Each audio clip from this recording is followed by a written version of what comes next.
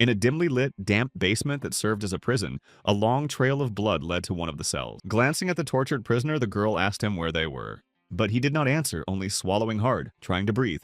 Then she took out a sword, pointed it at the boy, and said she had asked him a question. Exhausted and tortured, he remained silent and did not utter a word. He understood that she was determined and would seek an answer to her question at any cost. It occurred to him that who knew that this woman was the direct heir to the supreme sword. Moreover, the heiress turned out to be so powerful that she was able to defeat them all. The heiress was able to defeat hundreds of demons with just one attack. She was the divine blade named V-Soul-A, who defeated the heavenly demon. The heavenly demon who started the great orthodox demonic confrontation. Lifting him up, she shouted that she was sure he knew where the surviving demons had gone. Her pupils narrowed with anger, and she asked if he felt even a hint of guilt. The boy thought he knew but couldn't say. His vocal cords were damaged, but that wasn't the only problem. His entire heart was covered in demonic runes, and this unbreakable bond was holding him back. Vi Soul A said that this was his last chance. Everyone wanted to kill him, but if he helped her, she would do everything in her power to save him. Her tense body trembled for some reason, and she said that was why she was asking him to speak. She repeated once more that she was begging him to tell her, and tears streamed from her eyes. He thought that maybe it was because she hated the demons she had failed to catch. This seemed likely to him, but it was more likely because of Jang Sung-yeon's meteorite blade. Her fiancé had been kidnapped by demons. A slight smile twisted his lips. The boy thought that the situation seemed somewhat ridiculous. It was funny that a woman who was stronger than anyone else in the world was so upset over just one man. Noticing his smile, the girl quickly regained her composure and threw him to the floor. Clenching her fists, she hissed through her teeth that if she had known he was such a scoundrel, she would have finished him off the first time she met him. Despite the tears streaming down her cheeks, she added that she regretted not doing so. Hearing her words about their first meeting, he wondered when she thought it had happened. Recalling that day, he thought that her memories must be different from his. Where did it all go wrong? After all, he was a traitor who had stabbed countless people in the back. He was someone who had sided with demons. And finally, karma had caught up with him. Stopping at the door leading to the cell, she began to wipe away the tears that betrayed her emotions. Glancing back at the prisoner, she noticed that he was tracing the floor with his finger. She turned back and watched him. He continued to trace the floor with his finger. Then Weasel A turned to Gu Yangchun, who was behaving strangely, and asked him what he was doing. As soon as he began to write symbols on the floor, his heart, bound by demonic runes, began to tighten. A few seconds later, the boy made a strange sound and immediately vomited a stream of blood. The thing was, the curse placed on him was very strong. If he broke the terms and revealed even the slightest detail, his heart would burst and he would die. This was the demonic art of the heavenly demon. It had been used on him so that he could not betray the demonic cult. It seemed that her voice sounded like a distant echo in his head. He could barely make out that she was calling his name, trying to reach him. The boy thought that he couldn't even hear her properly. Gu Yangchun thought that if he said he had been framed, that it wasn't his own doing. Would she believe him? As if he had a bunch of excuses he could give her. But it was too late now and there was no point. He'd had enough of all this. The boy thought about what had caused him to live this life. Memories of his sister and the words she had said to him that day came flooding back. His sister gently touched his cheek and wished her brother happiness. Weasel A called his name several times and asked if Gu Yangchun could hear her. All the sorrows and grief, big and small, built his life brick by brick. Tears rolled down her cheeks again. Weasel A did not give up and kept repeating his name. Weasel A's tears fell like rain from her cheeks onto Gu Yangchun's face. Gu Yangchun of the Shanxi clan was born into a famous clan of the Orthodox faction. He lived as an Orthodox martial arts master before betraying them and switching sides to the demons. The demonic cult lost in a great Orthodox demonic confrontation, and Gu Yangchun was tortured as a prisoner until he died.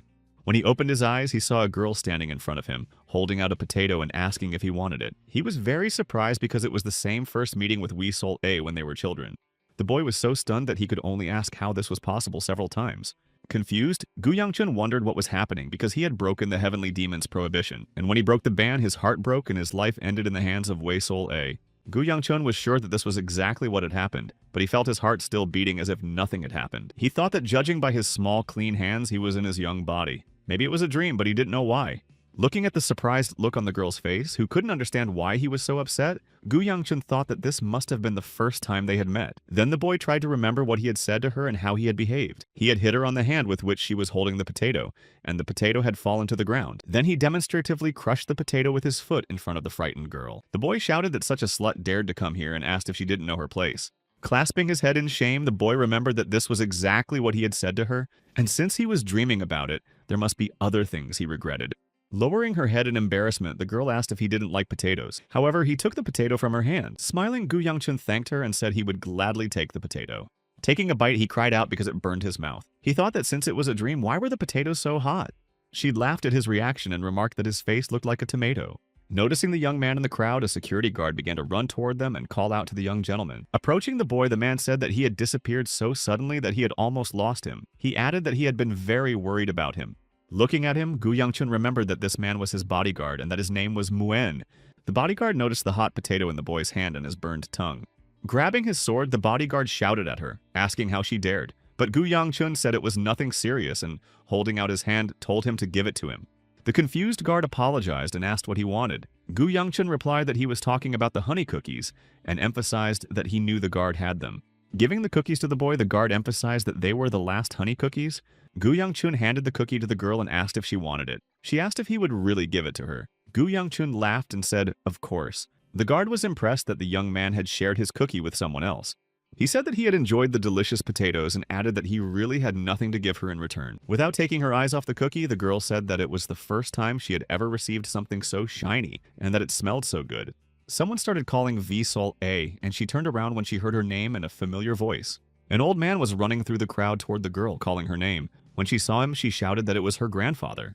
She hugged her grandfather when he ran up to her, and he asked Weasel A if she was all right. Then he reminded her that he had asked her not to let go of his hand. Weasel A replied that everything was fine and boasted that she had even been given some potatoes. Her grandfather asked if she was hurt anywhere, and the girl replied that she was fine. She also told him that she had shared her potatoes with the boy and pointed to Gu Youngchun. The grandfather grabbed her by the hand and pulled her away. She gasped in surprise and asked where he was taking her. The old man bowed to Gu Youngchun and, without raising his head, said that his granddaughter did not yet know how the world worked and had committed a crime against a young gentleman from a large family. He apologized if she had offended him in any way. Gu Youngchun told the old man that everything was fine and remarked that, on the contrary, he should express his gratitude. Bowing, the boy explained that he had been hungry and, fortunately, she had shared her potatoes with him, which he had eaten with pleasure. He said that the only thing he could give her in return was some honey cookies, and if that was enough, he hoped they would accept them. The girl exclaimed that Weasel A was fine with that. The cookies were so sweet and shiny. Her hand was already reaching for the cookies when her grandfather shouted that they couldn't possibly accept something so valuable. Grabbing his granddaughter by the arm, he said that they would not bother the young gentleman any longer and would leave. The boy shouted for the old man to wait a moment, to which he replied that if the young gentleman was angry, he could take his anger out on him. Putting the cookies in Weasela's hand, the boy said that was his answer. Then he told the girl that they would see each other again. The old man looked at Gu Youngchun and thought that Weasel A had found the boy. Bowing several times, the old man thanked her and told Weasela to say goodbye. The girl waved happily in farewell. Gu Youngchun smiled as he said goodbye to Weasel A and watched them leave for a while. But as soon as they were gone, the boy sighed heavily and the guard immediately asked if something was wrong. The young man knew that until recently the old man had been the head of the Marima Alliance. He was one of the three supreme. They were considered the strongest in Marima. They struck fear and terror into the hearts of infidels. And this seemingly modest old man had the title of Supreme Sword and was called Wei Siegun. That is why Gu Youngchun was very curious as to why the Supreme Sword could have been forgotten in such a place. It occurred to Gu Youngchun that even if it was a dream, he had already almost left this world. Despite all the old man's teachings and instructions, the girl waved to the young gentleman again and smiled. The guard turned to the young gentleman and informed him that it was time to return. He replied that in that case, they would leave. The boy thought that he had nothing left to regret and that it was time to wake up. When they approached the house, the guard informed the young man that they had arrived. He wondered why the dream wasn't ending. Shouldn't he be awake by now? And if this was all real, then it was definitely somehow connected to the curse of the heavenly demon. He recognized the voice when she said it was impressive and looked back to make sure. She remarked that just thinking about him coming instead of running away from the place where the clan leader had arrived was remarkable. Standing before him was his second-in-command sister, and the person who despised him more than anyone else, the fire sword Gu Yensu. Gu Youngchun wondered why everyone had gathered here. It was because the clan leader had come here. Noticing that the boy was lost in thought for a moment, she asked him what he was thinking this time. Approaching him, she said that if he was going to do something foolish, he'd better give it up and leave. Then she asked if he understood. He replied that he was only here because he had to be. She remarked that this was coming from a boy who knew that and had never shown up. The boy replied that he admitted his guilt and would ask the clan leader for forgiveness later. The guard was very surprised to hear that the young man was going to apologize. But his sister was angry. Calling out to Gu Youngchun, she showed her readiness for battle. She squeaked that she didn't know what he was up to this time, but that he'd better stop now, because now she was getting really angry. The sister began to say that if he continued to behave like a scoundrel, but the young man stopped her and ordered her to stop. Gu Youngchun told his sister that their father was coming, but quickly corrected himself and announced that the clan leader was on his way. Galloping up on his horse, the clan leader stopped abruptly and asked what all the commotion was about. Everyone present bowed obediently and respectfully to the clan chief, greeting him on his arrival. Feeling Gu Youngchun's gaze on him, he looked up and glanced at his father. Meeting the gaze of his younger son, the head turned his head toward the minister and called him. Dismounting from his horse, the clan leader asked the minister if the sword troops were ready. The minister replied that the first troop was resting after returning from duty, and the fourth was on standby. The clan leader ordered the minister to tell the latter to finish their preparations and come to him. Gu Yangchun wondered if he was dreaming or if this was real, but his gaze remained heavy. Turning to Gu Yangchun, the chief said that, as for the third child, as soon as the meal was over, he should come to his room alone. Such an invitation from his father came as a surprise to Gu Yangchun and alarmed him. Looking at his bodyguard, the boy asked if he had any pills to improve digestion. In the evening, when the clan chief had finished his business, everyone gathered for dinner. The clan leader sat at the head table as usual and could see everyone in the hall. The boy thought that the atmosphere during dinner was the same as always, but he couldn't understand whether he was eating with his mouth or picking at his food, and he felt uncomfortable because his father had called him alone. So it would be nice if someone could lighten the mood. The clan leader turned to the second child and told her that he had heard about her achievements in martial arts. She happily exclaimed that it was true and told him that she had recently had an epiphany and had achieved 3 stars a few days ago. The clan leader said that she was making great progress for her age and that it was nice to see, so she should keep up the good work. Gu Yun-so thanked him for the praise. Looking at his sister, he thought it was impressive that she had already achieved 3 stars at her age, but it was not surprising because she was talented and trained very hard. Gu Yangchun thought to himself that his sister did know how to smile after all. She looked much better that way. But when his sister looked at him, he thought he'd take back what he said. Why was she looking at him like he was some kind of insect? His thoughts were interrupted by an unexpected call from the clan leader who called out to his third child. The clan leader said he heard he was going out for a walk. The guy confirmed it and said he had stuff to do, so he left. Hearing this answer from the third child, the clan leader chuckled thoughtfully. Then he stood up and said that he would go first and that they should finish eating. Gu Yangchun was surprised and thought that he seemed to have wanted to say something else. After all, his father had told him to come see him after dinner, so he would probably remind him about it. A maid approached and addressed the young master. She whispered that the clan leader had said to rest well today and come to him tomorrow. Sitting by the open window of his room, the boy pondered what was happening. He thought that since he hadn't woken up yet, it couldn't be a dream. Then it must be the regression he had only heard about. Clenching his fist, he decided that if that was the case, it might mean that he would be able to finish off the heavenly demon first. Although no, such an absurd statement could be dispelled in a second. How could he kill the heavenly demon when he had killed the 3 supreme beings who were above the heavens? And when he thinks about his former life, where he existed as a demon human, obeying the heavenly demon in order to survive, he realizes that he has many regrets. But his past life, filled with them, helped him understand many things. If he really was reborn, he wanted to choose a different life. He thought that in any case, the heavenly demon would fall at the hands of Wee Soul A. The demonic cult would also disappear. Until everything was resolved, he would live a quiet life, doing what he could.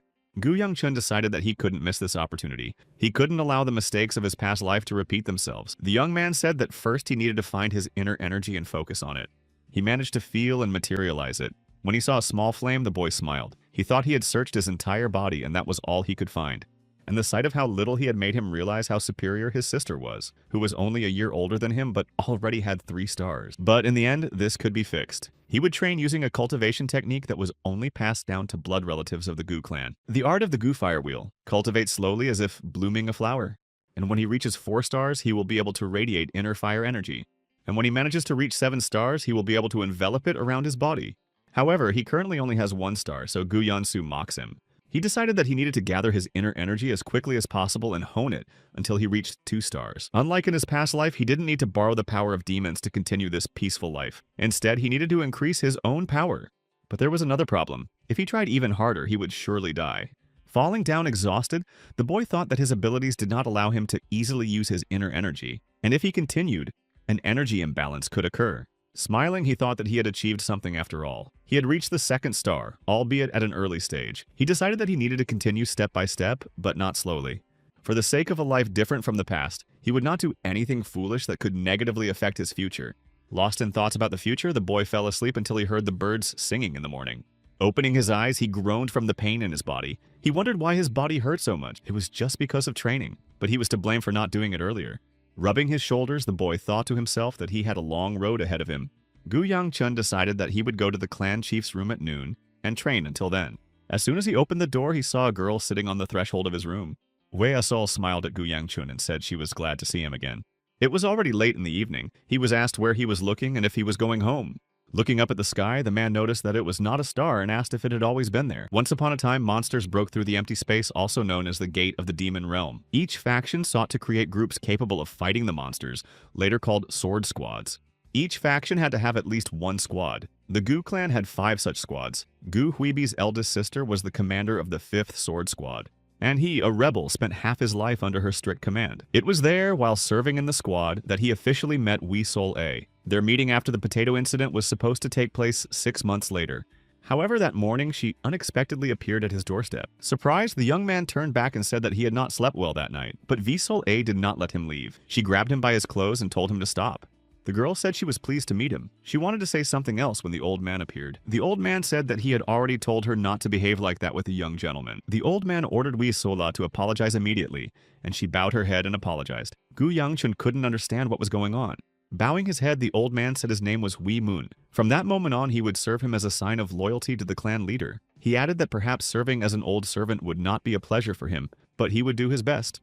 The boy was surprised to hear that the old man's name was Wei Moon and not Wei Hegun. The girl said her name was Wee Sol A and that she would help her grandfather. She added that she was pleased to meet him. He thought that if this was an order from the clan leader, then it must have come from his father himself. For some reason, he had a feeling that from the very beginning of this life, he was already in deep trouble. Gu Yangchun sat on the porch and watched the yard being swept. He asked if the broom was real. Old Wei Moon glanced at the boy and looked at him quite seriously. Then he softened a little and nodded approvingly at the boy's question about the broom. The boy thought that he had said the right thing, but there were more important things to worry about. The girls told Sol A that it was dangerous to try to carry so much at once, but she replied that she could manage. One of the girls offered to help Sol A carry the things, but the girl replied that Sol A could manage on her own. A few seconds later, the clothes flew up and Sol A began to fall to the ground. Vi Sol A sprawled on the ground, and the clothes fell to the ground in front of the girl. To make matters worse, the basket in which the girl was carrying the clothes also fell. The basket fell right on her head. Gu Yangchun thought how she could be so bad at housework. After all, she was supposed to be talented in martial arts. How could she be so clumsy? She heard the boy sigh and say that his head hurt. Then he turned away. When she approached him, Gu Yangchun asked if she wanted to finish what she was doing. Sol A replied that she had been told to follow him everywhere. Then the guy asked who had ordered her to do so. She got angry but replied that her grandfather had told her to. The boy thought that it meant that Wee Sol A was his personal servant. Probably those girls had assigned her this role because they didn't want to deal with him. But he was still the son of a good clan. Was it normal for his personal servant to be chosen at random? Looking at Wee Sol A, he thought that she was okay, but the supreme sword weighed too heavily on him. Tying the belt on his robe with a girl's bow, Wee Sol A exclaimed happily that everything was ready. But the boy said he would do it himself. It occurred to him whether his father knew who they were, or maybe he just didn't care because too many servants had quit. As he put on his shoes, Gu Yangchun thought that they should meet with his father today. The boy decided that when he saw his father, he would ask him personally what was going on. Noticing that Gu Yangchun was heading for the exit, she called out to the young master to wait and ran after him. He indignantly asked her where she was going and ordered her to stay there and finish her work. Tears immediately welled up in her eyes at the young man's harsh tone. She replied sadly that she understood. At the gate, the young man said that in any case, she had to figure out how to do her job. Vi Sol A remained standing with her head bowed, sadly watching him leave. He felt sorry for her and said that when he returned, he would bring her a treat so she should try her best. She immediately cheered up when she heard that the boy would treat her to something tasty. Stopping in front of the door, the boy thought that he was scared. They had never been close in their past life. In fact, they had hardly ever spoken to each other. And what should he say? Surely he wanted to talk about something if he called her. The boy decided that he would listen to him first and then ask him what Wee Sola and Wee Hyegun had forgotten at his place. The clan leader asked why he wasn't coming in. Gu Yangchun jumped up in surprise and shouted that he had scared him. He was ashamed that he had sworn in front of the clan leader and wanted to sink through the floor. His father asked him if he had seen the new servants yet. Gu Yangchun replied that he had met them that morning. Then his father asked him what he thought of them.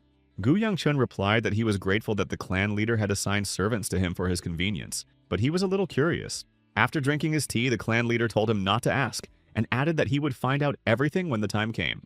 The young man thought that his father had appointed them as servants, even though he knew everything. Did he have some kind of agreement with Wei Hung? The clan leader told him not to worry about such trifles. Instead, he should prepare for tomorrow's Dragon Union meeting. The boy replied that he would do so.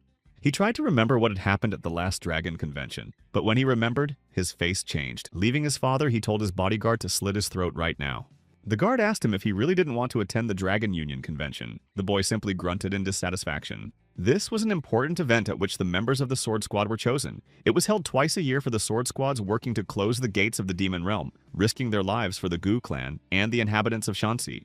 It goes without saying that those who belong to the Gu clan must be present at such an event. The boy repeated that he had been ordered to cut his throat, as he could only escape death by dying. The guard asked if the clan chief would not finish him off himself. Gu Yangchun showed his dissatisfaction. Then the guard said that even Elder Li would be there, and that he would finish him off himself if he tried to escape again.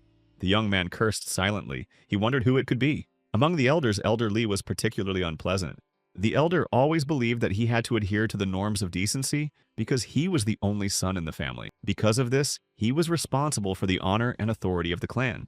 He was the one he should have been grateful to, but he was a very busy man. Despite this, he managed to teach him when he had time. All his instructions and punishments made the boy avoid him as much as possible. Gu Yangchun thought to himself that even his father had not been so attentive to him. He noted that it was strange that despite his lessons, he had managed to become such a failure. Hearing what the boy said, the guard asked him what he was talking about. Gu Yangchun replied that he was just thinking out loud and asked when they were leaving. The guard replied that they would set off as soon as everyone was ready.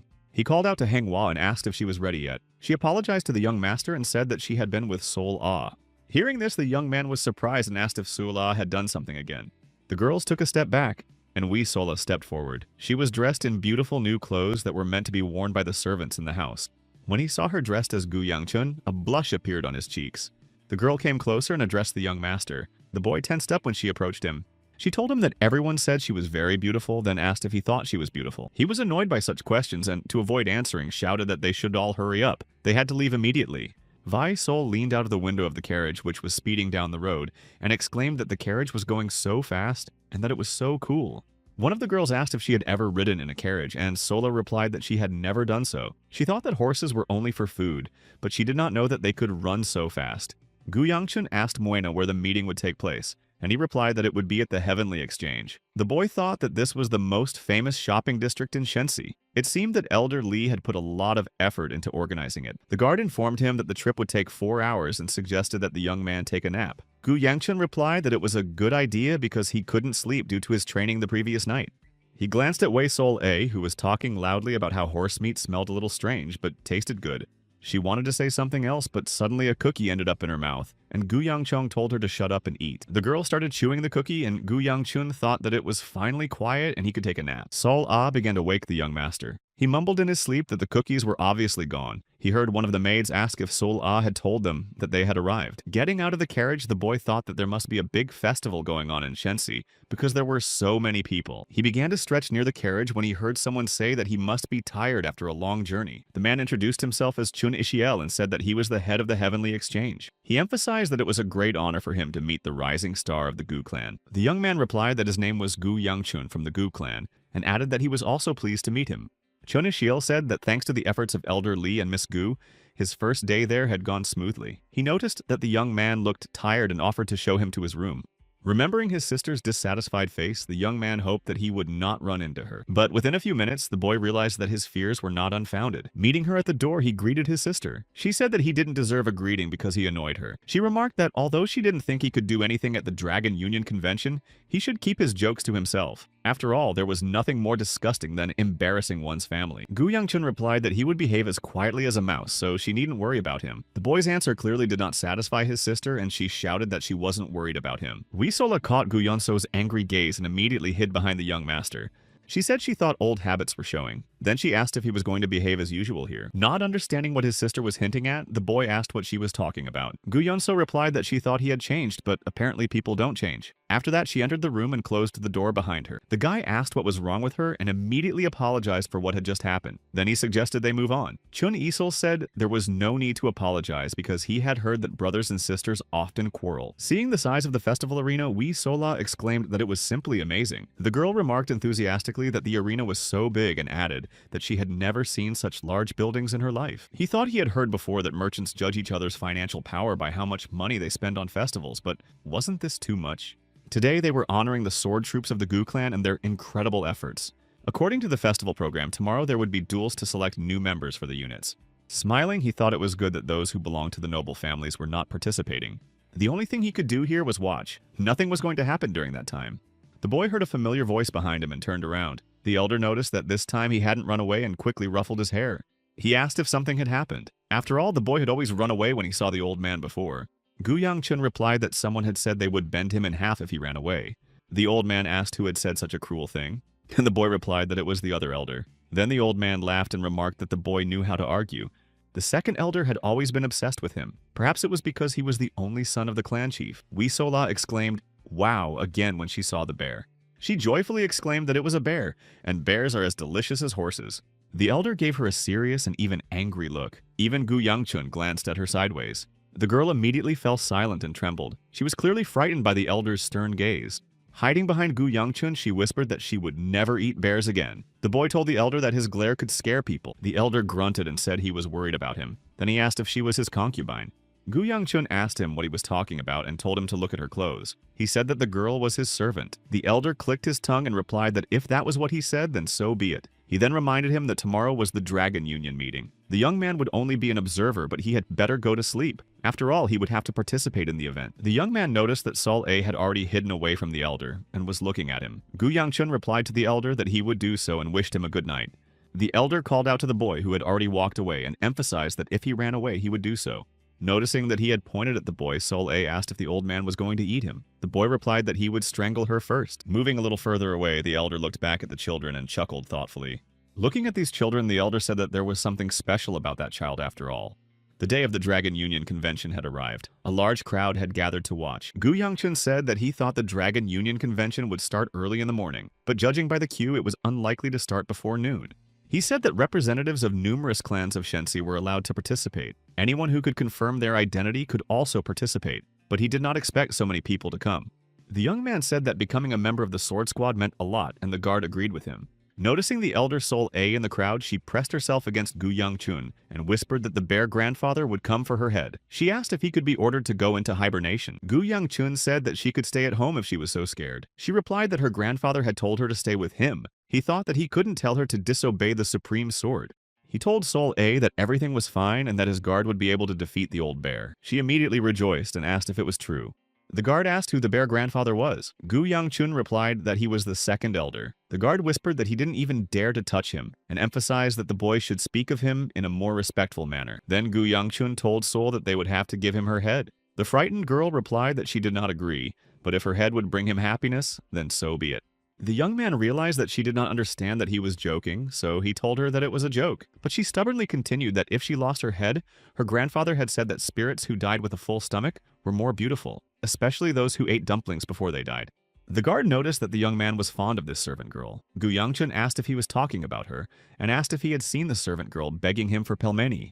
He thought she was doing this because she didn't know how to talk to him. After all, they had constantly clashed in his past life. Smiling, the guard remarked that she obviously did not understand what it meant to be a maid, but he bought her what she asked for anyway.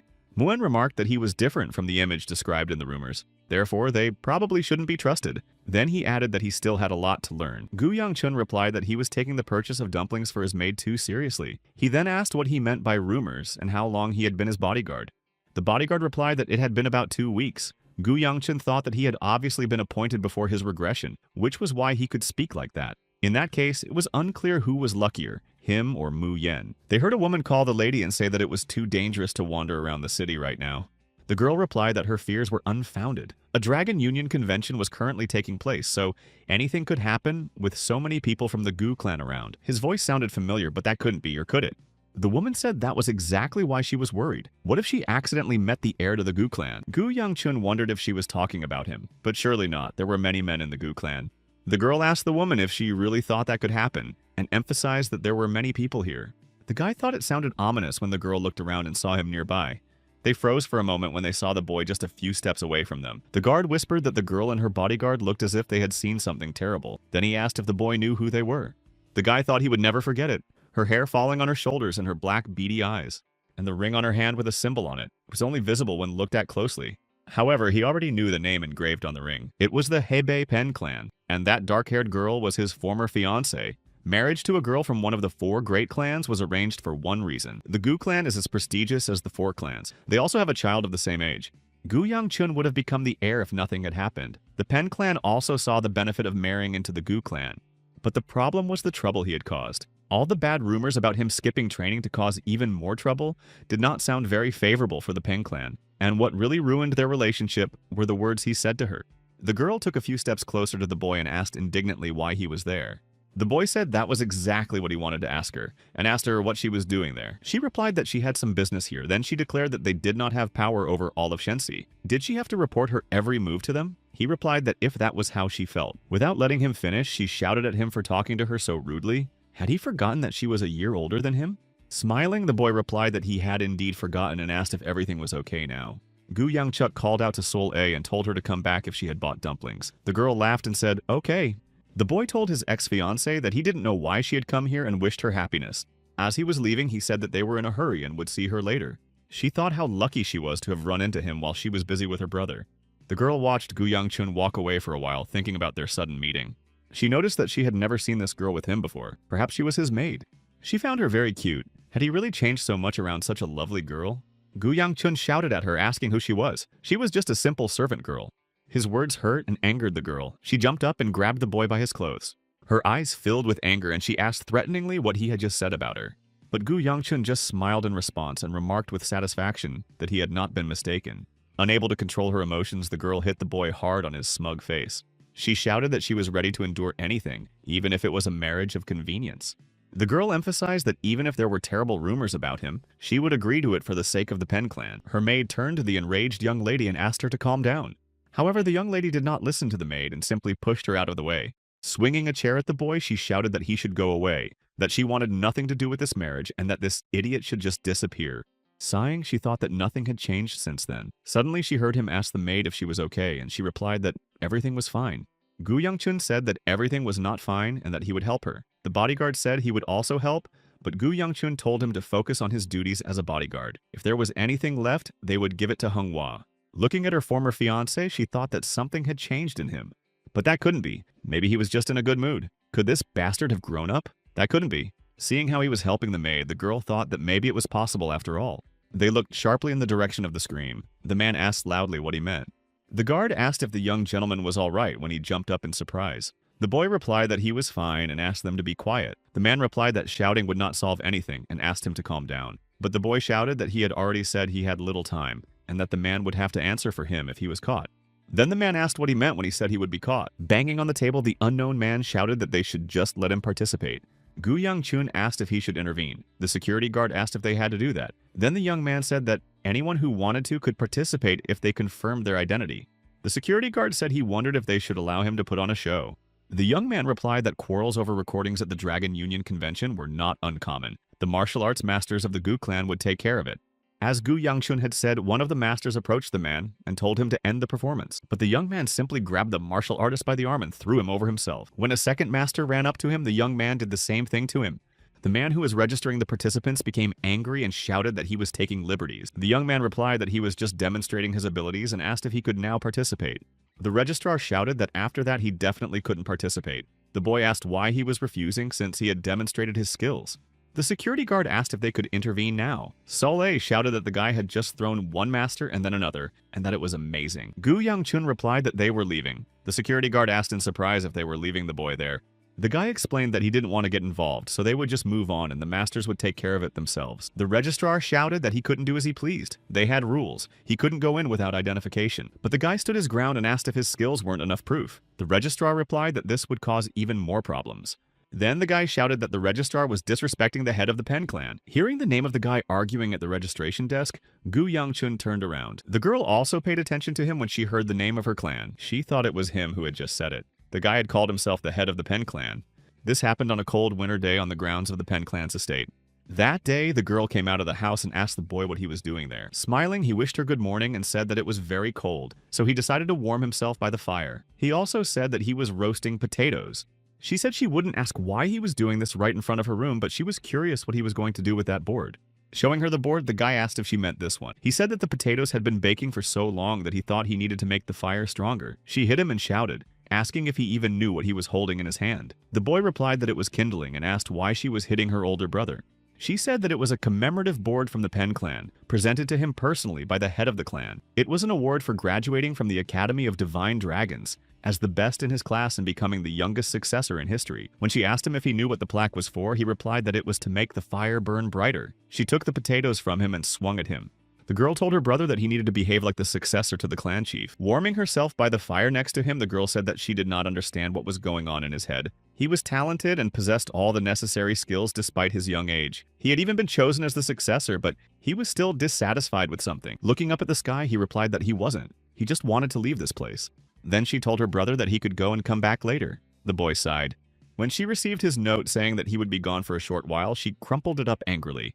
She shouted that it seemed like her older brother thought 4 months wasn't a long time.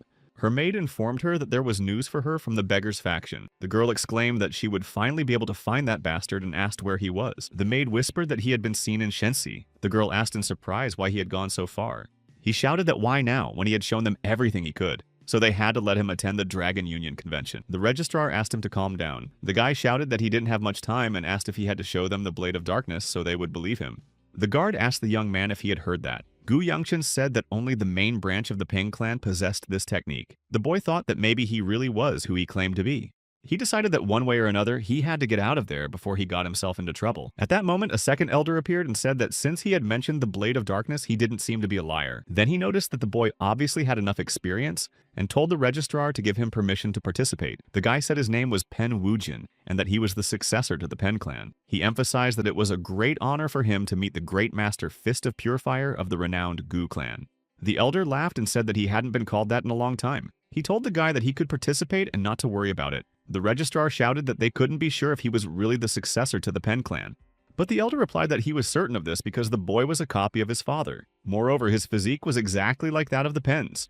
He also pointed to the black ring on his finger and noted that this was also enough to confirm his identity. Gu Yangchun thought that the ring was the same as Pen Ahui's, so the shithead was really the heir to the Pen clan. The elder asked him to explain why the heir to the Pen clan wanted to participate in this competition if its purpose was to select new members for the Gu clan's sword squad. Pen Wujin smiled and said that he was here because the Pen clan was too boring. Laughing at what he heard, the elder said that was a good reason and asked if his family had given him permission. Gu Yangchun thought he must be out of his mind. The boy said that they wouldn't let him, so he just ran away from home. The elder laughed so hard that tears came to his eyes. He repeated what the boy had said and asked Yangchun if he had heard him. The boy thought that the elder must be slow. Then the elder remarked that the boy seemed well educated and asked how old he was. He replied that he would be 23 this year. The elder said that he was young and jokingly asked if the Pang clan was raising a monster. Then he quietly added that he would like their little idiot to study with him. The guard whispered that he was sure the elder wasn't talking about him. Wisola said that the old man had called him a fool and asked why. Gu Yangchun told them both to shut up, because they were only making things worse. Gu Yangchun thought that if this was really Pen Wujin, then he was truly a monster, and in the near future he would receive the title of Emperor of Blades. Pen Wujin, the boy thought to himself, so he was from the Pen clan. And there was someone else from the same clan here. Pen Ahui rushed forward when she recognized her brother. She went up to him and called out to him. Hearing his sister's voice, he turned around and shouted that they were just looking around. In an instant, he received a kick to his satisfied face from his sister. To avoid another blow, the boy began to run away from his angry sister. She shouted after him that he was a sick bastard. He claimed to be the heir but ran away from home, leaving only a note. Pen Wujin shouted for her to stop for a moment and listen to him. Her eyes burned with anger. She asked threateningly if he had something to say to her now. He shouted that he was begging for mercy. She asked if he had run away from home to join a group of swordsmen from another clan. Had he completely lost his mind? He shouted at Ahui that she would kill him, to which she replied that a little shit like him deserved it. Gu Yangchun said that he thought she really would kill him, and asked if he should intervene. The elder told him to leave them alone. The penny were strong. He would not die even if beaten with a metal rod. The boy turned to the Grandmaster and asked for his help. The elder told Gu Yangchun that maybe he was right after all. The elder said that was enough because she would really kill him. She asked who dared to interfere. But looking around, she saw the elder and exclaimed that it was the great Master Gu.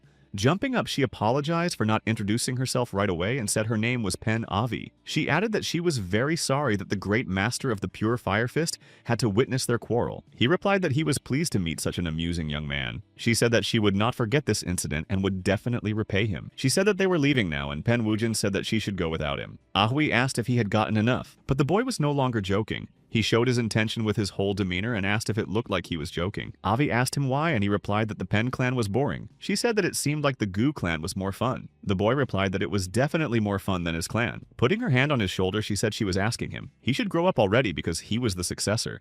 He replied that this was why he wanted to have fun before becoming the clan leader. The only way to avoid this was to become crippled or die, but he didn't like either option. Pen Wujin said he didn't want to become the head of the clan, but everyone except them were just animals bearing their name. The boy added that one day he would have to. After all, he couldn't let her become the head of the clan. That's why he agreed to become the successor even though he didn't want to. Gu Yangchun asked if the elder would really allow him to be present, and added that he didn't think getting involved in a conflict with the Pen clan was a good idea. He replied that he would like to, but given the situation the Pen clan was in, he didn't even know. The elder said that he would allow him to participate if the young man defeated him. She exclaimed that this was nonsense. Gu Young-chun turned to the elder and asked if he had lost his mind, but the elder said that there would only be 10 attempts to determine the winner and asked what the young man thought about it. When the boy asked incredulously if that was all, the elder asked if he had ever lied. Well, the rules need to be thought through. Ah Hui shouted at Ebby to grab the bastard. The maid asked if she meant the air. The elder asked what he would say about that. If he could touch him in 10 strikes, he would count it as his victory. He barely had time to finish speaking when the boy instantly appeared behind the elder's back. But to his great surprise, the elder laughed and remarked that he was very impatient, preparing his fist. The competition began. The announcer declared that the honorable audience had been waiting a long time for this and that the time had come. The host announced that a battle between 2 stars who would lead the future of the Gu clan was about to take place. He announced that on one side was the fire sword and the incredibly beautiful Gu Yenso. On the other side was the young Mr. Gu Young-chun, the first heir to the great Gu clan. The boy wondered why he had to fight her, especially since she was his sister. The elder's fist met Pen Wujin's face. The blow was strong and knocked the boy back. The elder joyfully exclaimed that he had won when the boy fell from the blow. Gu Yachin asked the elder if he wasn't supposed to just dodge the boy's blows. He replied that in any case, it was just sparring that they had both agreed to. He emphasized that he had controlled his strength so that the boy would soon come to his senses. He said that if the Pen clan started knocking on his door, he had nothing to do with it, so there was no need to worry. The elder added that if he didn't die alone while he was here, Gu Yangchun said that he wished for a lonely death. Gu Yangchun said that he was talking about Avi, and that it was definitely the elder's fault. Avi replied that everything was fine and that it was even easier with him. She said that who knows what trouble he could have caused. That's why this sparring match was held. Laughing, the elder asked if the young daughter of the Pen clan really thought so. He said he agreed because he thought it would be funny.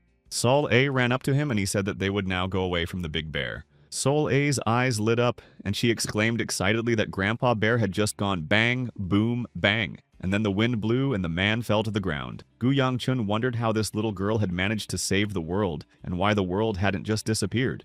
The elder laughed and remarked that the little girl's eyes were brighter than anyone else's. He said that the old man had a gift for her. He took out the honey cookies she liked so much from his pocket, and she exclaimed, "Wow!" Soleil said that she liked Grandpa Bear from the very beginning, and the elder remarked that he knew she would say that. Looking at the gloomy Gu Yangchun, the elder asked if he was upset that he had given a gift to his servant. Then he added that he actually had something for him too. The boy said he didn't like sweets, but the elder announced that after the Dragon Union convention, he would have to participate in a duel. And then the moment came. He stood in the arena with his older sister. Looking at her younger brother, Gu Yenso asked if he didn't need a sword. Warming up, Gu Yangchun thought about the sword and whether he had ever used it. Gu's fire magic can be used with various types of weapons, but it is especially effective when combined with a sword or fists. In the end, he realized that his fists worked best and stopped using the sword. Gu Yensu said that it didn't matter to her whether he used a sword, his fists, or something else. He thought that her unpleasant character was finally proving useful. With a sly smile, she said she was so grateful and happy to have this opportunity. The boy was surprised when he heard her mention the opportunity and asked her to repeat herself. Her eyes sparkled and she said that was exactly what she meant. She now had a chance to legally beat her younger brother, and what's more, she could do it in front of many people. When the elder announced the duel, the young man asked why he should participate in a duel, especially with his sister. The elder told him not to make a fuss. He explained that he didn't want people to go home thinking that the Gu clan was boring. Gu Yangchun thought he was a crazy weirdo, but it was written all over his face that he thought it would be funny. But it didn't matter because he would just give up. Pointing to Peng Wujin, who still hadn't come to his senses, the elder said that if he decided to give up, he would also get beaten up. The boy asked if he really wanted to watch him get beaten in front of a large crowd. Then the elder turned to Yangchun and asked if he really intended to lose. He thought that he was not willing to miss this once-in-a-lifetime opportunity. He did not want to waste his strength on a battle that he had never even experienced in his past life. Gu Yenzuo called him her dear brother and pointed out that he was the future head of the clan only because he was a man. She shouted that she despised him and was ready to begin. The girl attacked him with a sword, but Gu Yunchung dodged her blow. She tried again from the other side, but the guy dodged the attack again. After trying several times, she wondered how he, with only 2 stars, could dodge her 3-star attacks. Gu Yangchun thought that for now he could still move half a beat faster than her, but soon he would tire. This meant that he lacked training. He tried to think of a way to end the fight, perhaps by simply letting her hit him. But he didn't know if he would remain unharmed if he let her hit him. She shouted at him that all he could do was dodge her blows. Enraged, Gu Yonso grabbed her brother by his robe so that he couldn't dodge the blow. Holding him by his clothes, she swung her sword to strike him. But the boy managed to maneuver and pull off his robe, which she eventually cut in half with her sword. Gu Yangchun said that if she swung so hard, it would be easier to dodge her. Then he asked if maybe it was enough. He thought to himself that she had struck him very hard. Was it really necessary to tear his clothes? She said that she had forced herself to accept that she would never become the head of the clan because she was a woman. even though she had worked herself to exhaustion. However, thinking that he was living his life as a scoundrel could push her off the path simply because he was a man. Whether he could understand that was unknown. He noticed that she had cast a spell on her sword. Now it was dangerous, and it was much more serious than 3 stars. The girl continued her attacks, but Gu Yangchun still managed to dodge her blows. She shouted that he was doing it again and again. He always just ran away and did nothing. Attacking him, she shouted that he had no talent and wasn't even trying. Gu Yansong shouted that if he planned to continue living such a worthless life, he should just disappear. Striking him with a sword imbued with fire magic, she shouted that he should disappear like his mother. He grabbed her arm with which she was swinging the sword and prevented her from striking. His eyes filled with rage, and Gu Yahun asked her to repeat what she had just said. Her sister was the best person she knew. At the age of 15, she received the title of Phoenix Sword. At 20, she graduated from the Academy of Divine Dragons with the highest marks and was appointed head of the 5th Sword Squad of the Gu clan. She was recognized by all, but she would not be able to become the head of the Gu clan. Instead, the child of Gu Yangchun's concubine would become the head. But she did not hate him. Even though they were only half-siblings, Gu Yangchun's mother was kind to her, and she liked him too. So she came to terms with his existence, until one day she disappeared. Her father gave orders not to look for her, so no one did. That's when it all started. Yangchun behaved harshly towards everyone. Rumors that he was ruining the lives of the maidservants began to surface. And yet this did not change the fact that he would become the head of the Gu clan, because it had always been a man. He paid no attention to her, who worked so hard, or to her outstanding sister. She resented Gu Yanchun, who, without knowing it, enjoyed such privilege. She did not hate him. The reminder of his mother changed his expression the moment he heard it. Realizing that she had awakened a lot of anger in him, she thought it was dangerous. The boy first pushed her several steps away from him. He pushed so hard that she barely managed to stay on her feet. She hadn't even fallen yet when Gu Yangchun instantly appeared behind her. His fist was almost at her face when she noticed that he was attacking from the other side. Penavi noticed that she and Gu Yensu were the same age, but that girl was so talented. The girl said that she shouldn't tell everyone that she was from the Pen clan. The maid said that the young lady was doing well. She noticed that they were muttering something, but couldn't make out what it was. Ahui asked Ebi if she could hear what they were saying. He told her that she wouldn't be able to eavesdrop on their conversation. The second elder adjusted his inner energy. Naturally, she couldn't hear anything. Avi told him not to walk around with that face and tell people he was from the Pen clan. He asked if she was ashamed of her older brother. She exclaimed, "Of course not," and added that he should stay at the Dragon Union convention until the bruise went away. Wujin said that the younger Phoenix Sword would be participating in the duel. Avi said that she was amazing and already had 3 stars. Her sword movements were very smooth and her internal energy was no worse. Then Wujin said that he was not talking about her and said that he was asking if it was the youngest Phoenix Sword who was dodging. The maid informed Wujin that they were both the younger brother and sister of Phoenix Sword. Smiling, he said that was how it was. So there was not only one Phoenix Sword in the Gu clan. Looking at his smiling face, she thought sadly that when he became the head of the clan, he would no longer have that look. Wujin said that they were done. Gu Yensu thought that she needed to dodge the blow somehow. Just turn away. At the same time, she saw what she thought was a great opportunity to strike back. Yanchun said he understood. It was okay if she hated him. He had lived his life that way. Her words annoyed him, but he understood. And so she must also understand why he was doing this. Enveloping his fist in fire magic, Gu Yangchun delivered a powerful blow to his sister. The girl fell from the blow and was unable to get up. The announcer declared the fight over. Gu Yangchun was the winner. The boy said that it turned out well and that he hadn't planned to win the fight. He didn't think that her 2-star internal energy would cause her nose to bleed and her to lose consciousness. He hoped that she would be okay. Gu Yangchun thought about the words she had shouted at him. His sister had shouted that he'd better disappear. A security guard was already running towards him and asked if he was okay and not injured. Gu Yangchun replied that everything was fine and asked how things were going inside. The security guard replied that he might be upset, but since everyone had assumed he would lose, they were now simply amazed by his victory. The young man said that made sense. The scoundrel had defeated the future star. Muen reported that the atmosphere had calmed down because the second elder had immediately proceeded to conclude the affairs of the Dragon Union convention. Sighing, Gu Yangchong said that this was what he was busy with now. He had to leave before they met. Sol A exclaimed that the young master's hand was bleeding. The boy said that this proved that he was not yet able to control his inner energy. The boy said it was nothing, but Sol A disagreed and began to bandage his hand. She tried very hard, but she didn't do it well and asked if she should do it that way. She answered herself that it didn't seem right. Tears welled up in her eyes and she said she couldn't do it. The girl apologized and said that Sol A couldn't do it properly, so he shouldn't be injured anymore. Suddenly, Wu Jin appeared and said that he also didn't like that young Mr. Gu had been injured. Gu Yangchun told him to watch the atmosphere and called Wu Jin a piece of shit. The boy said that he was pleased to meet the young Mr. Peng and told him that his name was Gu Yangkun. The latter said in surprise that he had just been swearing, but when he noticed his sister, he said that he was also pleased to meet him. Hiding behind her maid, she turned to her brother and asked them to finally leave. Smiling, Wu Jin said he understood. He said that she was probably embarrassed because she had once been engaged to the young Mr. Guo. Then he added that they could take advantage of the situation and get back together. Gu Yangchun asked what he was talking about. Wu Jian explained that as powerful people, shouldn't they take advantage of this opportunity to establish ties and become friends? He suggested that they call him Brother Pen. The young man replied that getting close to someone like him would not benefit them in any way. Wu Jin laughed and asked what he meant by someone like him. He said that he thought the only member of the Gu clan was Gu Huibi, the Phoenix Sword. Wu Jin exclaimed that who would have thought that such talent was hidden in the Gu clan. Yangchun remarked that since he mentioned Huibi, he assumed that they were acquainted with his sister. He replied that of course they were and emphasized that they were very close, but he didn't know what she thought of them. Yangchun thought that they weren't that close after all. Saying that it was late and they should return, Wu Jin headed away, but his sister remained standing where she was. Gu Yangchun asked if she had anything to say. She said that on the day the engagement was broken off, she was very angry and hit him with a chair. Finally, looking at Yangchun, she said she was asking him for forgiveness. He reminded her that he had called her a concubine or something similar, and noted that he still lacked maturity and had none at all at that time. He had done something that deserved to be hit, so she didn't need to apologize. Feeling that he was being sincere, Pen Ahui smiled and replied that it was fine.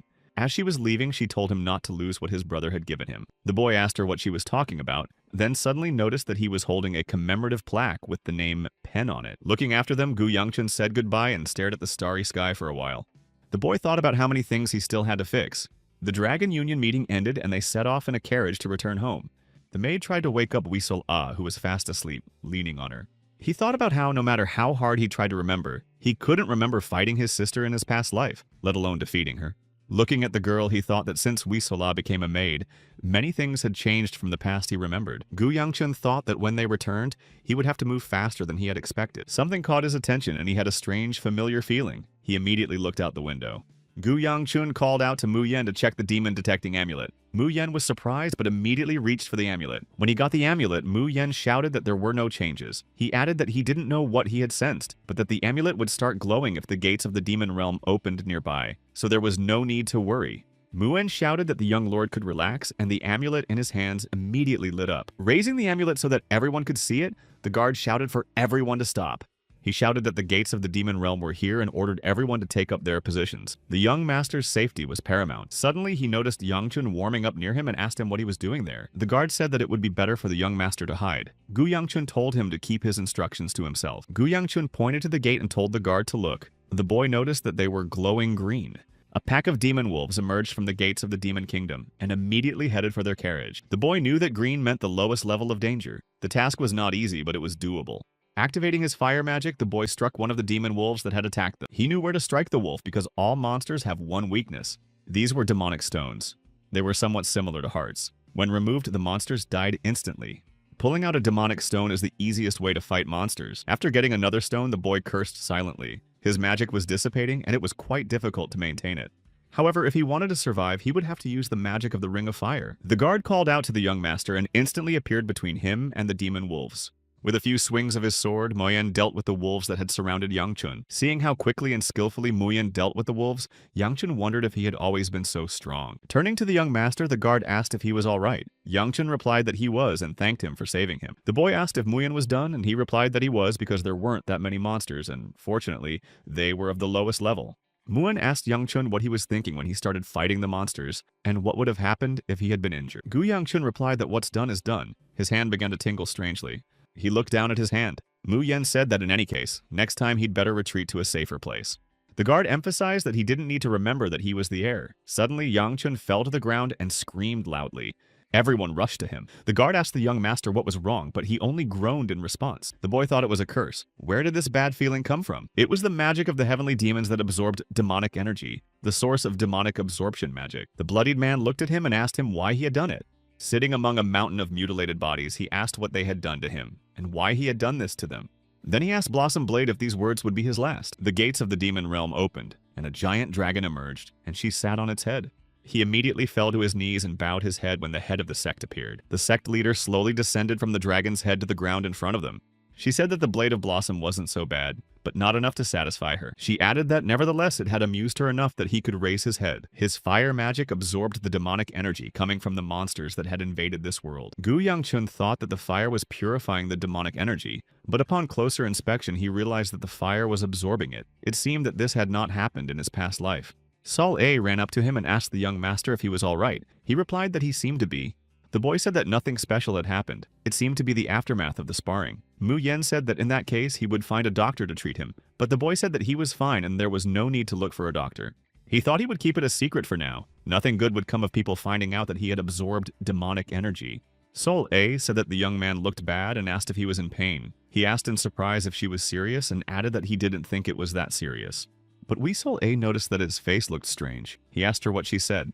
An older maid approached her and told Sol A that she should help the young master instead of bothering him. She shouted that she was worried. Muon said that if the young master was feeling unwell, they could stop by the nearest pharmacy. Gu Yang-chun replied that it wasn't that bad and there was no need to worry. He said he just needed to get some sleep so it would be better to hit the road. Mu-un replied that if that was what he thought, then so be it. While everyone was getting ready to leave, Gu Yang-chun looked at his hand and thought about how he no longer felt any demonic energy in his body. Could Gu's fire ring magic really have helped? Judging by the fact that the color of the demonic stone had faded, the demonic energy had been absorbed. Crushing the demonic stone in his hand, he thought that he still needed to move on. They were walking leisurely through the market when Wee Sol A stopped at one of the stalls. Sol A called out to the young master and told him that they were selling honey cookies here. Without even stopping, he replied that they could sell them. Sol A asked indignantly why he had brought her along if he had no intention of buying sweets. The young man asked her what she was talking about. He reminded her that he had told her he had business at the market, but she had followed him, using her grandfather as an excuse. Then Muyen asked the young gentleman why he had come to the market. After all, he had not yet recovered from the shock. If there was no reason to do this immediately after the Dragon Union meeting, then in his opinion, it would be better to return home. The guard asked again if he was looking for something, and emphasized that if so, he would help him. Gu Yang-chun replied that he understood that he wanted to help, but now was not the time. Stopping at one row, the young man said that he thought they should go there. Noticing how the young man was looking, Mu Yen asked what was in that alley. But the young man did not answer. He told Sol Ah to go home and told Muon to follow him. Sol Ah asked pitifully why. Yang-chun told her to return to the clan and tell the servants that he would be back after noon. Wai Sola began to say that her grandfather had told her to stay with the young master, but he stopped her. He said he would give her 10 honey cookies if she went home right away. Smiling, she said she would do so if he also bought dumplings. Gu Yang-chun agreed and they shook hands to seal the deal. Muon asked the young master where they were going. Gu Yang-chun replied that he would find out soon. Stopping in front of one of the houses, the boy said that he thought this was the place. Mu Yen said that it was dangerous here. The boy replied that he knew that. Pointing to the house, the boy said he had found it and added that he was worried it wasn't here. The guard asked the young gentleman why he had come here. The young man asked if the house looked suspicious. He replied that, to be honest, it did. It wasn't the appearance, but rather the building itself that gave him a bad feeling. Yang-chun noted that he had a keen sense of smell. When they entered the building, it was quite dark. Someone asked who the kid was standing by the door. Someone else said that the kid must have gotten the wrong door. Another noticed that the guy behind the kid had a sword. The man turned to the kid and said that this was no place for him to stick his nose in. He asked the boy what he was doing there. Gu Yang-chun asked what he meant. Then he said he had come as a buyer. The man remarked that the kid seemed to have a temper and asked if he thought that could be cured by cutting out his tongue. The guard immediately grabbed his sword and shouted at him for daring to threaten him. Gu Yang-chun stopped him and told him not to interfere. The young man said that as soon as he entered, they recognized him. He asked if they were worried that the Gu clan would raze the place to the ground. He then added that there was no reason for that. Besides, they would also suffer losses. Gu Yang-chun said that before what they feared happened, they had to bring their leader to him. The man said he didn't know where the kid got his stupidity, but he lacked what was called respect. Looking at the men who made no secret of their intentions, Gu Yang-chun said that they were not polite either. He laughed at his remark and then ordered his men to deal with him. When they moved in their direction, Mu Yen shouted that they should not even dare to touch the young master's body. The bodyguard instantly drew his sword and disarmed everyone who dared to approach them. Muon stopped when several attackers were already on the floor. Gu Yang-chun didn't even move while he was dealing with the men. The man said that this young man was indeed the heir to the great Gu clan. Looking at the boy, he thought that he should have expected some crazy bodyguard to be assigned to him. But he couldn't bring this guy to the boss either, and he didn't know what to do. A man came out of the room and, nodding to Kipa, said that the boss had asked him to pass something on. Kipa cursed silently. If the boss already knew about this, he was finished. Then the man asked what the boss had told him to pass on. He began to whisper the boss's words to him. Gu Yang-chun saw that they were whispering about something. He thought that they were definitely up to something and decided that he had no choice. The young man shouted to Mu Yen to deal with everyone there, but suddenly the man called him over. The man asked him to put away his sword and told Gu Yang-chun that the boss wanted to see him. Gu Yang-chun clicked his tongue and said that he should have said so earlier, and ordered Mu Yen to hide the sword. He asked if they could leave, but Mu Yen asked him to stop and said he just didn't understand. The young man replied that it was nothing serious. He was going to join the beggars faction, but some problems had arisen. The beggars faction had managed to secure a place among the 10 largest associations. However, as part of the orthodox faction, they did not take on work that promised problems. The young man thought that the request he was going to make was a little problematic, so he went somewhere else.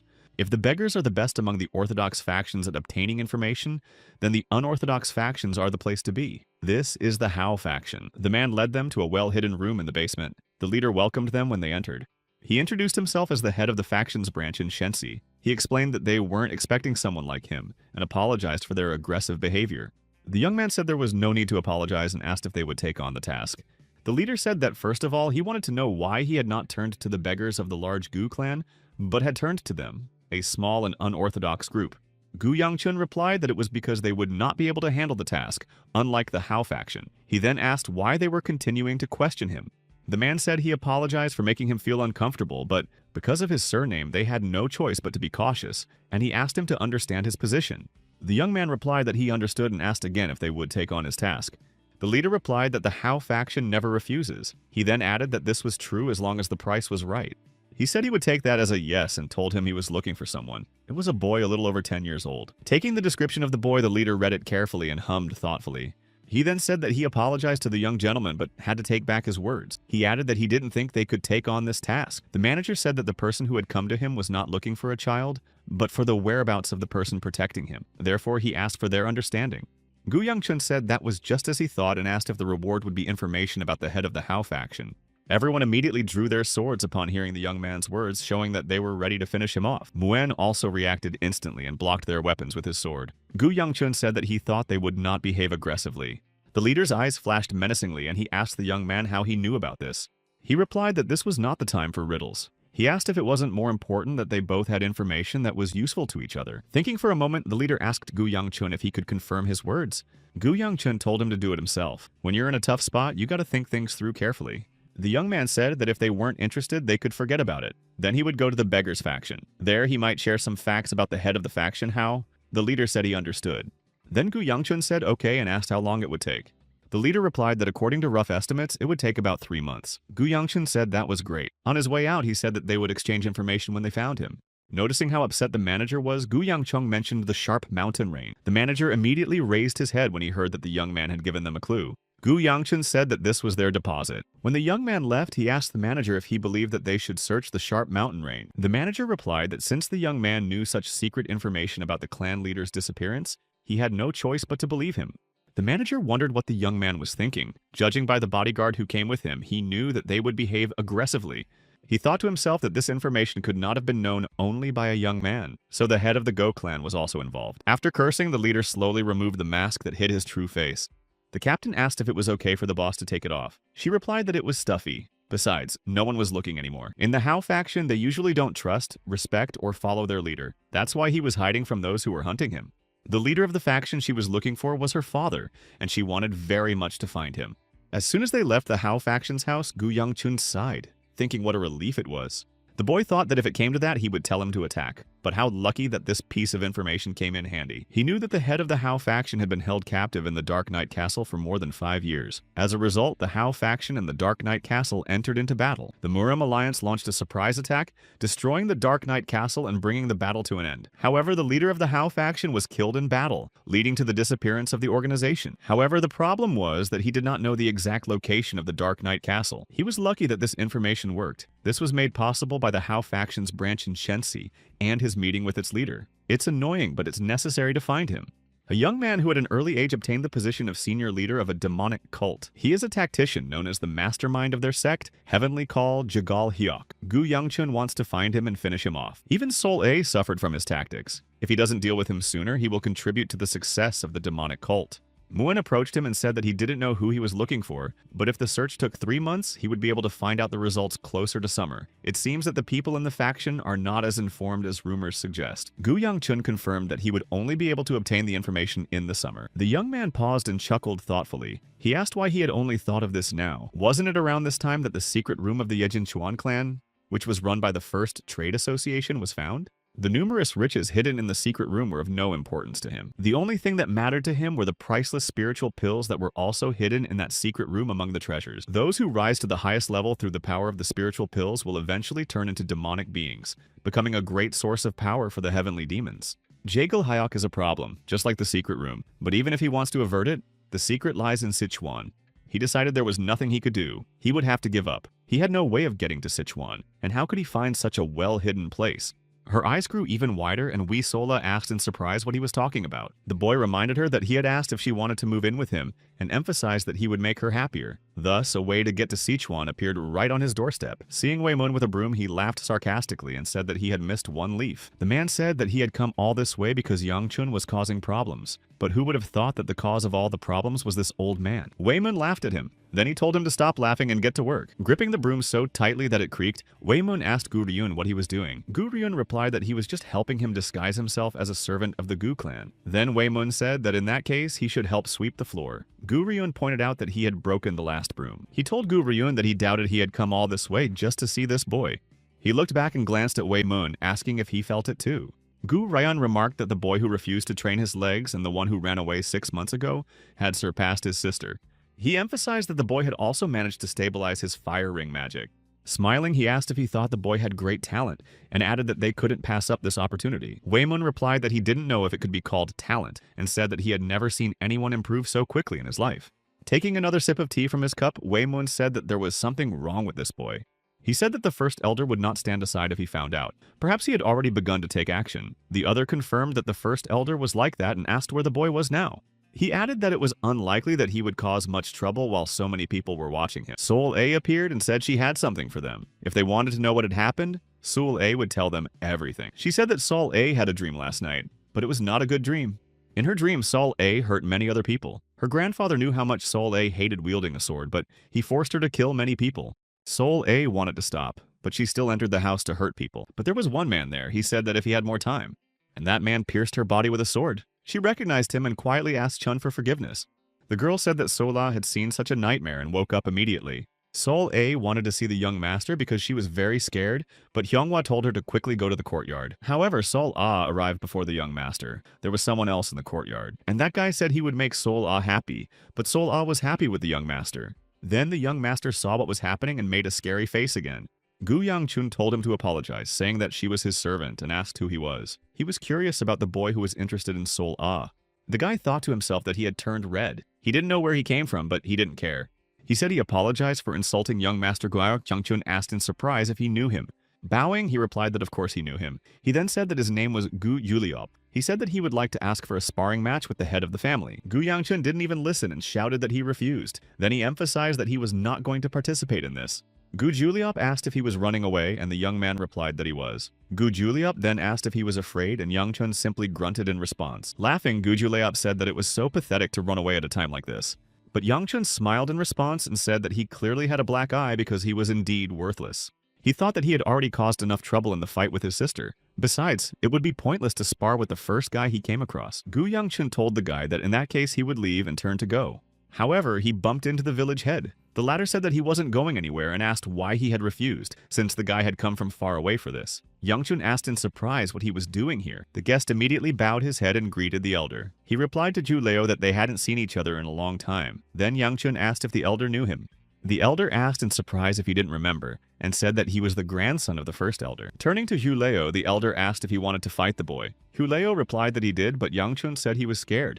Then Yangchun said that it seemed like he had come here to bother the old man. At the same time, he asked the boy if this was an order from the first elder. He thought he knew what was going on. He thought he was interested in martial arts, but it was obviously about politics. It was known that the first elder was ambitious and was waiting for someone useless like him to inherit the clan. However, seeing how the one he considered useless defeated Gu Yonsu and ruined his plans, he was probably trying to use his grandson to crush him again.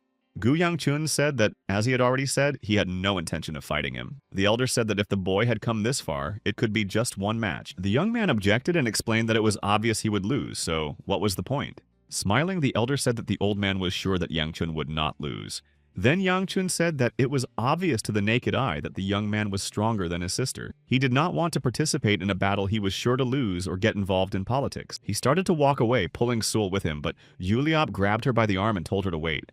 Juliop said that he felt that Yangchun was not worthy of her. He said that if she went with him instead of this cowardly freak, but Yangchun stopped him. Yangchun told him to let go of her hand and follow him. He would fight him. Seeing Juliop preparing for battle and already drawing his sword, Yangchun said he already regretted it. The elder asked him why and pointed out that a duel with the new martial arts master would help improve his skills. The young man told the elder that since everything had turned out the way he wanted, he should do him a favor, regardless of whether he won or lost. The elder replied that he had no reason to do so. The loss would be his alone and no one else's. After all, he was still the head of the clan. Gu Yangchun told the elder that he seemed to have made a mistake and declared that he had no intention of becoming the head of the clan.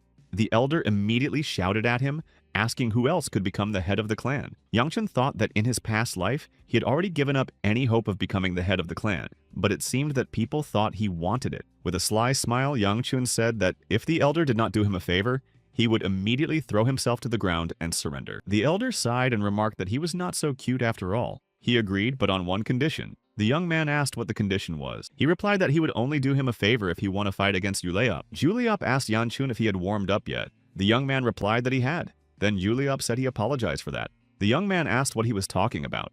Smiling, he said that he had gone too far in last year's duel. Who would have thought that after that he would be bedridden for a whole month? The boy thought that it was so long ago that he didn't remember anything. Juliop said that at the time he thought the boy was weak, but he had heard about his victory over the second daughter and thought it was a fluke. However, his grandfather did not agree. He told him he didn't like bullying the weak, but he hated it even more when weaklings became clan leaders. As he started to walk away, Juliop turned to the second elder, who was watching them closely. Juliop shouted that he would also like to receive something if he emerged victorious from this duel. The elder agreed and said that it would be fair. He asked what Juliop wanted. Juliop pointed at Weasel A and shouted that he wanted this servant as a reward. Hearing this, Gu Yangchun laughed and called him a petty shit. The boy began to prepare his fists. The elder laughed and said that was fine, then announced that the fight would begin. Both boys released their inner energy. Yangchun asked why he was hesitating. He replied that he would be polite and allow the weaker one to attack first. Yangchun asked if he was weak and if that was why he was afraid. Juliop thought to himself that he was sure he was stronger than him in every way. It was his inner energy, speed, and strength. Looking at his aura, Juliop thought that maybe it was because of his aura, but he decided that it definitely wasn't. After all, he was full of flaws from head to toe. He was sure that Yangchun was struggling to cope with the inner energy he was emitting. And that meant only one thing. It wouldn't last long. In a moment, he smiled and thought that he knew it all along. Of course, Yangchun's internal energy would run out faster because he had less of it, and now there was none left at all. Gu Yangchun asked if he had said he could attack first. He confirmed and told him to attack. Having received his opponent's consent, Yangchun instantly appeared behind him and aimed to strike. The other noticed his maneuver and quickly dodged Yangchun's attack without letting him touch him. Gu Juliop noted that the attempt was not bad, but Yangchun was too slow. While he was distracted by the conversation, Gu Yangchun activated his fiery fist and hit the guy hard. Unable to withstand the unexpected blow, Gu Juliop lost his footing and fell to the floor. The blow was so strong that the boy hit the floor and left a bloody mark. Yangchun told him to get up while he was allowing him to, so that he wouldn't say later that he had hit him secretly. Then he asked if he was done. Getting up, Juliop said he was sorry for underestimating him, and added that he lacked discipline. Yangchun said that since they were done, they could leave. But Juliop didn't let him finish and shouted that he hadn't attacked yet.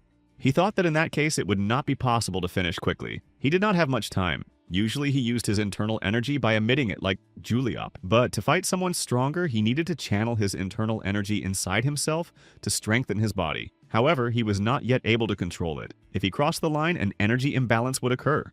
The boy thought he only had 7 minutes. He had to finish the fight in that time. The sword technique he uses begins and ends with the use of friction between the sword and the scabbard. He had to watch out for that. Noticing the attack in time, Juliopa Yangchun managed to dodge the sword strike. While dodging the attacks, Gu Yangchun thought that Juliopa's movements were so coordinated and natural, he must have trained a lot, but that also meant that he would be unable to do anything if he interrupted him. After accumulating a large amount of internal energy, the young man struck his chest and emitted a powerful shockwave.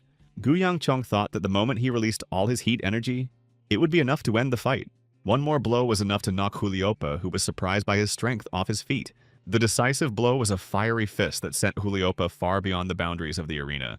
Yangchun asked Juliopa, who was barely holding on, if he knew what pissed him off the most. Then he answered himself that Juliopa was slandering him, behaving like a piece of shit, or trying to take his place as clan leader. But he didn't care. However, he had dared to do something he didn't even dare to wish for, and that drove him crazy.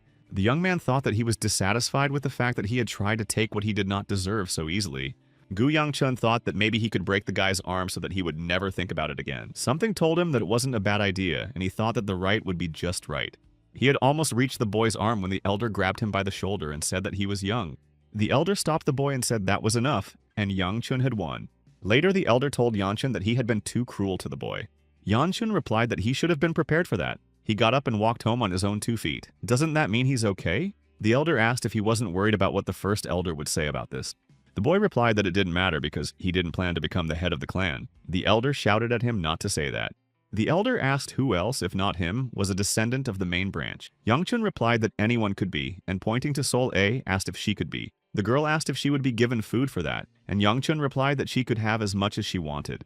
She said that now Sol A dreams of becoming a captain. Youngchun asked what difference it made, and the elder emphasized that this was no joke. Looking at Sol A, who was already dreaming of mountains of cookies, Youngchun wondered when she would learn to wield a sword. If Sola was called the direct disciple of the Supreme Sword, then he himself had taught her. But she spent all day learning about farming. He had never seen her even come close to a sword. And in his opinion, she hadn't always been so silly. He tried to remember what Sol A was like when they met in winter.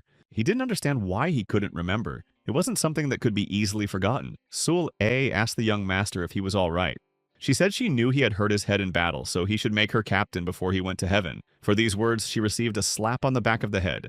Sighing, the elder said they would talk about it later because he was sure they were tired and could go rest. He asked where the elder was going and emphasized that he must keep his promises. The elder clicked his tongue and asked what he wanted. Maybe money or food. The young man laughed and said that it wasn't that simple. Yanchun said that he was powerful enough to fulfill a serious request. The elder asked with interest what he was going to ask for. Then Gu Yanchun said to send him to Sichuan. The elder was surprised when he heard about Sichuan. The young man asked if it was too much for him. After all, he was a powerful elder. The elder interrupted the young man and said that he could go.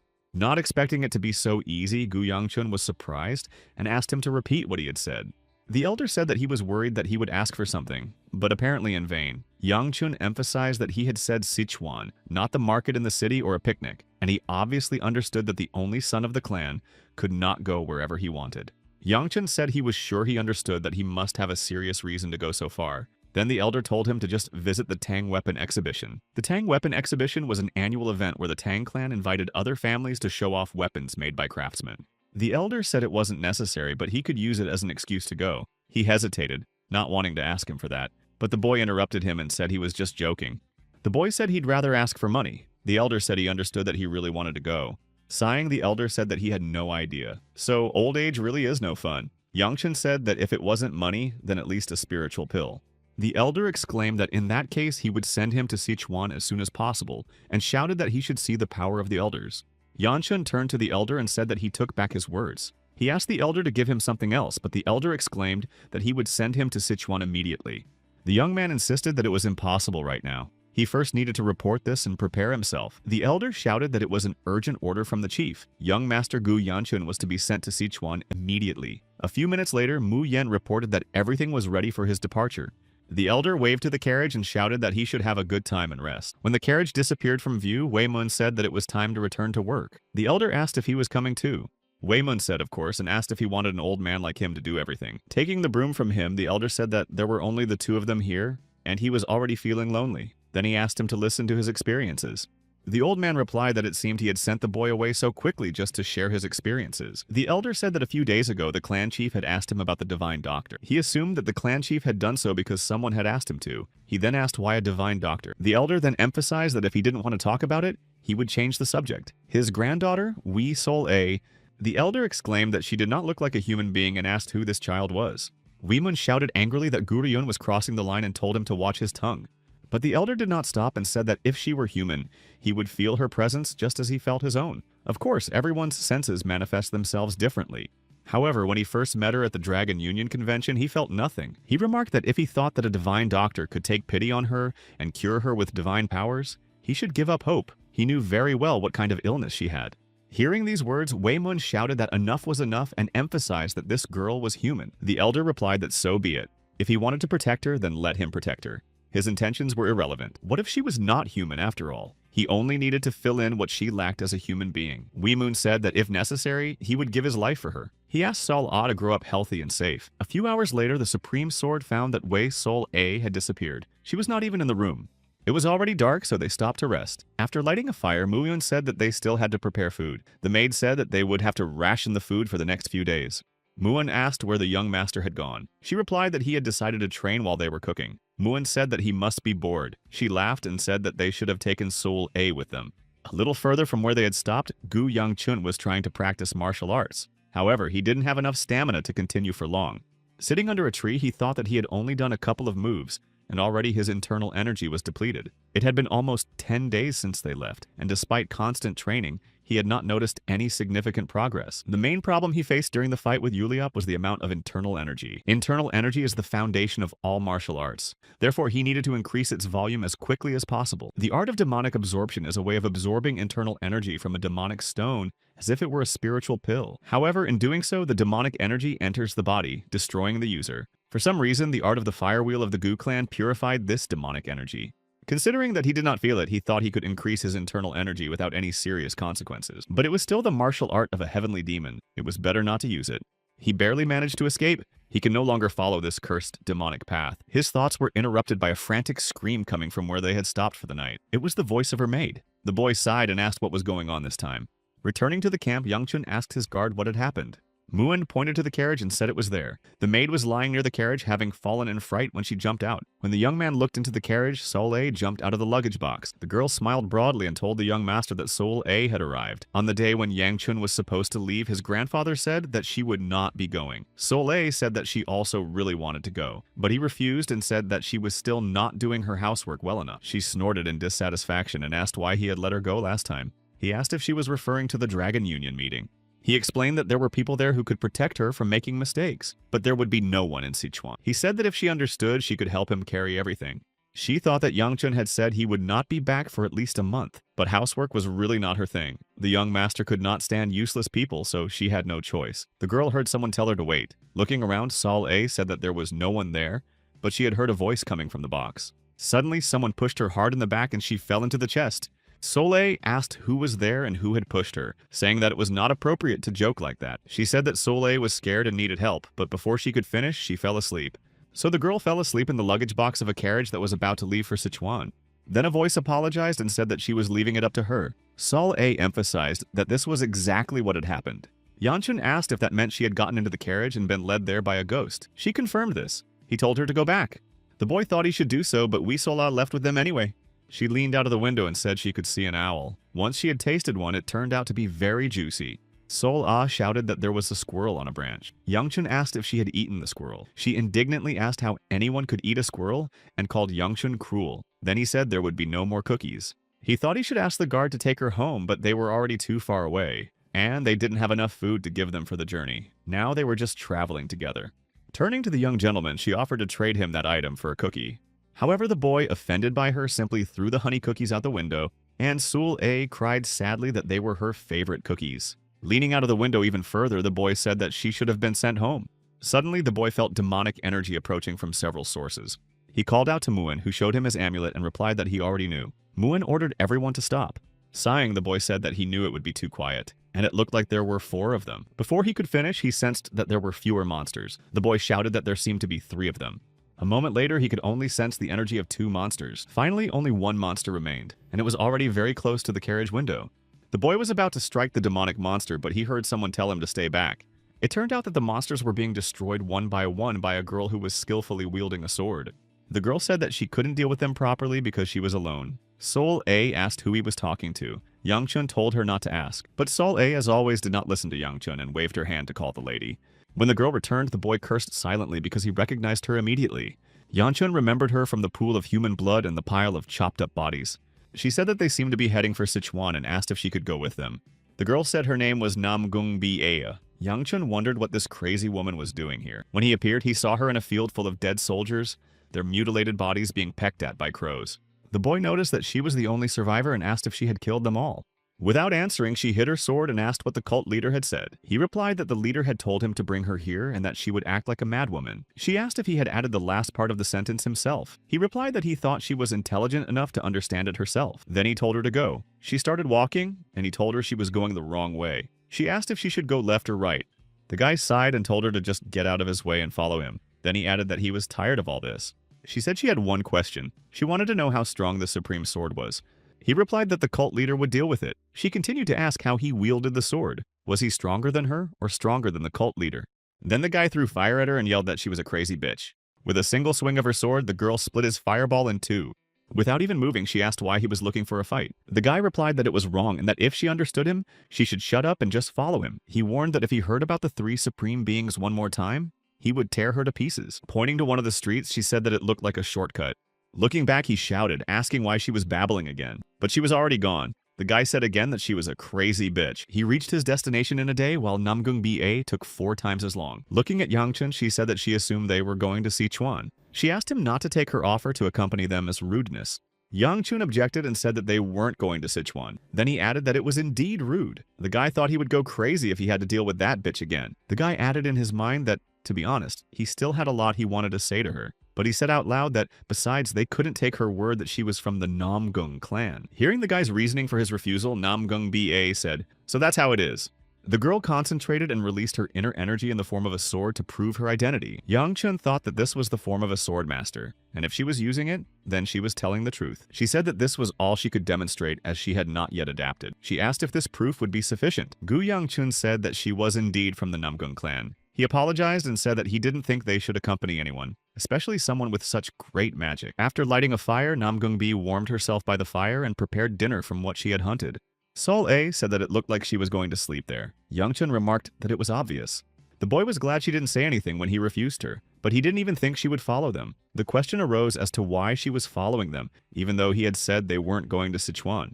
In his opinion, ignoring her was the best thing he could do. He should treat her as if she didn't exist. Yangchun said there was no point in doing useless things like talking to her when he noticed that Sol A had disappeared. The girl was already sitting next to Namgun Bia and saying that before cooking, it was necessary to remove the skin from the frog. Pulling on her collar, Sol Yangchun asked what she was doing. She replied that the girl wanted to eat the frog and Sol A decided to help her. Then Yangchun reminded her that he told her not to approach the girl. Sol A asked in surprise if he really said that. Sighing, the boy said that he understood that she was a member of the Namgung clan, but he didn't understand why she wanted to accompany them so much. At the same time, he wondered why the daughter of such a prestigious clan had gone so far alone. The girl blushed and looked away, saying that they had left together but she had gotten lost. The boy thought he knew why. In her past life, she also had a poor sense of direction, so why did he think the reason was something else? He said that they weren't even going to Sichuan, so why was she following them? She replied that she had assumed they were heading to Sichuan, but it seemed they weren't really going there. After listening to their conversation, Sol A looked at Yangchun, who shook his head in disagreement. Then Sol A looked again at the upset girl, who repeated that they weren't going there. Then she exclaimed in surprise that they weren't going to Sichuan. Yangchun thought again that he should send her home. He said that they couldn't stop her and were going in the same direction, but he couldn't help her either. The girl repeated that her name was Namgung Bi, and the boy replied that he knew. She said that since she had introduced herself, could he do the same? The guy hesitated, but after a moment's thought, he said his name was Gu Juliop from the Gu clan. In his mind, the guy apologized to Juliop for using his name. 2 days after the incident that made him feel guilty towards Juliop, Wee Sola got out of the carriage and joined Namgung Bia. Sola exclaimed that there was a squirrel and asked if she had ever tasted one. She replied that she had not. They slowed down and Yangchun called Sola back to the carriage. Sola asked if he would let Namgun Bia in, and he replied that there was no way. Then Sol A replied that she didn't want to. The boy asked who she thought she was. At the same time, Namgung Ba asked if she could get in.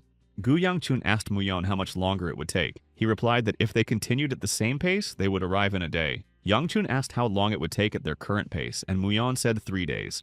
Muyon turned to the young master and said that he didn't know why he was so afraid of her, and asked why he wouldn't take her with him. The young man snorted in dissatisfaction and asked sarcastically if he had a choice. Gu Yangchun said that they would discuss all their options in the neighboring village. Stretching, Yangchun asked Muyan if there was still 1 day left. He confirmed that there was and remarked that it was good that they wouldn't have to set up camp today. Sol Ah happily offered the girl to sleep together. She asked in surprise if that was okay. Sol Ah replied that she had already given her permission. The boy shouted at Sola to get off her. Then he asked the girl why she was carrying the maid on her back. Namgun Bia replied that she had complained that her legs hurt. Yangchun said that if her legs hurt, she should sit in the carriage. Gu Yangchun shouted that she should stop being such a nuisance and ordered her to get off the girl immediately. Namgung Bia asked Sola if she was finally going to get down. Sol Ah shouted that people dressed like her were coming toward them. Noticing Namgung Bia, the boy rushed toward her and shouted that she was his sister. The boy asked her where she had been and if she knew how he had tried to find her. The girl apologized and said she had gotten lost. He said that was why he had told her to tie them together with a string. She remarked that it would be inconvenient. Then the boy asked if that was why she had disappeared without staying here for a day, adding that he had been so worried about her. Looking at the people who had arrived with her, he asked who they were. The girl said her name was Sul A and that this was her young master. Yangchun ordered her to get down immediately. Yangchun thought that if he was her younger brother, then he must be the future Lightning Blade, one of the 5 great swordsmen of Murim. But when the boy apologized for not introducing himself right away and said his name was Namgung Chunjung from the Namgung clan, Yangchung realized that he was the current Lightning Dragon. The boy had already started to say that his name was Gu Yang, but he corrected himself and introduced himself as Gu Juleop from the Gu clan. He said that it was an honor to meet him. The latter smiled shyly and said that Gu Juleop was too kind to him. After exchanging pleasantries, Namgung Chunjung asked what his sister was doing with them. Yangchun replied that they had met by chance on their way to Sichuan and had come together. Namgun Bia remarked that he had said he wasn't going there and that she was just passing by. Namgung Chunjung said that it seemed his sister had intruded on their group. He offered that if they wanted, they could stay in one of the rooms they had booked, adding that they had several. The guy replied that it wasn't necessary because they hadn't done anything wrong. Yangchun decided that he didn't want to have anything more to do with this crazy bitch. Besides, they would surely be able to find another place to stay. Muen approached him and said that, judging by the looks of it, there were no vacancies. Yangchun replied that they would sleep under the open sky then. Sighing, Mu Yun told the young master that they were tired of sleeping on the streets these past few days, and he wanted to make them camp out again. Of course, they would do it, but still. Considering that it was already late and feeling sorry for everyone, Gu Yangchun told Namgung Chungjun that they would accept their invitation. First, Namgung Ba, having become a demonic martial arts master, neutralized her own clan, killing her brother, the clan leader, and all their disciples. After that, she received the title of Empress of the Demonic Blade and went on her path to glory. He wondered how much she hated them to treat them so cruelly, but it was not apparent that she had a bad relationship with the Lightning Dragon. What interests him most is the secret technique of the Namgung clan, the sword ruler form. It seemed that with it, she should be stronger than the Lightning Dragon. But at the moment, Namgung Ba has neither title nor fame, and her brother Chunjung seems normal. Maybe he doesn't notice anything. Leaving the room, the boy saw Namgung Chunjun walking down the corridor. Gu Yangchun asked if he had slept well and began to thank him for the opportunity to rest. However, he didn't even stop to answer and pushed the boy with his shoulder. Giving him a sidelong glance, Namgung Chunjung told him to know his place. He said that he was just trying to be polite, but that he didn't know his place. Chunjung said that he was not worthy of communicating with Namgung Bia. Namgung Chunjung remarked that he didn't understand how he could have captured his sister, but if he did it again, he would cut him to pieces. And along with him, the bitch sitting on her back. But as soon as his sister appeared in the corridor, he smiled and said he was very glad they had managed to get some sleep. He also expressed his gratitude for being able to be of service to the Gu clan. Saying that it was time to go to breakfast, he pulled his sister along. She asked him to wait, but he didn't give her a chance to talk to Yangchun. The boy thought they were all crazy. Muyan greeted him and asked if he had rested well. Muen started talking about the Namgun clan, but Yangchun told him not to talk about them and asked when they were leaving. He replied that they had finished their preparations and could leave right after breakfast. Yangchun remarked that it was good that at least he was normal. Muen thanked him uncertainly. Gu Yangchun said they needed to hurry up and added silently that he wanted to get away from these crazy people as soon as possible. Noticing him, Sul happily exclaimed that the young master had arrived. Namgung Bia apologized for not greeting him earlier. Namgung Bia said that the dumplings were very tasty. Sola offered to share hers. Yangchun asked irritably if they had to eat breakfast together. Sitting down next to Sola, the boy said that Sola could eat with him, but that she didn't belong there. Gu Yangchun asked if she wasn't supposed to have breakfast with them, and said that her brother was looking at him as if he wanted to kill him. Namgung Bia said that she sat where it was closer and looked at her brother, saying that this couldn't be happening. He immediately started smiling, and Namgun Bia said that he didn't look like himself. Yangchun thought that something was wrong with him. The boy didn't understand what she was trying to do, but hoped that this was the last time he would see them before the Tan exhibition. Standing up, Gu Yangchun said that he was leaving. The girl noticed that he had hardly eaten anything, but the boy replied that he was full. He silently decided never to see her again. At the exit, Yangchun wished everyone bon appetit. Sol A, finishing her dumplings on the go, asked him to wait for her. She sat back down at the table and fell into thought. Her musings were interrupted by her brother's voice. He turned to his sister and asked why she was sitting there when everyone else was sitting over there. She felt that there was some kind of scary aura around her brother, so she looked away and said that it was more comfortable that way. The girl immediately got up and headed for the exit. He told her to sit with them next time. His sister agreed and apologized again. Namgung Chunjung asked his sister where she was going, as she hadn't finished breakfast yet. She replied that she was going to the carriage to rest. Noticing that Namgung Bi a soul was approaching them, she shouted happily. Yangchun was curious why she was following them. Snapping his fingers in anger, Namgung Chunjung said that he hated it when others interfered in their relationship. Unable to restrain himself, Gu Yangchun asked why she was still following them. In response to his complaint, the girl replied that she was not following them, but accompanying them. The boy snorted and said that, regardless, Why did she get into the carriage with them when her companions were there? She wanted to say something, but then Sol-A jumped out and said that she had brought her there. Enraged, Yang-chun leaned out of the window and shouted at Muen to throw them both out. Muen laughed and said that sooner or later they would get out on their own. Muen happily informed Yang-chun that they had just arrived in the city of Sichuan. The Sichuan Tang clan was an incredibly influential Orthodox clan with roots in the Sichuan region, dating back centuries. The insight of the Namgung family, the energy of the Hebei Pen clan, the precision of the Mu Yen clan. The Tang clan may seem weaker compared to other families, but they are known as the best masters of steelwork and poisons. The result of this confidence was the Tang weapon exhibition. He thought he had 3 days left. He needed to find the treasure trove within 3 days after the exhibition ended. Gu Yangchun only knew that it was in Sichuan and the approximate area where it was located. Looking at the city from the balcony, the young man wondered how he would find it in such a big city. If he failed, he would have to give the beggars clan a tip, so he had to hurry if possible. His thoughts were interrupted by the excited cry of Sol-A, who had already run out onto the balcony. The boy thought she had scared him and wondered what she was doing there. She shouted happily that she had never been so high up before, and the wind was so cool here. Sol-A called out to the young gentleman and told him to look at the fireflies dancing in the moonlight. The girl said that Namgung Ba had told her about a beautiful and large lake. She took him by the hand and asked him to go and see it. When they finally reached the lake, it was indeed very beautiful. The light of the full moon softly illuminated the water, over which swarms of fireflies were circling. Gu Yangchun dryly remarked that the lake was indeed large, just as she had said. Sol-A just held her head sadly where a large bump had appeared. He asked how big a clan had to be to have a forest inside it. She laughed and called out to the young master, asking where he thought Sol-A was hiding. The boy told her to stop. The young man said that she couldn't do anything here, so there was no need to worry. She said that maybe if he told her, she could help. Yanchen said to go ahead and asked where someone would hide valuable things on such a large piece of land. Sol-A frowned and asked why they would hide them and called them beggars. The young man replied that he wasn't asking for emotional support. Suddenly, they heard someone ask what they were doing there and turned around. The girl said that strangers were not allowed here and began to slowly descend toward them. Gu Yangchun thought that remembering the Tang clan, he had somehow completely forgotten about her.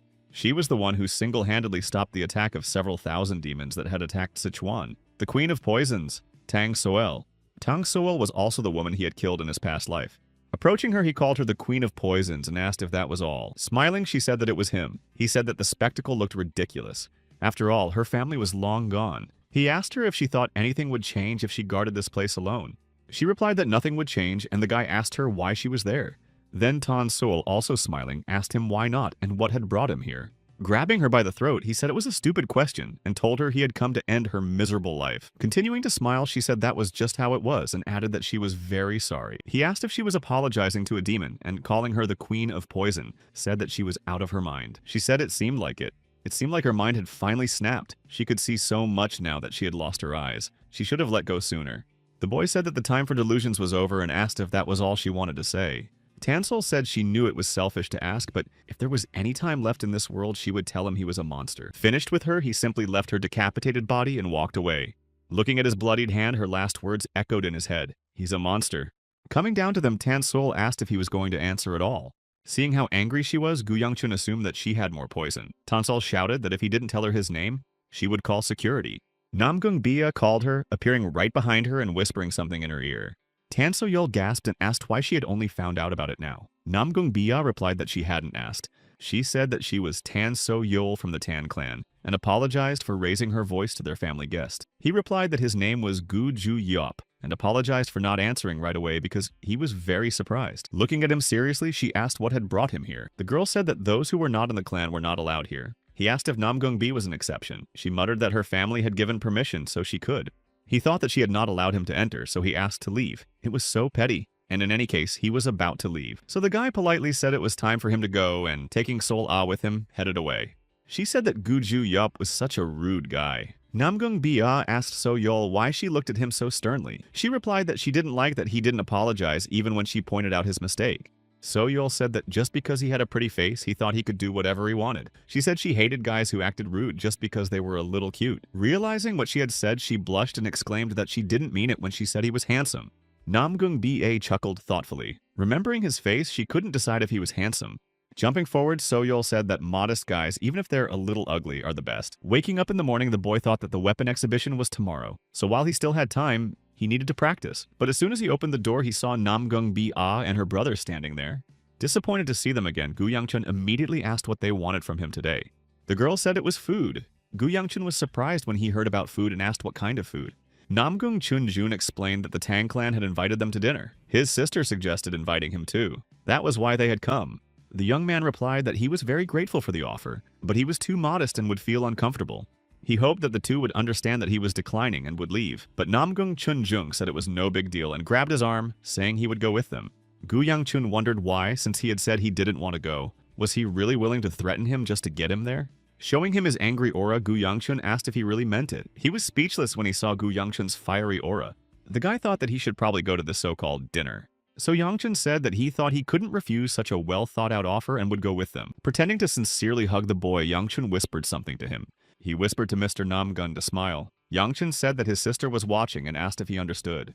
Namgun muttered through clenched teeth that he was very grateful that he had agreed. Yangchun replied that it was no big deal and that he couldn't refuse such an offer.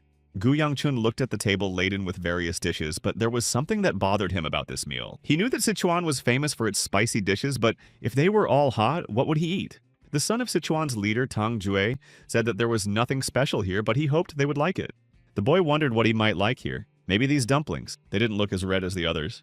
Gu Yangchun was about to try the dumplings when he felt someone looking at him. Tang So-yol was looking at him. Her gaze was like that of a predator targeting its prey.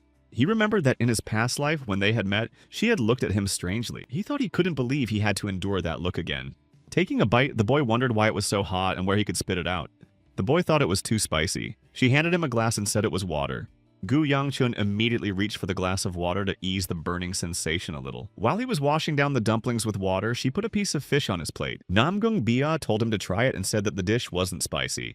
He replied that he understood and asked why she was acting so casually. The girl immediately apologized. Watching his sister and the young master, Namgun Chunjung clenched his chopsticks so tightly that they broke. Tan Juelk apologized and suggested that perhaps the chopsticks were defective. He replied that it was his fault and said that he had a habit of gripping them a little too tightly. He noticed that Tan So-yol was starting to get upset. She seemed a little strange. The boy asked if she wanted to say something. So-yol jumped up and said yes, then no. Finally, she replied that nothing was wrong, but Yangchun noticed that she looked like she really wanted to say something. It was obvious that she was nervous. So-yol hesitated and then quickly asked if he liked something. Namgung Chunjun turned to the son of the head of Jubeok and asked if it was a training ground. He replied that it was and that it belonged exclusively to their family. Then he asked if he hadn't shown him the playground last time. They keep it tidy, but no one uses it because everyone has their own. The boy chuckled and said he would like to go there and asked if Juk didn't mind. Juk said that it seemed like everyone had finished talking and they could all go together.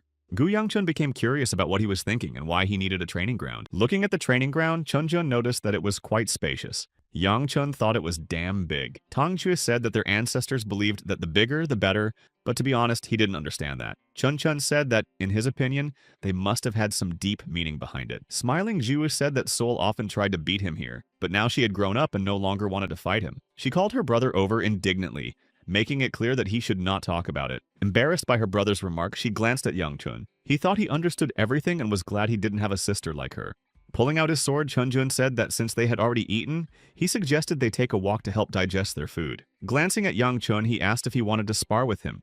Gu Yangchun thought he knew it all along. It was written all over his face that he wanted to beat him up. Did he really think he would play along with his plan? The young man laughed and said he was sorry, but a third star like him fighting the lightning dragon was out of the question. He didn't even have time to finish before Sol shouted that it was unacceptable. She emphasized that there was a big difference in their ages and skills. What if he hurt his face? Chunjun said it was no big deal. None of them would use their inner energy. If they set it up as a training match, everything would be fine. Throwing a sly glance at Yangchun, Chunjun asked what he thought of the idea. He also smiled slyly in response. Yangchun wondered who he was going to mentor, especially using internal energy. Just look at him. Gu Yangchun asked if he could handle it, in the sense of whether he had enough skills. Tang Hui noted that the young man had expressed himself rather rudely. After all, he was older than him. However, no one paid any attention to his remark. Chunjun approached Yangchun and laughed, saying that it was fine. His eyes lit up in anticipation of the fight, and he said they would see how skilled he was. After getting ready, Chunjun began to say that he would let him. But Yangchun interrupted him with a grunt and said that he would let him attack first. A sly smile appeared on Chunjun's face, and he replied that he would not refuse. Saying that he would strike first, Chunjun set out to attack the boy with his sword. Gu Yangchun easily dodged the first attack. It was quite simple and obvious. The next attack was just as simple as the previous one, so Yangchun easily dodged it as well. He thought that both attacks were just for show. Now it must be the real thing. The guy was right in his guess. Chunchong stepped back to gather strength and speed. Then after making a maneuver, he attacked Yangchun, but Yangchun, anticipating this, managed to dodge the blow. The girl watched closely as they fought. Tan So-yeol had always been a little different from others, even as a child. While children her age played with kittens and puppies, Tan Sol played with animals such as wolves and tigers. Their fierce eyes and roars revealed sharp fangs. As higher predators, they exuded an aura of inaccessibility. This power, which distinguished them from other helpless animals, was what attracted her most. Because of this peculiar advantage, it was difficult for the girl to find love. She said she wondered if there was a boy like Danlin, and she hoped to meet someone at the Tan weapon exhibition this time.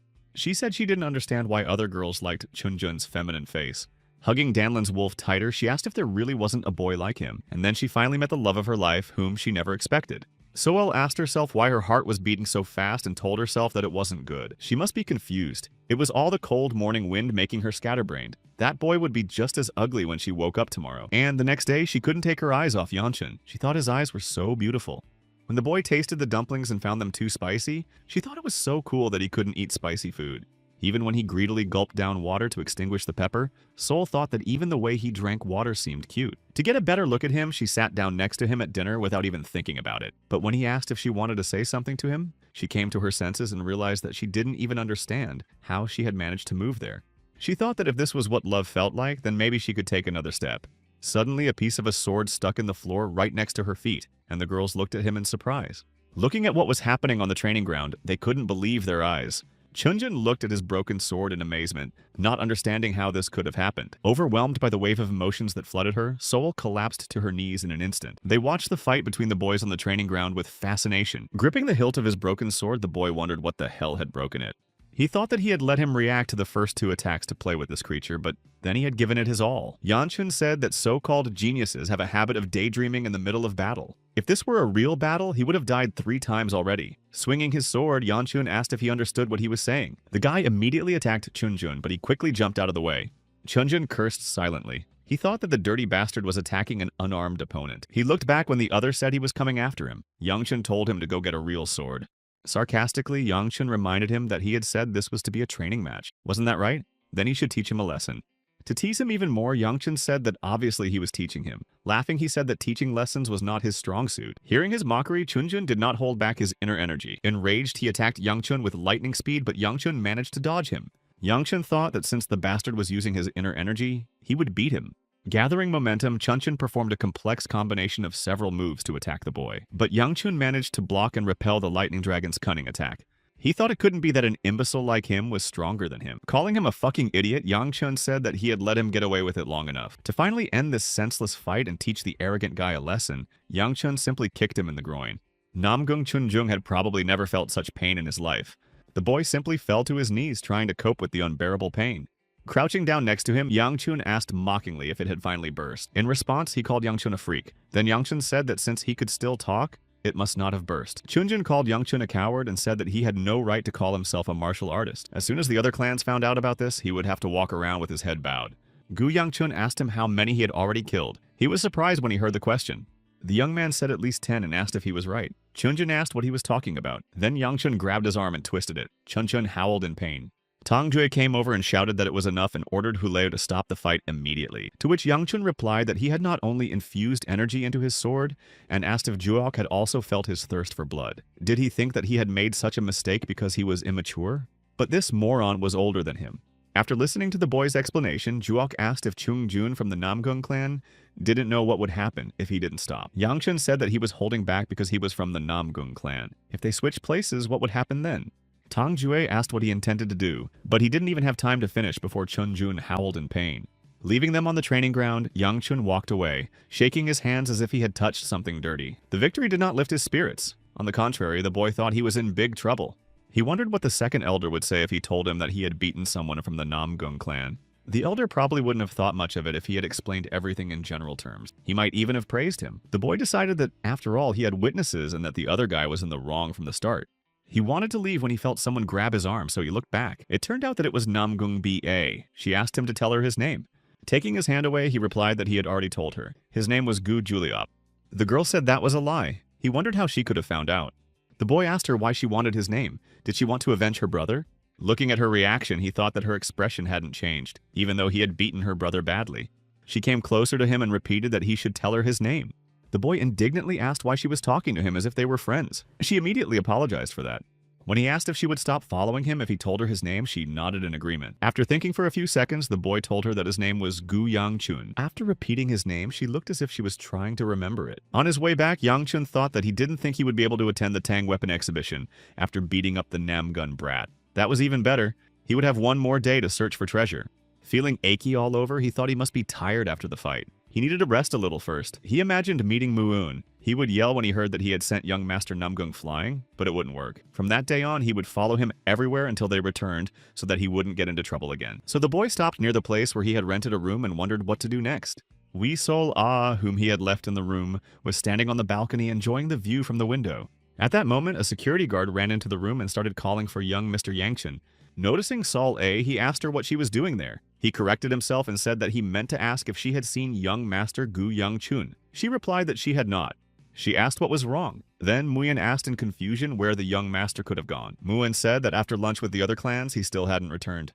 On top of that, he had beaten young Master Namgung. How could he report this? She left the room and began to peer into the streets of the city and its surroundings. The Yen clan from Jinchuan, a martial arts clan that had been the best merchant clan for several centuries. This clan had the strongest masters and a flow of money that they strictly controlled. However, even the Yen clan, which seemed unbreakable, disappeared after a bloodbath. No one knows the reason why the Yen clan suddenly disappeared. But according to the surviving records, all the secrets of the Yen clan are hidden under a snow-white maple tree. Yanshin said that the devil take that snow-white maple tree. Sighing, he noted that he couldn't even see any ordinary maple trees nearby. He said that it wasn't even autumn. Where could he find a maple tree now? By now it must have dried up, and it had to be under a white maple tree. Maybe someone spread this rumor as a prank. The boy realized that he had hardly eaten anything all day and had spent all his energy in the fight, and now he was climbing a mountain in the middle of the night. Hearing his words, Sol A asked if he would like some honey cookies. Savoring the cookies, the boy said that her piggy appetite helped in situations like this. She snorted and said she wasn't a pig. He asked if the big bag was full of food. Sol A said yes. He said that it was a relief because he was about to turn back due to severe hunger. She happily asked if she had been helpful. Yanchun replied that she had and then shouted that she had no business being there. She laughed and replied that she would tell him when they had dinner. He summed up that she was saying that everyone had rushed to look for him when they realized he was missing, and she had come all this way just to find him. She replied that it was all true. Then he asked how she knew he would be in the mountains. Maybe it was intuition. Sol jumped up and said that now that she was here, he could relax. The boy told her to sit down because she was covering the food with sand. Yanchen thought that even if there was no problem with food, it didn't change the fact that he couldn't find the tree. Even if they searched for 3 days, there was no guarantee they would find it. He asked where there could be a white maple tree in early summer, and added that it was a blatant lie. Sol A said it wasn't a lie. The girl said it looked very beautiful when she saw it. He nodded and said it must be very beautiful. Only a few seconds later did he realize what she had just said, and it hit him like a bolt of lightning. The guy jumped up and asked what she had just said and wondered if she had seen him. She confirmed that she had. Sol A said she saw a white tree next to him. He asked in surprise how it was next to him. She happily replied that she had. She had seen it next to the young man. At his request, Sol A led him to the place where she had seen the beautiful white tree. Gu Yangchun asked if it was the same tree and the same snow-white maple. She nodded in response. He told her to go back and she asked why. He replied that she should have her eyes checked by a doctor. How could it be a snow-white maple tree? Then she asked the young gentleman what was wrong with his eyes because it was indeed a snow-white maple tree. Turning to leave, he said okay. It was his mistake to believe her. Watching him leave, she said sadly that Sol A was not lying to the young gentleman. Someone whispered to her that she was not mistaken, and she joyfully exclaimed that everything was correct. He thought he had come after her because he had no other leads. Would he even be able to find him in such a large area in time? Instead of wasting time here, it would be better to go back and train with the second elder, although he didn't know if he would train him properly. Hearing a noise, he looked around. The boy noticed that Sol A was reaching for something bright near the tree. He thought he didn't know what it was, but it looked dangerous. He shouted at her to stop and get away from that thing immediately. But despite his warning, Sol A continued to reach for it. Yanchun shouted that she was crazy and rushed towards her to stop her. However, her finger had already touched the mysterious glow that was drawing her so strongly. As soon as she touched it, the glow began to grow as if forming a rift in the air. The bright light blinded Yangchun, who was still running towards Sol A, and he tried to cover his eyes with his hand. He stopped abruptly and seemed to lose the power of speech. The boy stood there in a daze for a few seconds. Sol A was standing next to the same snow-white maple tree that looked like a fairy tale tree. Turning to the boy, Sol A asked if he could see her now. Delighted that she had proven herself right, she asked if the tree was not real. The boy did not understand what had happened. After all, it had just been a dry tree. But she had done something and everything had changed. Then it appeared here. It was a mechanism designed to protect treasures. He was curious how she did it, so he asked her. She asked him in surprise what she had done. He said that she had done something and the tree had appeared. She asked what Sol A had done. He said that she had done it and asked again what exactly she had done. She was surprised, and Yangchun told her that she had approached the tree and touched it. Hearing this, she asked in surprise if Sol A had done that. Yangchun began to get nervous. Yangchun said he didn't think it was her. Then she asked what had happened. Sighing, the boy decided to ask her later. The boy thought he had found the snow-white maple tree, so where were the hidden treasures? It didn't look like they were lying on the surface. Gu Yangchun decided to take a look behind the maple tree and saw something. He approached the edge of the precipice that began behind the tree and saw something that looked like a glowing hole. After cursing, Yangchun said that this was what the phrase under the snow-white maple tree meant. She said that it was an entrance and stepped into the abyss. After jumping, she shouted that she was the first. Yangchun shouted after her that she was crazy. Looking at him, she said that now it was the young master's turn to jump, saying that since he had no other choice, he should also jump into the abyss. The man stopped nearby and watched what was happening near the white maple tree. The man chuckled, came out of the bushes where he was hiding, and said that these were the ones who were not up to the task. Landing, Yangchun said that fortunately for such a height, the fall was soft. The boy noticed that Sul A had already started to walk further into this mysterious underground passage. He touched her shoulder to stop her and warned her that it could be dangerous. They saw that the room was divided into two long tunnels. The boy said that it was a fork in the road. Yangchun was sure that this was definitely a treasure chamber, but he didn't know which tunnel to take. Pointing her finger at one of the tunnels, Sul A said that they should go there, and that she was sure of it. The guy wanted to ask how she could know, but then he remembered the white maple tree. So he said that they would go there. She exclaimed happily that the young man had agreed with Sol A. The man followed them and also found himself in a room in front of two tunnels. Sol A's bangs pointed in the direction they should go, like antennas. The boy asked if they were sure they were going the right way. After all, no matter how far they walked, they couldn't see the end. The glowing stones were becoming fewer and fewer, and it was getting darker. He asked again if they were on the right path. She replied that they were on the right track and asked the young man to simply trust her. Finally, the tunnel ended and she announced that they had arrived, but the room seemed empty. The annoyed boy slapped her on the back of the head and said that she was driving him crazy. Holding her head, Sule looked at the boy indignantly. He looked back and snorted. Looking at the stones on the walls, he noticed that they were no longer glowing. Looking inside the room, the boy said disappointedly that it was so empty. He wondered if it was really a treasure chamber. Touching his shoulder, she turned to the young man. She said that there was something there and suddenly pressed herself against him with a cry of fear. They heard a rustling sound, and then a huge white snake appeared out of the darkness. Its head hung over them. Clinging to his back, the girl turned to the young gentleman again with a trembling voice. In a frightened voice, she could barely utter that it was a demonic beast. Yangchun told her to be quiet. He was surprised to find a demonic beast in such a place. He thought that the room had been empty just a minute ago, so where could it have come from? And with its size, the monster must have been at least blue rank. Looking closer, he noticed that fortunately the snake didn't seem to have woken up. Looking around to see how far the exit was, the boy thought that if they slipped out quietly, they might get lucky. But at that moment, the snake's yellow eyes opened and it was looking right at them. The boy wondered why it had woken up just then. Yangchun couldn't see her eyes, which met the snake's gaze. He thought that he would probably have to fight. Considering its size and level of danger, the boy thought he probably couldn't defeat it. But he couldn't let his chance for a peaceful life slip away so hopelessly. Thinking that even if he died, he would die in battle, Yangchun activated his fiery fist. The snake called him a child and asked him to calm down. The boy asked in surprise if the demonic beast had spoken. The giant snake hissed that he had no intention of harming young people. Surprised, Yangchun asked how a demonic beast could speak human language. It let out something like a laugh when it heard itself called a demonic beast. The snake said that it was very interesting. How did a child who was not from the Yen clan end up here? The boy replied that he was just looking around. The snake hissed that he understood. He said that was what had happened, and then asked again why the boy had come here. Yangchun called the snake Sir and replied that he had come here by accident. He thought that if the snake was connected to the Yen clan of Jinchuan, he should not tell him why he was here. The snake laughed and said that he was sorry to say so, but there was nothing else left here that they could want. The snake turned to him and asked him to let him ask him one question. He asked the young man what he thought fate was. Without even thinking for a moment, the boy replied, "What kind of stupid question is that?" Hearing what the boy said, the snake burst out laughing and couldn't stop. Seeing the snake's reaction, the boy thought that there was something wrong with him. Maybe he was crazy or something. The snake apologized, saying that he had indeed asked a stupid question. Then he hissed that since a child from the Yen clan had ended up here, it meant that the Yen clan had disappeared. He hissed that he regretted the things that were destined to disappear, and for what he had endured. Yangchun smiled and said that they would leave then. Suddenly he saw a golden ball and asked what it was. Zimei replied that it was payment for helping the old man, and if it fell into someone's hands, let it be him. The snake said that someone like him with this thing inside would be able to handle it better than anyone else. The boy thought it didn't look like a demonic stone. Taking the ball in his hands, he asked what he could handle. Suddenly, he felt a burning sensation in his hand and thought that he hadn't been able to tell that it was a demonic stone. The devilish art of demonic absorption. However, this feeling was different from the demonic stone he had absorbed. Saul gently touched him to calm the boy who was trying to cope with the pain. Trying to look around, Yangchun began to ask who, but everything blurred before his eyes. His head spun and he fell unconscious to the ground next to Soleil.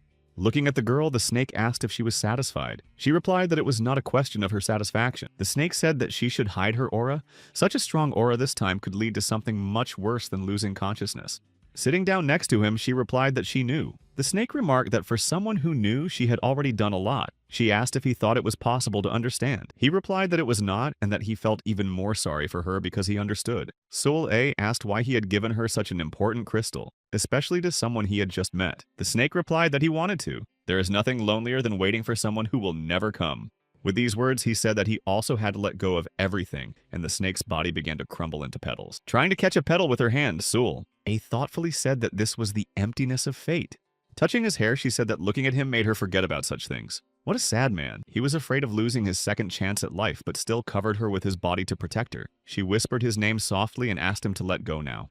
Wiping away her tears, Wisola apologized and said that there was just a little bit left. It was still dangerous. Entering the room, the man said that it seemed she had noticed and asked when. The girl replied that it wasn't that hard to notice the presence of an imbecile doing the dirty work of the Namgung clan. He snorted and said that brats like them go to the mountains and hide in strange places. He said he couldn't believe that their master had lost to a brat who was exhausted just getting here. He said that he had been ordered to deal with everything quietly, so he would let her go if she betrayed him. She asked if this was the will of the Namgung clan. He shouted that she was not yet an adult, and that someone like her had no right to tarnish his name. Saul A pushed his sword away from her shoulder with her finger. He said he understood. The man told the girl that if this was what she wanted, then it was inevitable. He didn't even have time to finish before his hand holding the sword fell to the ground along with him. Having lost his hand, the man groaned in pain, but she put her finger to her lips to silence him. Looking sternly at him, Wee Sol A told him to be quiet and not wake him up. That night, the sky was clear and starry, and the full moon softly illuminated everything around them. A light mist rose from the warm stones, which helped to ease the pain a little. The angry boy slammed his fist and cursed. He couldn't stop thinking about what had happened. Chung Chung creaked that he must have used some trick, otherwise it couldn't be. Otherwise, some fool could have defeated him. After all, he was the great Namgung Chuncheon. Making a sudden movement, he again felt the excruciating pain in his shoulder that Yangchun had dislocated and groaned. The young man called his faithful servant Machel, who arrived immediately. Namgung Chungjun sat down and asked what he should do. The servant understood what he was talking about. Machel said that the Gu clan's bodyguard was more powerful than they had thought, and they would not have time to deal with him. But now, for some reason, that guy was walking alone without his bodyguard. The man said that in that case, they might have a chance to get even. His face broke into a smile, and he told Macho that he had always trusted him. He knew that this time, too, he would bring him good news. He turned to the young master and remarked that they were all members of the Gu clan after all. Then he asked how far he should go. Namgung Chunjung told Macho that he wanted the life of that bastard in exchange for his shoulder. In his opinion, it would be fair. Saying that he understood him, Macho left the room of the young master Namgung. Grabbing his sword with his other hand, Mehul asked the girl with the swords who she was. She pretended to think about his question for a moment, then said that he didn't need to know. The man asked why someone like her was there, but he couldn't finish his question. He fell to his knees next to his severed hands and howled. Soleil said that she would not answer his questions. The girl noted that she didn't have much time and approached Yanchun again. As he got up, he thought he should run away while she was busy with this freak. Machel thought he had only one chance. He needed to return to the Namgung clan to survive. He thought he had never heard of such a terrifying woman, but the next moment he noticed that the floor was rising. Those were his last thoughts. Because it wasn't the floor that rose, but his head that flew off his shoulders. She said she wanted to leave the first life that would take this body at her discretion. But an uninvited guest like her had decided so, and she asked for forgiveness. The voice ordered her to hand him over immediately, but the girl asked for forgiveness again. Soleil said that it might seem selfish of her, but could she stay a little longer? The voice said again that it was her body, and they clenched their fists and said that she was right. The girl stood up and said sadly that even the present belonged to her. The snake asked if she was leaving, and the girl replied that she needed a rest. She had done a lot in a child's body. He turned to the girl and hissed, asking if she knew what kind of creature she was. Soleil replied that she knew a little. She sat down next to the boy again. Her swords began to slowly dissipate. Then the snake said that her path would be difficult. She replied that she knew. The snake hissed that this was how it was and wished the girl blessings on her difficult path. The girl said sadly that if she had the opportunity. Then she smiled and continued that she wanted to meet Yanchun again. The snake was gone and the girl looked at her body. It became dark and quiet around her. Gu Yanchun suddenly opened his eyes and took a deep breath as if he had been suffocating. The boy immediately saw the beautiful starry night sky when he came to his senses. In a moment, Sol A's smiling face appeared in front of him, and she exclaimed that he had come to his senses. He screamed as if he had just woken up from a terrible dream and sat up. Yangchun looked at Sol A. Then he began to look around to understand where he was. It turned out that the boy had come to his senses near a dry tree standing over a precipice. Yangchun couldn't understand if it was real and asked Sol A what had happened. When she didn't answer, Yangchun began to tell her that they had accidentally found a snow-white maple tree. Then Sol A led him to a treasure chamber in the dungeon, but the treasure chamber was empty. Suddenly, a giant snake that could talk appeared in the treasury. He touched a strange sphere that the snake gave him, and this sphere unexpectedly merged into his body. Yangchun shouted that this was exactly what had happened. He remembered it all very well. But what happened next? Looking at him with eyes wide with surprise, Sol A asked if the snake and the sphere were just a dream. He shouted, asking if she was saying she didn't remember. The girl replied that Sol A didn't remember. Yangchun shouted at her not to lie.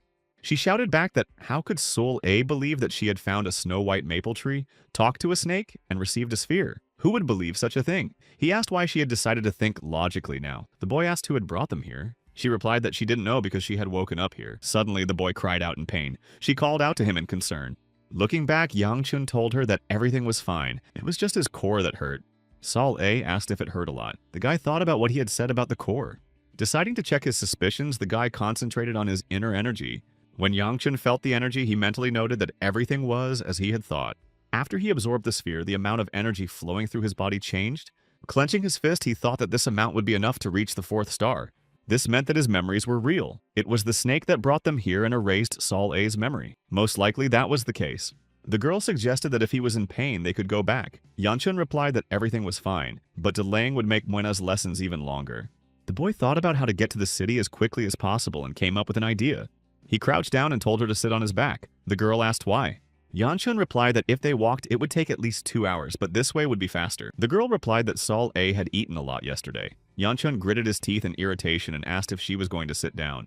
A little embarrassed, she said she thought she needed to go to the bathroom. Climbing onto his back, she asked if Sol A was heavy. Yangchun replied that she was definitely not light. She said she would get off then. He thought that with his 3-star firewheel technique and his oversaturated energy, he could do it. Activating his inner energy, the boy pushed off the ground and jumped across the chasm. Now his body, which had once seemed heavy, felt as light as a feather. They easily jumped from one rock to another, covering incredible distances. Jumping from peak to peak, they met the sun, which signaled the beginning of a new day. The sunrise on the peaks looked amazing, so they enjoyed the beauty and the feeling of flying. Meanwhile, the guard bit his nails, worrying about his master's fate. Muen thought he hadn't seen his master for a day. He was worried if everything was okay. The guard prayed that everything would be fine with his young master, otherwise his head would be cut off. Suddenly, they appeared on the balcony. Yangchun told Sol A to come down because they were back. Then the boy asked Muyan what he was doing there. Without holding back, Muyan asked where he had been all this time. He emphasized that the young master had left for the whole day without saying anything to him. The young man apologized and immediately added that they should focus on the fact that he had returned safe and sound. The guard said he was very worried that something had happened to the young master. Then he asked where they had been. Sol A interrupted and said that the young master had encountered a snake, but she couldn't finish because Yangchun covered her mouth. He said that Sol A was fantasizing again and said that they had just gone for a walk. Muan asked what kind of walk it was. He asked again what had happened to them. Smiling, Yangchun said it was just a happy accident, but he thought to himself that Muan had noticed quickly. After all, he was on the verge of reaching the 1st rank. Yangchun said it was nothing and asked why he sensed the presence of 2 other people. Muan looked away, a little embarrassed. The boy saw that Tan So-yeol and Namgung Ba were already having breakfast in his room. Noticing that Yangchun had entered the room, Tan So-yeol dropped her food from her chopsticks. He asked if Ms. Tan was waiting for him. Then he asked Ms. Namgung if she hadn't promised not to disturb him. Tan So-yeol exclaimed that she wasn't really waiting for him. With her mouth full of noodles, Namgung Ba barely managed to say that she wasn't bothering him. Clutching his head, Yangchun silently asked God to save him. Then he asked why they were both there. Namgung Ba replied that she just hadn't said goodbye. Tan So-yeol said that she had also come to wish him a safe journey. Then the boy asked if Namgung's heir was also there. He thought that would make everything even more annoying. She replied that he hadn't come and told him that she had told her brother she was going to see Mr. Gu, but he had replied that Mr. Gu would not return. The girl politely asked Yangchun to answer her question now. Pointing at him with her chopsticks, Namgung Ba asked what had happened to him. Not wanting to say anything, the boy looked away and said that something had happened. She released her inner energy and said that she wanted to have a duel. Sighing, the boy said that he felt he would lose consciousness from excessive training. Muen was surprised to hear this from the boy, but he winked at him, and Muen understood what he meant. The guard led the girls to the exit and said he was very sorry, but they should leave because the young gentleman needed rest. At the exit, Tan Sol called out for him to wait. She wanted to give him something. Handing him an envelope, she said it was an invitation to Tan's weapon exhibition next year. It was up to him whether he wanted to come or not. Yanchun thanked her and said they would meet again next year. However, he thought that was unlikely. Tan So-yeol said that she just wanted their families to have a good relationship and asked him not to misunderstand her. When the door closed, Tan So-yeol said that she was worried about that jerk, but it seemed like everything was fine with him. Namgung-bia nodded at her remark. Thinking that nothing bad had happened to Yangchun, Namgung-bia smiled. When Tan So-yeol noticed her reaction, she became suspicious. She returned to her friend and asked if she liked the heir to the Gu clan. The girl asked her what she meant by like. So-yeol hesitated, embarrassed to talk about such things. Tan So-yeol looked confused and couldn't explain. She said it was like loving someone. Finally, the girl sighed and told her not to pay attention and forget about it. Then Namgung-ba asked So-yeol about her invitation to the exhibition. She replied that she had wanted to give her the invitation she had given to the heir of the Gu clan. She said sadly that she should have prepared 2 invitations. Noticing that her friend was upset, Namgung-ba said that everything was fine and that So-yeol was doing well. She laughed and told her friend that she was the best. Tan So-yeol exclaimed that she would make sure that she was given the most delicious poison instead. Looking at Tan So-yeol, Namgung-ba noticed how her aura had turned into a dark mist. Her hands trembled and she quietly told herself that she could endure anything. A slight smile appeared on her face and the girl said that she felt that they would soon meet Gu Yangchun again.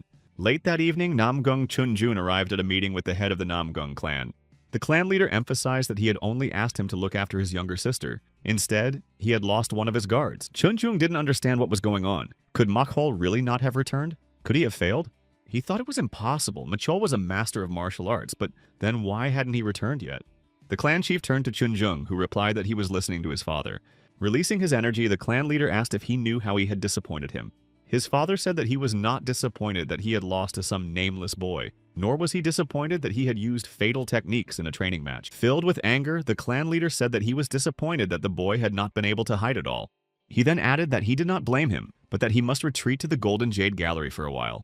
The boy obediently replied to his father that he understood everything. He began to talk about the Gu clan, but his father stopped him. Clan leader Namgung told him to forget what had happened. Chunchung was very surprised when he heard his father's words.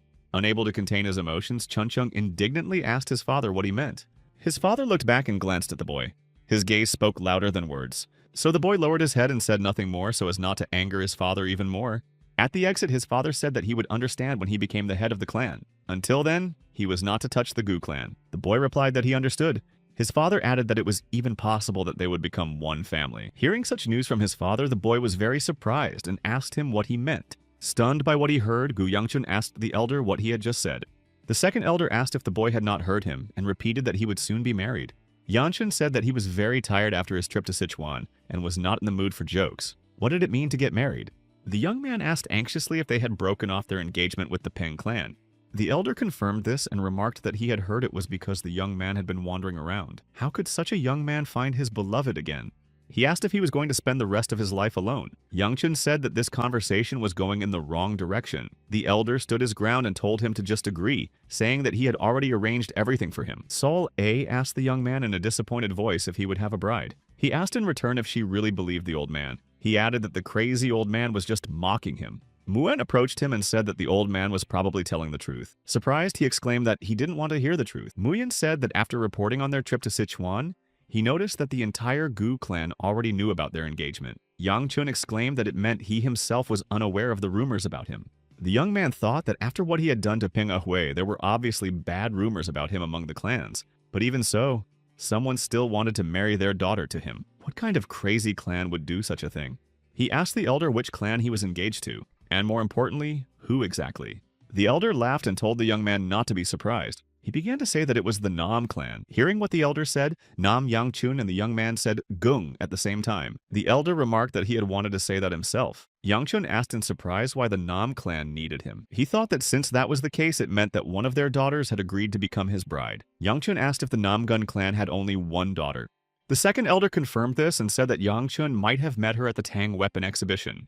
The young man realized that the elder must be talking about Namgung Ba. Gu Yangchun shouted that he couldn't possibly marry this crazy fool. The elder reprimanded Yangchun and told him not to call his bride that. The young man replied that he would not. After that, the elder said that such a decision was up to the clan, so he should go and find someone else because there were more important things to do. Yangchun asked what could be more important. Then the second elder happily announced that Yangchun's sister had returned. This news alarmed the young man. Once, one of the three supreme auras said that the era of meteorites had begun. Stars pierced the sky and began to fall more and more often onto the mortal earth. With each fall, more and more talented people were born. And he, being in this era, was born at the wrong time. He was undoubtedly talented, but compared to his sister, his talent was mediocre. His sister Gu Huibi was a natural genius and possessed a level of skill that he could never achieve. That was why he hated her so much. The boy thought he should run away when he heard about his sister's return. The question was where. But Yangchun didn't care where he ran. The main thing was to get away from his sister. However, the elder grabbed him by the shoulder. The second elder asked him what he was trying to do. The boy asked if he would let him go. The elder asked what Yangchun was talking about. Since his sister had arrived, he asked the boy if he was really going to ignore her. Yangchun replied that he was, and that was why he was asking him to let him go. Yangchun asked how he could meet her when he had no idea what she would do to him. He said he would disappear for a few months and asked them not to look for him. The elder asked if he had picked something up in Sichuan and why he was behaving so childishly. He remarked that he was so annoyed with him that he wanted to beat him up. Yangchun asked him to beat him up and knock him out for a month. Her fiery red aura was visible from afar. The boy shouted in a frightened voice that she was coming. Immediately after that, he shouted for Muan to lock the door immediately. He advised him to use a bolt or something or come up with something else. Surprised, Muan asked how he could block them. In the end, he couldn't think of anything quicker than using a broom as a bar. Muan asked if he really wanted him to close the gate right before his sister arrived. There was laughter behind the gate, and a girl said that his sister had just returned and he was closing the door. She touched the gate and it began to burn. Without thinking twice, she simply blew up the gate with her fiery energy. The gate flew open and she entered the courtyard. Gu Huibi turned to her brother and remarked that it was very rude. Hiding her powerful fiery inner energy, Gu Huibi waved to her brother. The elder was still holding the boy by the shoulder to keep him from running away. Yangchun didn't know where to go. She asked if he wasn't going to greet his older sister. The boy greeted her in a frightened voice. Gu Huibi said she was glad to see that he was well, but she could see that he was still on his feet. The boy replied that he was and asked why he shouldn't be on his feet. But then he suddenly understood what his sister meant. Gu Yangchun knelt down and bowed his head to his older sister. She stroked his head and said that he was a good boy. The girl said that she greeted the second elder. He laughed and said that it was always nice to see such a friendly family. Yangchun thought that he must be blind. The elder said that he was glad to see that she was doing well. Then he said that he had heard that she was doing an excellent job as the leader of the sword squad. She laughed and said that he was embarrassing her. She said that it was all thanks to the hard work of the squad members themselves. Listening to them, Yangchun thought that this was exactly why he wanted to run away. Gu Huibi called her brother and asked if he knew where he had gone wrong. He asked if it was because he had tried to block the door. She asked what else. The boy replied that he had also wanted to run away. Looking back at the boy, she indignantly asked if he wanted to run away. Yangchun thought he had made a mistake when he blurted it out. Looking at Huibi, he asked if he had made a mistake when he defeated his second sister. The girl was surprised when he mentioned his sister and asked if he had defeated Yenso. Surprised, Yangchun asked if that wasn't the reason. Where else could he have made a mistake? She told him that it was an engagement and asked why he hadn't told her about his engagement first, and why he hadn't asked for her consent. The boy shouted that he had only heard about it today. Then he asked why he had to get her consent. Gu Huibi swung at him and asked if he had grown balls to talk back to her. Yangchun cursed silently. He shouted to Muyan to save him. Muyan turned to Mrs. Huibi and asked her to spare him. His sister said that in her opinion, he needed another lesson in good manners. Yangchun shouted for her to wait. She was already swinging at Yangchun when Sol A shouted not to and grabbed her arm. Yangchun asked what she was doing and then told his sister that she was his maid. She had not been working there long and did not know what was acceptable. Wee Sola held her hand tightly and asked her not to hit the young master. Huibi's fiery inner energy flared up again as she looked at the girl who was squeezing her hand so tightly. Gu Huibi turned to her brother and asked who she was. She tried to pull her hand away, but the girl wouldn't let go. The boy repeated that she was his servant and had only been there for a short time. Huibi began to clench her fist. He mentally called his sister stupid. Yangchun was about to jump on his sister to stop her. But Huibi didn't hit the girl as he had thought. She grabbed her plump cheeks and pinched them a little. She said that her cheeks looked so soft, and in fact, they were even softer. Yangchun asked if she really used that much energy just to pinch her. She confirmed it and asked why he didn't tell her he had such a maid.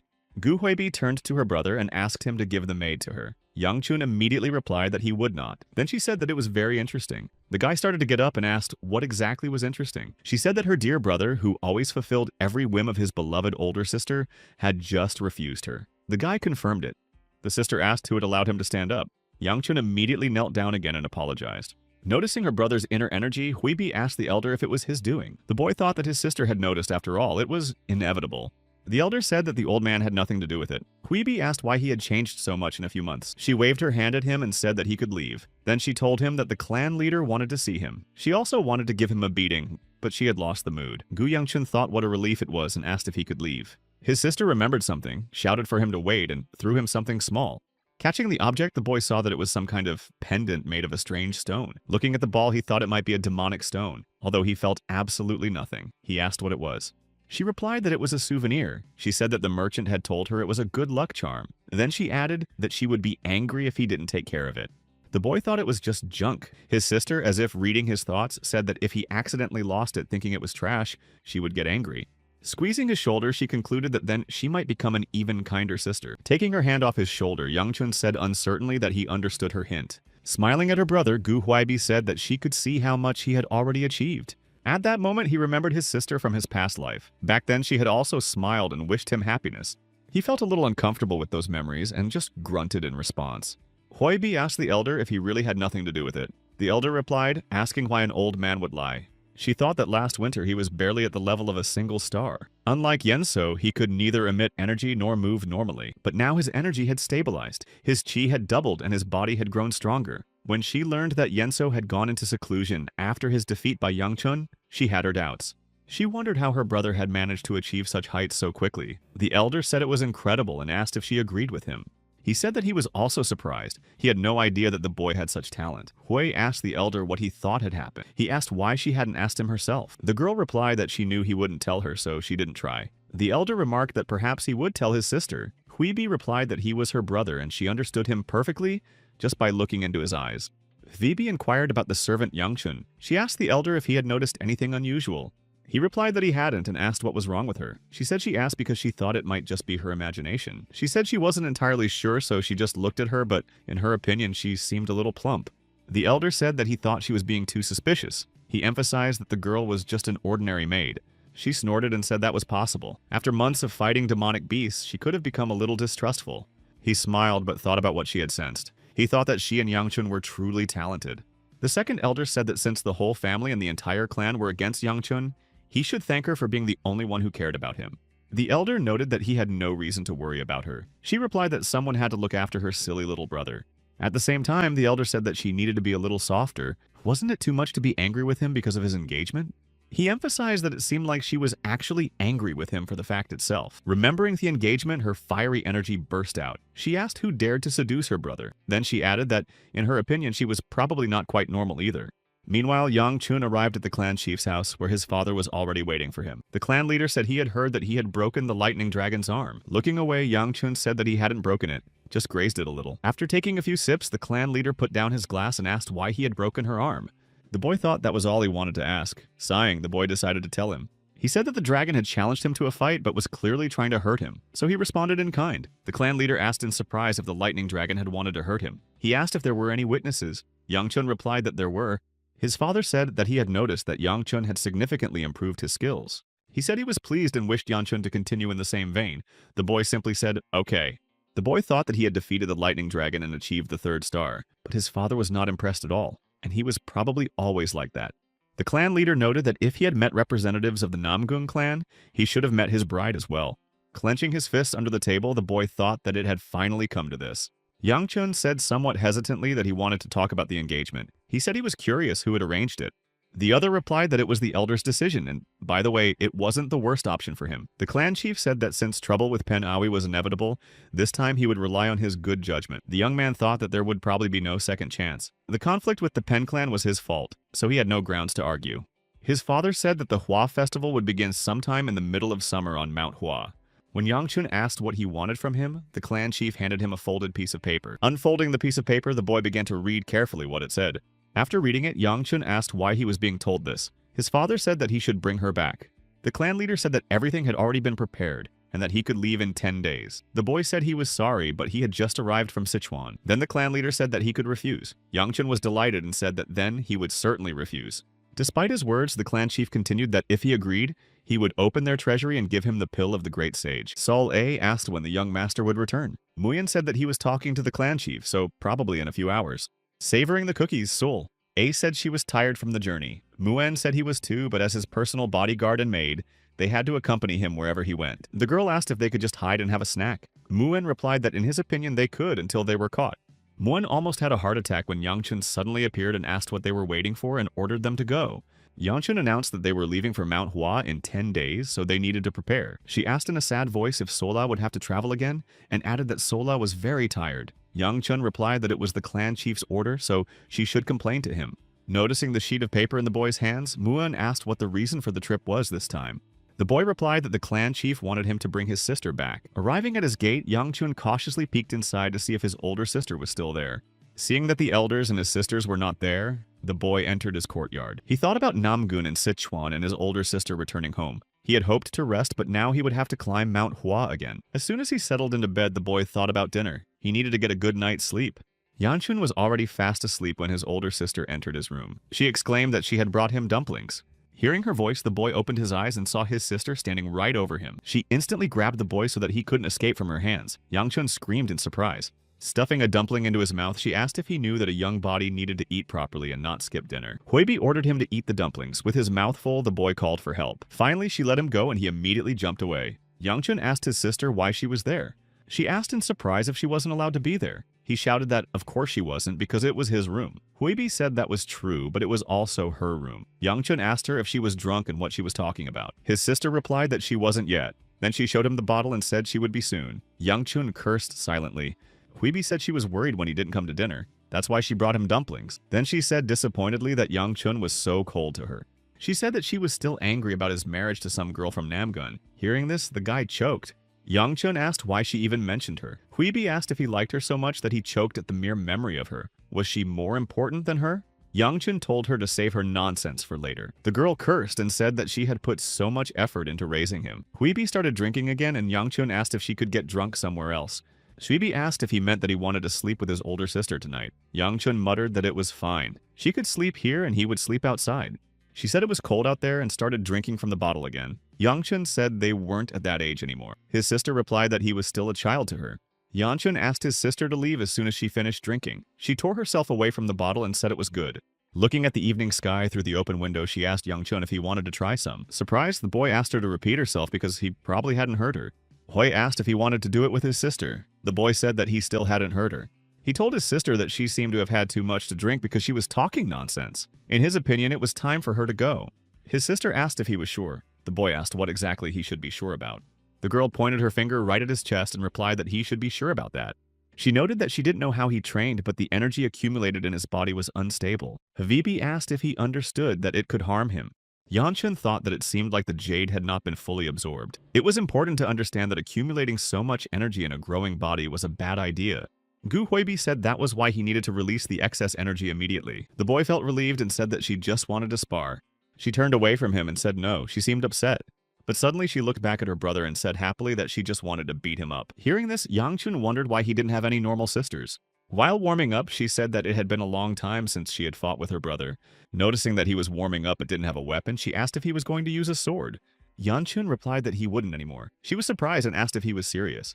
She thought that until recently he had only used a sword. Maybe he was tired of it. It also occurred to her that maybe he had just become conceited. Pointing her sword at him, she asked if he was even going to attack. He reminded her that he needed to release his energy and asked if she remembered.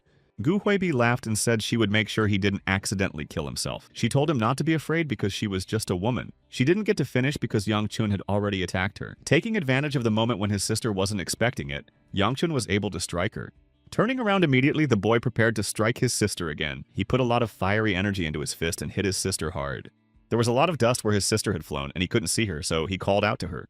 From that place, he heard wild laughter, and her fiery energy seemed to burn everything around her. She told her brother that it wasn't bad. The boy thought that she was already at the 5th star level. They were mocking him. His sister had probably surpassed him. Seeing his sister burst into laughter, the boy thought that he had attacked her with all his strength. So why wasn't she even scratched? Yanchun turned to his sister and suggested they end their sparring. His sister moved towards Yanchun and asked what nonsense he was talking about. After all, the fun was just beginning. The girl just stamped her foot and a powerful stream of fiery energy nearly knocked the boy off his feet. In an instant, she was next to him and immediately attacked her brother. Yangchun managed to react to her attack. Holding back her blow, Yangchun slid across almost the entire training ground. The boy thought that if he hadn't managed to block it, he would have been seriously injured. He barely had time to recover from the first blow when his sister threw her sword at him. Yangchun noticed and dodged it. Huibi burst into wild laughter. A predatory fire lit up in her eyes and she moved to attack her brother. Yanchun thought she was really crazy. Preparing to block the blow, Yanchun thought, not again. She gathered momentum and attacked Yangchun with a kick, but he blocked it. Then Huibi switched to punching, but Yang Chun dodged her attack again. She made several more attempts to attack Yang Chun, but he either blocked or dodged them. Her attacks forced Yang Chun to retreat to the wall where her sword was stuck, and she tried to reach it. The girl attacked her brother again to buy time to get the sword out of the wall. The next moment, Yang Chun felt the blade of the sword on his neck and glanced at his sister wearily. His sister grabbed him by the hair and swung her sword. Huibi told him to shut his mouth or he might lose his lower jaw. The head of the Namgung clan read the note nervously and exclaimed, "What is this note?" A servant reported that the lady had left it and fled to an unknown location.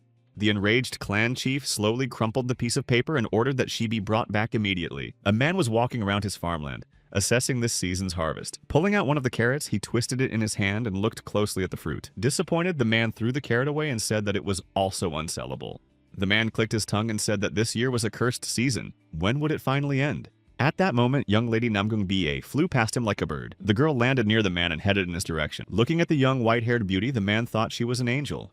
Namgung Ba called out to the man and asked him which way Shansi was. Hearing her voice, the man thought that the angel could actually speak. He was surprised but replied that if you look from here, Shansi is in the east. The girl thanked the man for his help and quickly set off again. Everything happened so quickly that the man asked in surprise what had happened. He noticed something shiny where the girl had been standing. Picking up the object, the man exclaimed that it was a silver ingot. It would be enough to feed their family for months. The man sincerely thanked the beautiful angel for appearing to him with such a blessing. Stunned, the man asked in surprise why the angel had gone north instead of east. The second elder said that he had heard that the divine doctor had left for Mount Hua. He asked what he was going to do. Wei Mun said that it meant that he had already left Anhui and was heading for the mountain. Wei Mun remarked that the man was as free as the wind and would not stay in one place for long. Gu Rong said he did not understand why he was trying so hard to find him. The information might not be accurate. Therefore, he could stay and send someone else to Yang Chun. He emphasized that it made no sense to reveal his identity after all his efforts, and that the risk might not be worth it. Old Wei Mun thoughtfully grunted and then replied that perhaps it was imprudent. Sitting down in the driver's seat, Wei Mun informed Yang Chun that he would accompany them. Therefore, he could rely on him. Yang Chun froze in surprise when he heard the news. Watching him harness the horses, Yang Chun thought that the driver had suddenly left and the Supreme Sword had taken his place. Earlier, he had already made sure that Soul A and the Supreme would not go with him to Mount Hua. But something had changed overnight. The young man felt that something was wrong. It all seemed too suspicious. The second elder noticed the worried look on Yang Chun's face and asked him what he was thinking about. The boy replied curtly that it was nothing. Then the elder said that since that was the case, he should take care of himself and try not to break other people's children's arms this time. Sighing, the boy replied that he would try. The elder said that was fine. Reaching under his robe to get something, the elder said he would entrust him with something. He told the boy to take it. Looking at the bag, Yang Chun asked what it was. Smelling it, the boy thought it smelled nice and very sweet. He felt a surge of strength as he inhaled its vapors. The boy said that it looked very valuable. The elder replied that it was nothing of the sort. It was just an ordinary stone. Then the boy asked if he was sure it was just an ordinary stone. The elder said that it was called a flowering stone. It had once been one of the 4 treasures of the Hua Mountain faction. Smiling, the old man said that it was nothing special. Surprised, Yang Chun exclaimed that it was nothing special. Yang Chun asked where the elder got the stone and, more importantly, why he gave it to him. The elder said that he had won it in a bet and forgot to return it. Yang Chun was even more surprised and exclaimed that someone must have bet something very valuable on it. The young man said that such things must be carried with great care. The elder said that was why he trusted him with the stone. He asked how much it weighed and noticed that the elder was looking toward the carriage. Yang Chun thought that if the elder knew about the Supreme Sword, then it must be safe. Muen appeared behind him and informed the young master that all the preparations had been completed. Sighing, the young man thought that he had neither the time nor the opportunity nor a good reason to refuse. The young man said he would return. The elder said he would inform Lady Huibi that he had set off safely. He asked the elder where she had gone. The elder replied that she was probably crying somewhere after hearing the news of his departure. Yang Chun waved his hand and said that was definitely not the case. The carriage had already started moving, and Yang Chun shouted that the elder should say goodbye to her for him. The elder looked back and noticed that she had heard him. He then asked why she hadn't come out to say goodbye to him herself. Huibi hid again and said quietly that she couldn't show him her tears.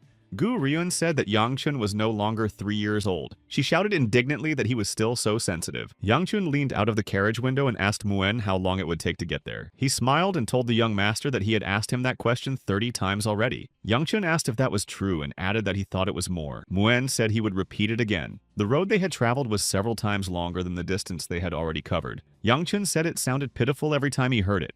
When Wei Mun laughed, Yang Chun suddenly realized that the Supreme Sword was also listening to his complaints. Wei Mun turned to the young master and asked if he was uncomfortable. Yang Chun replied awkwardly that of course not. The boy thought to himself that he was the reason for the discomfort. How could he feel relaxed traveling with the Supreme Sword of the country? Looking back at Sol A, who was eating cookies, Yangchun said that she had shared them and not been stingy. He also needed to eat to relax. Sol A replied that Manhwa had given them to her, so he would need her permission. Manhwa said that first of all they were the young master's honey cookies. Hearing this, Sola's eyes widened. Yangchun took a cookie from the bag and leaned out the window again. Sola whispered with relief that she thought he was going to take them all for himself. While Yangchun was thinking about going home, the girl reached his house. Noticing her, Huibi, who was resting in the yard, asked the girl who she was. Fixing her tousled hair, the girl said her name was Namgung B.A. Looking closely at the girl, Huibi thought that she must be Yangchun's fiancée. She noticed that she was quite hot. Gu Huibi's gaze became stern, and she asked why she had come here looking so disheveled. Namgung Bia sighed and said that she had taken a wrong turn. Huibi then asked how she had managed to take a wrong turn. Watching the girl remove leaves from her hair, Huibi asked why she had gone through all this to get here. The girl replied that she had come here to meet her fiancé. Huibi laughed when she heard her mention her fiancé. She pointed out that it still wasn't official. Then she sighed and asked what she was going to do next. She then said that her younger brother wasn't there right now. When Namgung Bia asked in surprise about her younger brother, Huibi solemnly announced that she was Yangchun's older sister. Hearing this, Namgung Bia immediately sat up straight. Huibi thought to herself that this was the right thing to do. The girl politely asked his older sister if she knew where Gu Yangchun had gone. She replied that he had gone to Mount Hua. That's far away, isn't it? It seems that their paths will not cross. The girl's face flushed, and she repeated that he had gone to Mount Hua. Huibi confirmed and emphasized that now this lovely girl Namgung would have to return home immediately. Looking at her in surprise, Huibi said she hoped so and headed home. She added that the girl hadn't even said goodbye properly. It was already quite late, and they were fast asleep in the camp they had set up for the night, and to rest. Even his guard Muon fell into a deep sleep as soon as his head hit the pillow. Old Vaimun sat on guard by the fire, occasionally throwing wood on it to keep it from going out. The Supreme Swordsman glanced discreetly toward the forest where Yangchun had gone, as if for training. The young man thought that, watching the energy mix with his breath, he knew that he would soon reach the 4th star. But here was the problem. When a certain amount of energy circulated in his body, it moved against his will. He needed to break the limitations of the 3rd star. He could barely release his energy, although his sister had no problem unleashing hers. The importance of talent was so disgusting. Yangchun ordered himself to pull himself together and train instead of making excuses. The boy stopped and stood in a pose, telling himself to breathe and relax. Taking a deep breath, Yangchun smelled the scent of the flowering stone that the elder had given him. After scolding himself, the boy took out the stone and said that he couldn't throw it away or anything like that. He wondered why old Gu Ryun wanted him to deliver this strange stone. The scent seemed stronger than when he first received it, and he couldn't concentrate because of the plum aroma. What could have changed? The boy thought it was a shame, but he would probably have to end his training there. Suddenly, petals from the plum tree began to fall on him, and he could smell the scent he had just smelled. The boy asked in surprise how it could be plum blossoms in the middle of summer. What was he looking at? While Yangchun was looking at the petals falling from nowhere, someone said that he didn't seem like a child of Mount Hua. Gu Yangchun began to look around to see who had said it, but seeing no one, the boy asked who was there. He turned around again, but no one appeared. Yangchun said he was sure he heard a voice. The boy heard someone ask again how a child who was not from Mount Hua could absorb all this energy. After turning around, Yangchun exclaimed that he had definitely heard it. It was the voice of an old man. The boy asked what he was saying and what he had absorbed. The voice asked what kind of family this child was from that had so greedily absorbed all that energy, and added that he would be in trouble. The boy again smelled the bright aroma of plums emanating from the flowering stone. Yangchun wondered why she was getting dressed again. His eyes began to close slowly. He heard someone calling his name and slowly opened his eyes. Sul A and Mu Yun were leaning over him.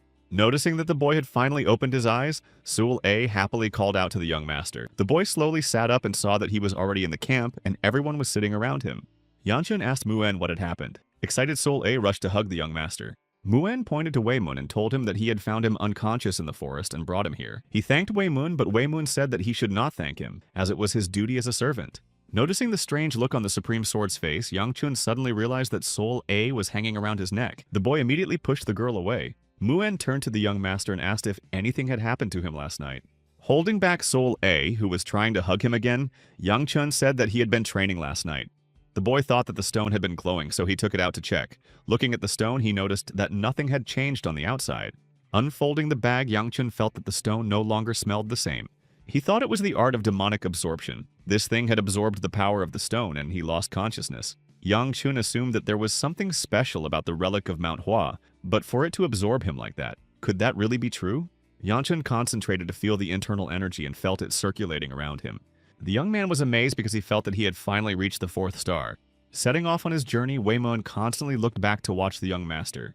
Muen also glanced curiously at the young master after what had happened last night.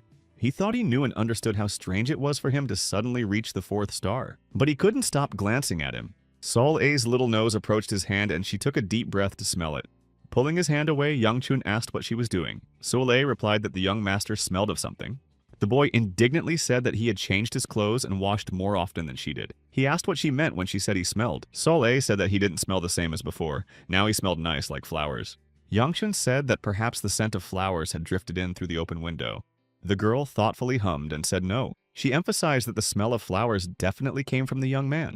He thought that if even she could sense him, then his energy reserves must have really increased. All he could do at the 3rd star level was emit heat, but now with the 4th star, he felt like he could shoot fire. He wondered if he could do what his older sister did, but he couldn't say for sure until he tried. Maybe he would have a chance to beat someone up. The carriage suddenly and sharply began to brake, and they bumped into each other in surprise. Then they both fell to the floor, unable to hold on to the bench. The boy fell right on top of Sol A. The maid asked the young master if he was all right, and he replied that, in a sense, he was. The boy leaned out of the window and asked Muen what had happened again. He called out to Muen several times, but he did not answer. The boy asked why he was standing there. Then the boy leaned out of the window to see for himself what was happening. Noticing the man, the boy asked who he was. The man bowed and said he apologized for his sudden intrusion. Looking closely at the man's clothes, Youngchun noticed a crest and recognized it.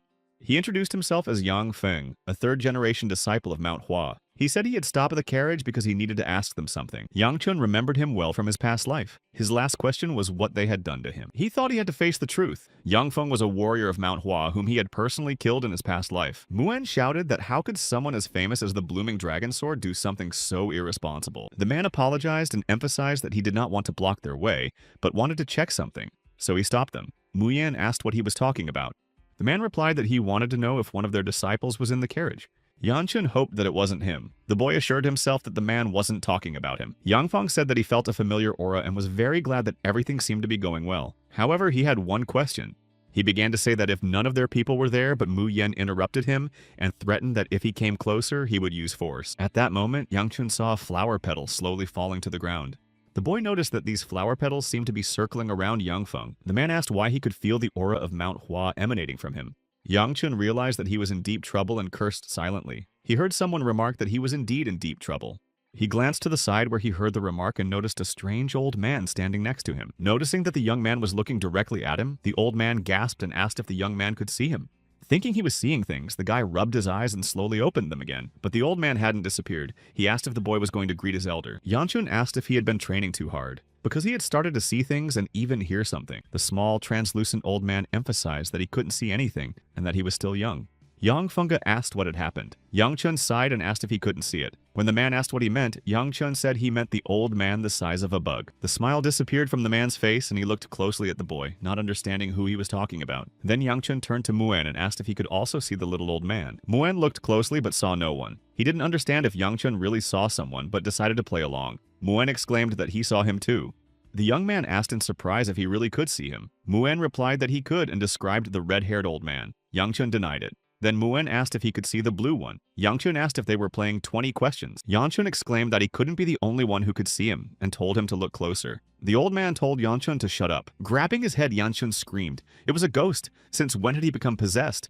The old man told Yangchun that he wasn't possessed, then asked if he had forgotten what he had eaten. The boy asked what he had eaten. Suddenly he remembered how he had taken out the stone and trusted to him. Noticing the boy's reaction, the old man asked if he remembered now. He pointed out that the problem was that he had eaten the Hua family's treasure without being one of them. He said that he had helped him by removing the blockage in his chi after all he had eaten. But what? The boy called him an old bug and a ghost. Yangchun asked who the old man was. He asked in return if he didn't recognize him.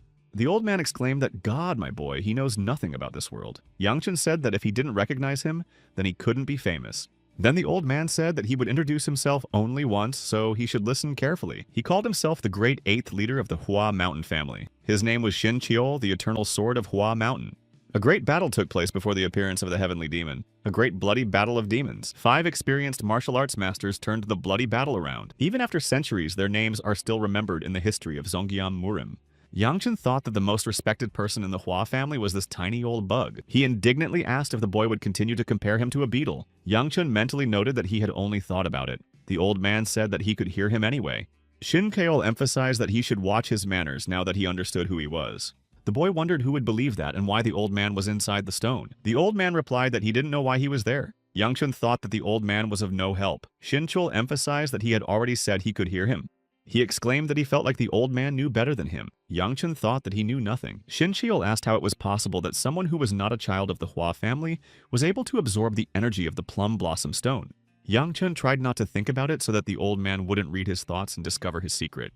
The old man noticed that the boy knew something, but that was okay. There were always things that people wanted to hide, especially young people like him. Yang-chun silently thanked the old man. Then Shin-chul said that something more important was coming, so the boy should pay attention to it. Suddenly, several more men jumped out of their hiding places in the thick tree canopy. They landed near the carriage. Their clothes and insignia indicated that they were also from Mount Hua.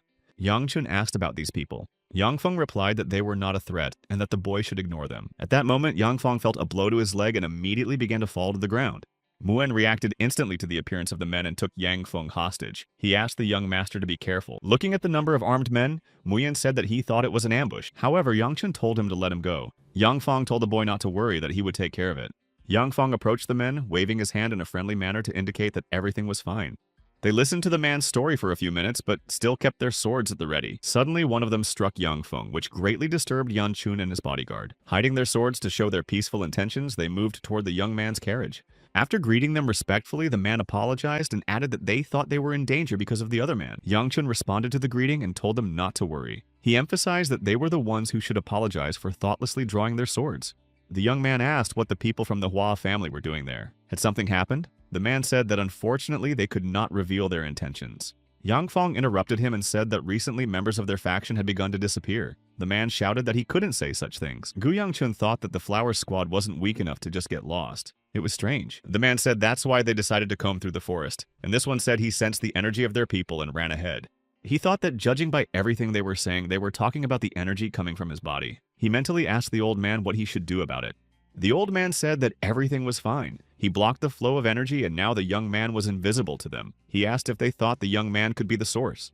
The man said that he thought he was right and asked if the young man would allow it. Yang-chun mentally asked the old man if he was sure he had blocked the energy because it seemed like they could still feel it. Shin-cheol told the young man to show the men the stone he was hiding. He immediately followed Shin-creol's advice and showed the men the plum blossom stone. They were amazed when they saw it. The man said that it was the treasure that their leader had lost. Yang Feng exclaimed that now he understood. Their energy was coming from the boy because he was carrying the stone with him. Then the man asked the boy where he had gotten the plum blossom stone. Jumping out of the carriage, the young man apologized for not introducing himself earlier. The boy said his name was Gu Yang-chun and he was from the Gu clan. He was on his way to Mount Hua to return the stone because his clan had borrowed it. They began to talk about the Gu clan among themselves. Someone asked if it was the same Gu clan. Yang-chun did not understand how the men of the Hua family reacted to his clan. Then a man remarked that the boy was from a prestigious clan. He asked them to accept his apologies for their hostility towards him. Yang-chun replied that everything was fine and asked if they had any grievances against the Gu clan. Yang Feng said he would like to ask something. Gu Yang-chun asked what exactly. He began to ask if his sister was always like that but was unable to finish his question. The men stopped him by covering his mouth and kicking him. The leader told Yang-chun not to worry about him, but Yang-chun said he had to intervene. The man said that everything would be fine, and the young man said that he would leave it then. Realizing that this was because of the question about his sister, Gu Yang-chun asked if his sister was causing them problems. The man smiled vaguely and replied that of course not. Yang-chun noticed from his reaction that she was clearly causing trouble. The young man said that it seemed his sister had caused them trouble and he apologized for that. Yang-chun said he would take her home on his way. Hearing this, the man asked in surprise if Gu Yang-chun was taking her back home. The news that his sister would be taken home brought satisfied smiles to the men's faces. Seeing the men's reaction, Yang-chun asked anxiously if something was wrong. Turning to the young man, the man took him by the shoulder and asked him to follow them. He was very alarmed by this behavior and wondered what she had done. It was already quite late when the girl appeared at the door of the house. As soon as she stopped at the door to knock, she immediately heard someone tell her to come in. Gu Yensu opened the door and called out to her teacher. Noticing her teacher, she entered. She said that it must be scary to come here alone every night, but she continues to come. The girl immediately rushed to hug her teacher and asked if she was okay. The teacher replied that as soon as she saw the beautiful moon, she felt better. Hugging her teacher again, Gu Yanso said that it was good that she felt better. The woman said that it seemed like she would soon stop visiting her. The girl asked what she was talking about and assured her that she would always be with her. Then the teacher asked if she wasn't going back home to Shangxi.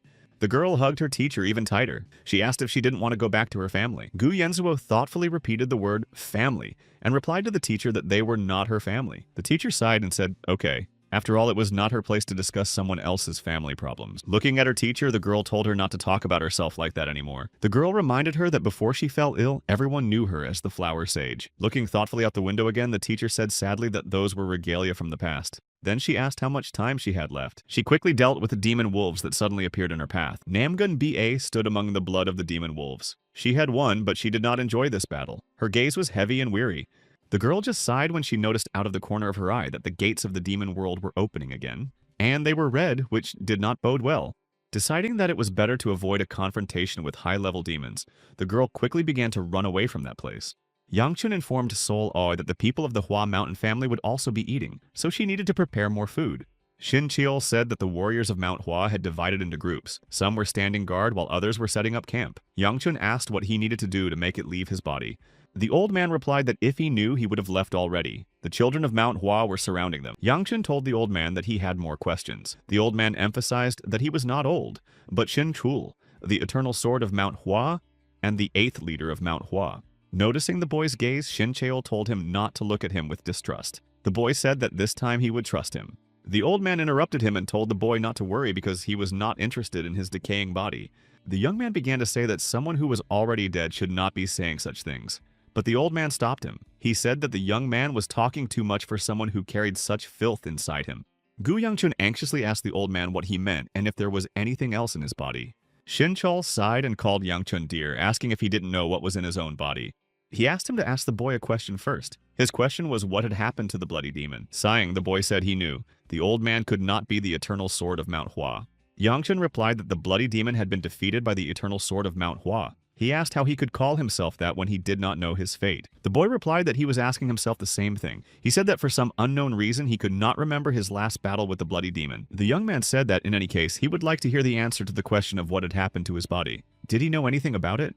The old man clicked his tongue and remarked that the young man did not believe who he was. He asked why he should tell him anything. After that, Shin Chol stated that, simply put, he also did not know what it meant. He said that from his point of view it seemed strange that the boy couldn't feel anything. The old man added that there was something cruel in the boy. The old man said that he was in control of it for now, so he didn't need to worry. Yangchun asked if it was that serious. Shin Chol asked if the boy wanted to check it out, but even when Yangchun refused, the old man did what he wanted. A dark matter began to envelop the boy. It was dark and thick and, like fog, penetrated his body, touching him. The boy tried to cover himself from the darkness. The old man said that he thought it was enough. It was quite difficult for him to breathe after the fog. It seemed to have penetrated inside the boy. He asked what it was. But the old man clenched his fist and said again that, as he had said before, he was in control. Yangchun asked why something like that was inside him. The old man replied that he didn't know either. Shinchol noted that the young man had many questions, but that was all for today. Yangchun asked what he was talking about. After all, it was because of him that the young man had so many questions. The old man told the boy to look up. The boy was surprised but looked up at the sky. Yangchun said there was nothing there and asked what could happen. Something like a meteorite flew past the boy, leaving a bright trail behind it. Realizing who had arrived, Yangchun shouted indignantly, asking why he was doing this.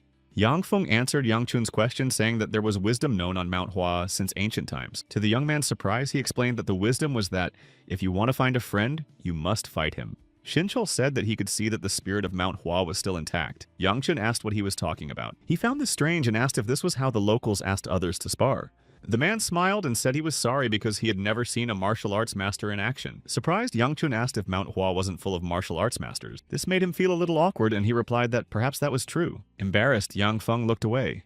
Yangchun said he understood. The old man remarked that he was still very young, even a child. The boy thought to himself that this was the youngest elite master of Mount Hua. Even without talent, he was like a wall.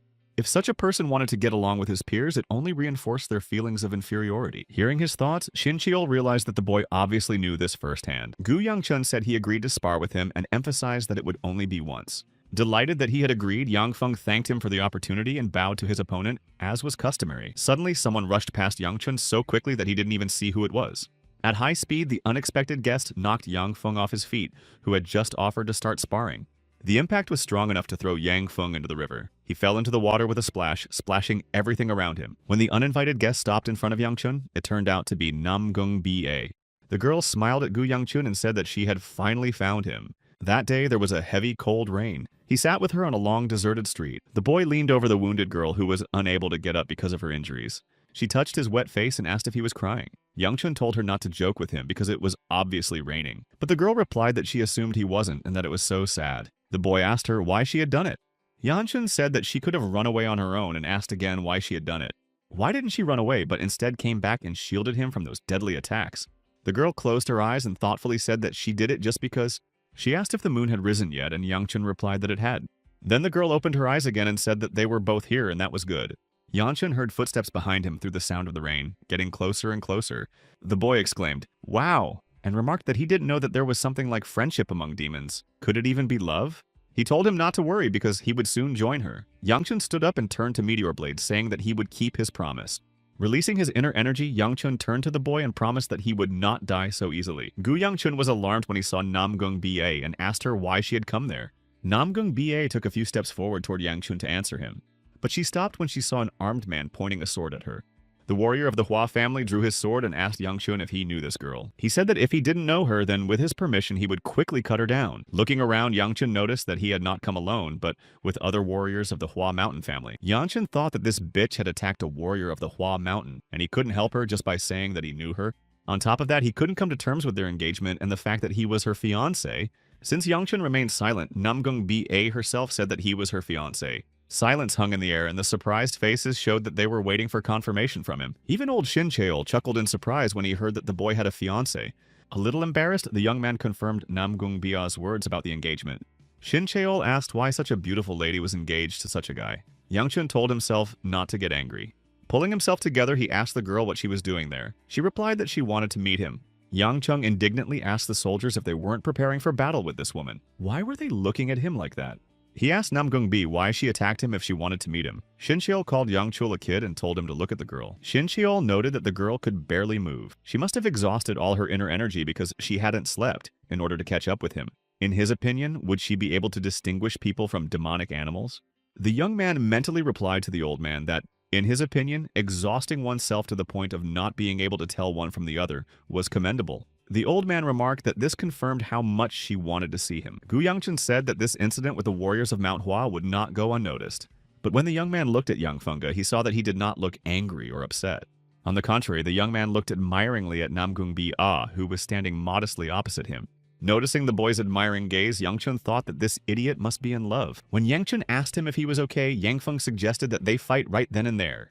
The guy laughed at the suggestion and shouted that his body was fine. He had no choice but to keep his word and fight Yang Feng. However, even while holding his sword, Yang Feng couldn't take his eyes off the girl he liked so much. They all settled down to watch the boys spar. Wee Sol Ah, as always, brought cookies with her for a tasty snack. Seeing Yang Feng's gaze, Yang Chun sighed and said that he was indeed in love. The old man asked the boy if he was jealous. Yang Chun wondered what he meant. After all, he had accepted his request out of the kindness of his heart. He just hated that he was using it for his own purposes. Shin Cheol said that he had no choice but to do the same. Yangchun asked what he would gain from this victory. The old man called the young man an idiot and asked if he wasn't at all interested in how strong he had become. While eagerly eating cookies, Wee Sola asked Namgung Ba why she was there. Did she come to see Wee Sola? Weeman warned her not to bother the lady from the Namgung clan. Mu Yun said he hoped the young master would not be harmed. Honghua replied that the young master would be fine. One of the warriors of the Hua family asked his comrade who he thought would win the sparring match. He replied that he apologized to Mr. Gu, but wasn't it obvious? He was a real monster, and they had all seen his talent. He added that the young man might joke around from time to time, but when he got serious, it was no laughing matter. Yang Feng released his inner energy, which enveloped him in a powerful whirlwind of plum blossom petals. This energy even impressed the supreme sword Wei Mun. He gasped in admiration. His eyes flashed with readiness for battle, and Yang Feng announced that he was about to attack. Everyone watched the boys with bated breath, clearly worried for the young master Yangchun. The warrior of the Hua family was so impressed by what he saw that he even opened his mouth in surprise. Surprise was also evident on the face of the supreme sword Wei Mun. Releasing his fiery inner energy, the boy said that it was just as he had thought. He did not have as much fire as his sister. Seeing the fiery energy of his opponent, Yang Feng felt a little uneasy. Noticing this, Gu Yangchun asked what was wrong with him. Was he really scared of him? Clutching his sword, the boy smiled and replied that of course he wasn't afraid. Immediately after these words, Yang Feng rushed to attack the boy as he had warned. Gu Yangchun remained calm, waiting for his opponent's attack. Approaching, Yang Feng swung his sword for an attack, putting all his energy into it. At that moment, Yangchun struck Yang Feng on the arm holding the sword and pushed it away. Then he struck the boy's torso with his other hand while he was exposed. Finally, Yangchun added internal fire energy to his fist to deliver a more powerful blow. It worked just as Yangchun had expected. Yang Feng was unable to withstand such a blow. They opened their mouths in amazement when they saw how easily the boy had defeated his opponent. The warrior of the Hua family was simply shocked by this result, as he was one of the best. Even Yang Feng's sword was shattered into several pieces by his fiery blow. Seeing how strong the boy had become, Supreme Sword Wei Mun was alarmed. Yang Feng, disappointed by his quick defeat, admitted that he had lost. All eyes were on them. No one had expected such strength from the boy. Wisola tried to stop Namgung, who had abruptly stood up from where they were all sitting. Grabbing his sword, Namgung Ba told him to fight her. Yang Chun thought she must have lost her mind. He replied that she couldn't see that he had just finished. Her lips twisted in offense and her eyes filled with sadness. Yang Chun wondered what was wrong with her. The boy wondered if she was angry because he had refused. Shin Chiel replied that she wasn't. The girl was probably just upset. Thinking that leaving her in this state would make things worse, Yang Chun suggested they compete next time because it was already late. Taking the boy by the hand, she replied that she would, if he promised her. Alone, Yang Chun decided to practice controlling his new inner energy a little. Watching him, the old man Shin Chol laughed and exclaimed that the boy was quite a monster. He noted that the boy was so young and had already learned to use the core and asked what it was. Yang Chun replied that he had just started playing around with it, so there was no need to flatter him. Shin Cheol said that in that case he would rephrase it. He said that the boy was very talented if he had learned this at such a young age, but he advised him not to overwork himself. If he opened it, he would lose control. The boy asked if it resonated with his energy. The old man replied that it did. The more Qi he used, the less control he had over the core. The old man emphasized that something more serious, such as a burst of flame or his hands catching fire, could lead to trouble. Standing up, the young man said that this was not enough. Suddenly, he heard that even despite his victory, the old man was still dissatisfied with something. Gu Yangchun saw that the warrior of the Hua Yang Fong family had come to him again. The young man was surprised to see that even after the sparring, he had come back. So he asked what he wanted. Yang Feng bowed respectfully and told Yang Chun that he was very grateful to him. Then Yang Chun asked him what he was thanking him for. He replied that because of his narrow-mindedness, he was not sure why Yang Chun wanted to teach him, but he had learned a very important lesson. Shin Chol proudly remarked what a remarkable young man he was. Instead of dwelling on his defeat, he had decided to clear his mind. Yang Chun wondered why he was constantly spinning around and risking his life while training. And this guy, after one battle, was talking nonsense. Shin Chol again called Yang Chun a kid and said that he was too petty. Yang Feng said that this was not what he had expected, but he was still glad that he had learned something. To be honest, he thought he was the most talented among his peers, but when he met him, a new world opened up before him. Yang Feng added that Yang Chun had influenced him more than he could imagine. The boy thought that he already hated him. The old man told him to shut up and listen. Yang Chun wondered how he could shut up when he was thinking his own thoughts. Bowing respectfully again, Yang Feng said that he was once again grateful to Gu Yangchun. A memory surfaced in the young man's mind of when he had last seen Yang Feng in his past life. Yang Chun thought he couldn't stand him. Shin Cheol asked if he was serious. Wee Sola turned to her grandfather and asked if he had seen it too. Waving her arms, Wee Sola exclaimed that the boy with the flower was so clumsy and had lost. Wee Moon smiled but asked Wee Sola to be a little quieter. She emphasized that they were in trouble. Her grandfather asked her what kind of trouble they were in. The girl exclaimed that the young master was getting engaged soon. Wee Moon confirmed this and asked if that was so terrible. However, Wei Sola hysterically shouted that it wasn't, and her grandfather was very surprised by her reaction. Noticing her grandfather's gaze, she became embarrassed and, lowering her eyes, said that Wei Sola did not know what an engagement was. She shouted again that only Wee Sola had the right to do anything with the young gentleman. She screamed that he should ask Wee Sola for permission. Her grandfather told her to calm down and that he would explain what an engagement meant. Her eyes grew large and round when she learned what an engagement was. After the battle with Yang Feng, some moments became awkward. Wee Sola began to whine and take offense at something. Wee Sola was very quiet and looked sad. She just stirred her food on her plate from time to time. Watching her, her grandfather noticed this and asked Wee Sol if she was feeling unwell. The girl shook her head in denial at her grandfather's question but remained silent. Then Yang Chun asked her if she was okay and why she wasn't eating but just picking at her food. He said that if she wanted to skip dinner because of sweets, she wouldn't get any more. Meanwhile, Namgung Bia aimed to take a piece of food from the pot. However, in a moment, Wee Sola snatched the piece that Namgung Bia was aiming for. Wee Sol put the piece in her mouth and looked at the girl indignantly. Not understanding what had happened, Namgung Bia tried to take another piece. But as soon as her chopsticks approached the piece, Wee Sola snatched it again. Quickly putting the piece of food in her mouth, Wee Sola began to chew it angrily. Finally, Wee Moon couldn't hold back and asked Wee Sol in a threatening tone what kind of manners she had. The girl was embarrassed and clenched her chopsticks. Her body trembled with tension. Unable to bear it, the offended Visol jumped up and shouted that he was a fool. Immediately after that, the girl simply ran away from everyone, ignoring her grandfather's remarks. Yanchen, not understanding what had happened, asked Namgun Ba if she had done something to her. The girl shook her head in denial. Hiding behind a tree, Wee Sola sat down and began to eat to calm herself down. Besides whining and acting out, there was one more thing that really annoyed Yangchun. Muan asked in surprise if the young master had slept well. Yangchun replied that he had and thanked him for standing guard. He thought they had only set up camp for a few days, but it felt like he had slept outside more than at home. The boy hadn't even had time to wash his face when the half-naked Yang Feng appeared behind him and asked if he wanted to train. Yang Chun thought that there must be a law in Manhwa that forbade them from wearing shirts in the morning. Shin Chol said that a fighter's body always reflects his spiritual state and method of accumulating qi. Shin Cheol noted that the stronger a tree becomes, the more beautiful its flowers are. Yang Chun thought he knew that. Then Shin Cheol said that Yang Chun could also use some training. Looking at Yang Feng, the boy said he was very grateful for the offer, but that he was busy with something important. Yang Feng asked in surprise if Yang Chun was busy with something important, and if today was a special day. In response to Yang Feng's question, the boy laughed and asked if he had forgotten. They stopped in front of a long wooden bridge that led to the top of the mountain. Looking at the bridge, Shin Cheol said emotionally that it was still the same as it had always been, strong and elegant. They were invited to eat at one of the guest houses at the foot of Mount Hua. Yang Chun asked if the residents of Mount Hua always climbed so high. The man replied that of course they did, as it was part of their way of life. The young man wondered who had come up with the idea of gathering a faction on top of a mountain. Shin Chol replied that he had thought the same thing at one time, but it was good that the people of Hua Mountain were so understanding. The warrior asked if they could spend the night there and leave in the morning. They would prepare a room for them to sleep in. But Yang Chun asked if they could leave now, considering that he had the treasure of Mount Hua. Looking back at the long staircase, the warrior of Mount Hua asked if he could do it. Then Yang Chun said that since they had invited them, how could he refuse? The warrior said that they would climb the mountain and inform them that he would arrive in the morning. He then asked Yang Feng to stay here and accompany them to the mountain in the morning. Yang Chun asked if it would not be better for Yang Feng to go with them. After all, the elders were probably waiting for him. Looking at Yang Feng talking to Muan, Yang Chun thought that even the elders obviously disliked him. Soon Wei Soleil appeared with food and apologized for the long wait. Smiling, the girl happily announced that she had brought his jiaozi to the young master. He was delighted with such a dinner and thought that finally they were the love of his life. Holding out a glass to him, she said she had poured him a glass of water.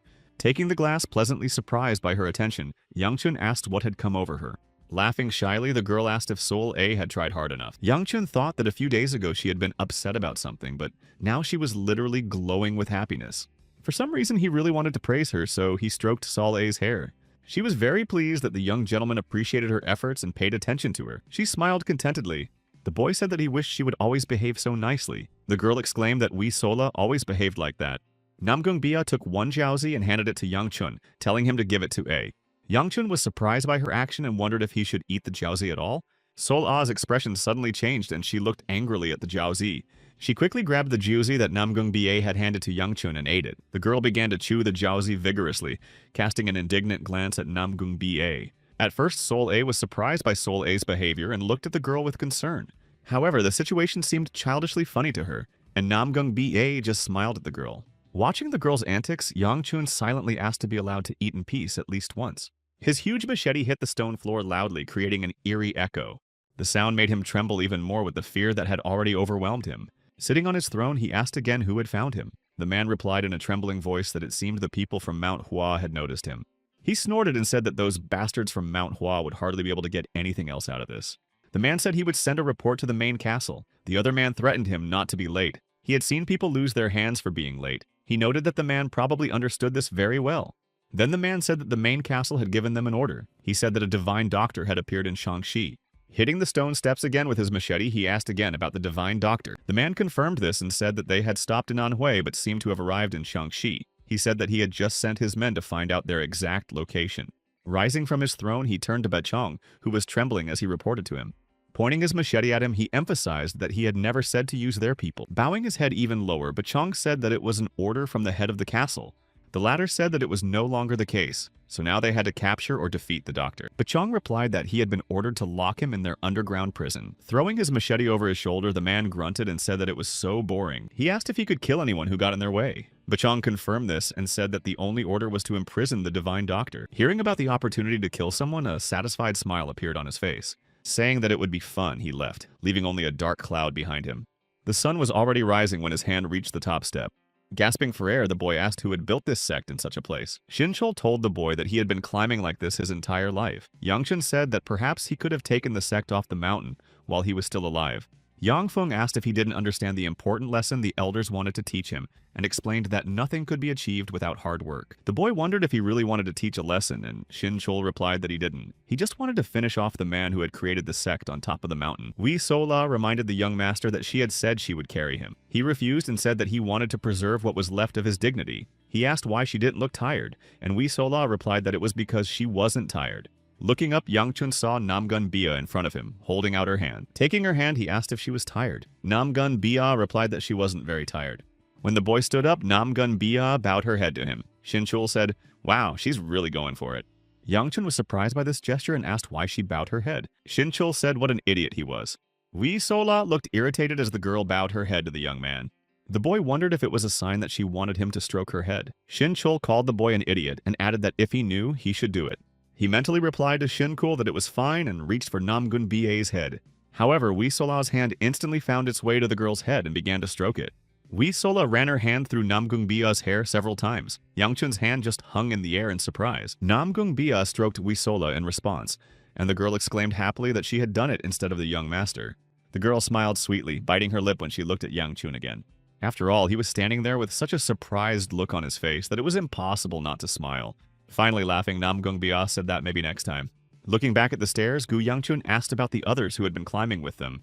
It turned out that only his maid Hangwa was left behind, and the rest had already gone up. She shouted that she apologized to the young master. She was fine, so she asked him to leave her. Yangchun shouted for someone to go after Hanghua.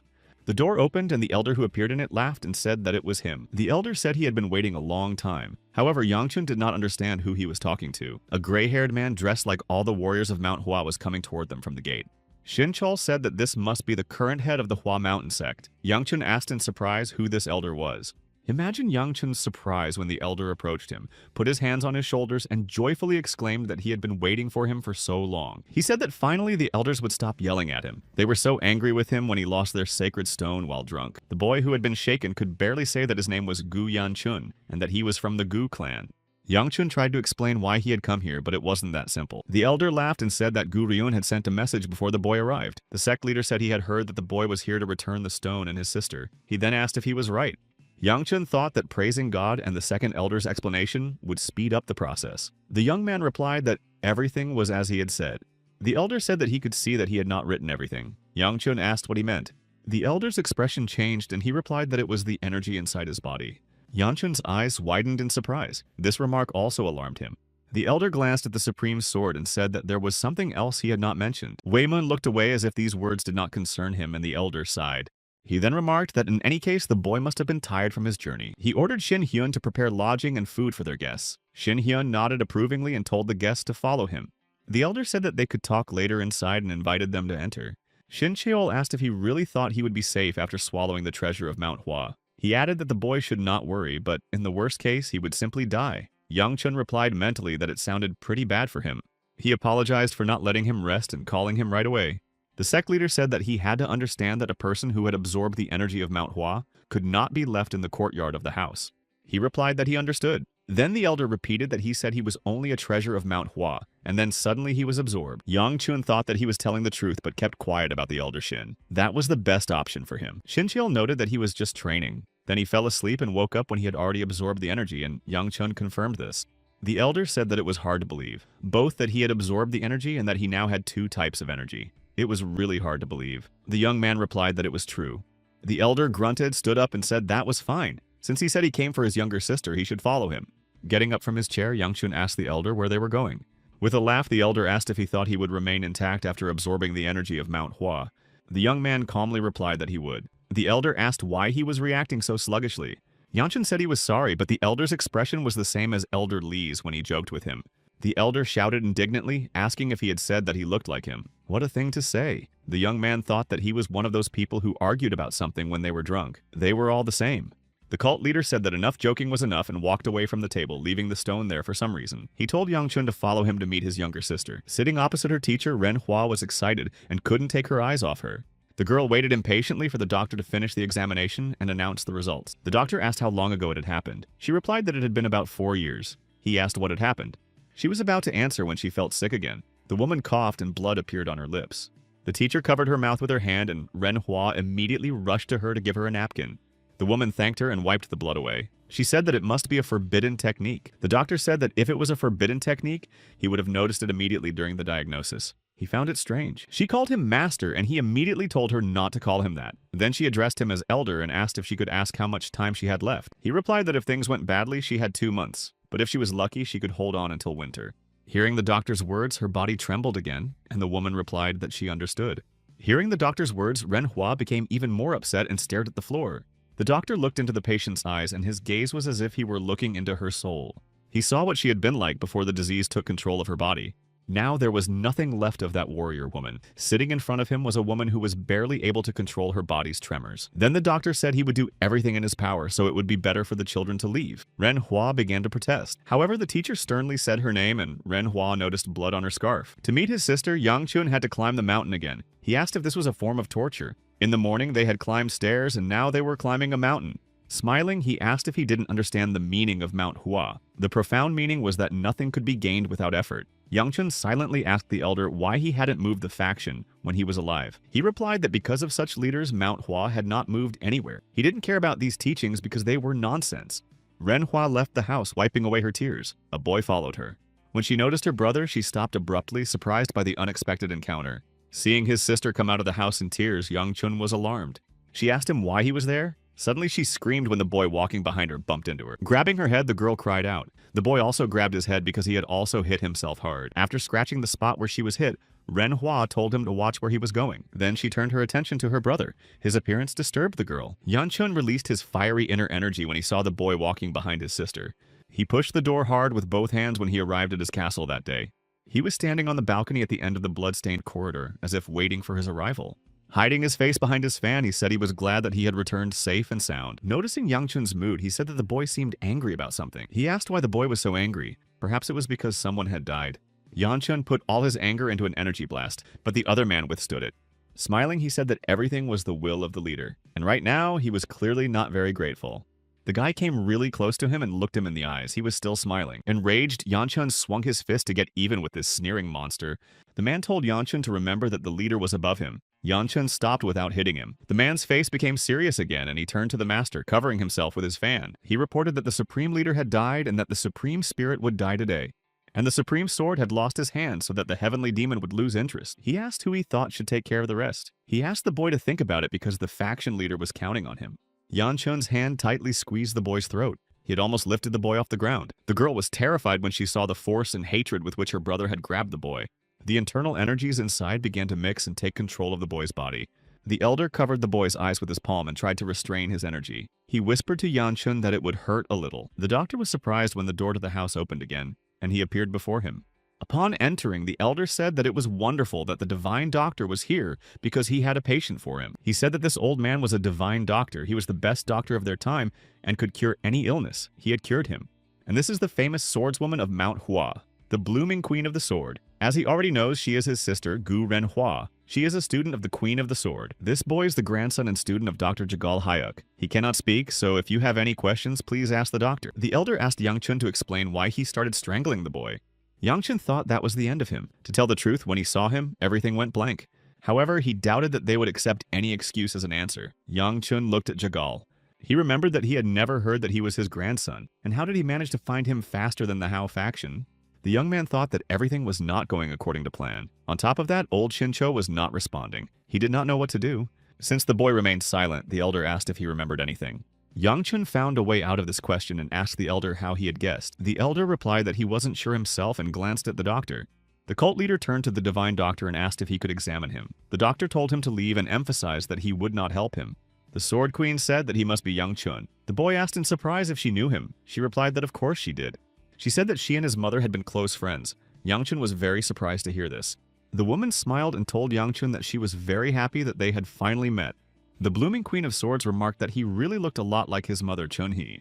Yangchun asked if this was true and wondered if such a thing was possible. The woman replied that his aura was exactly the same.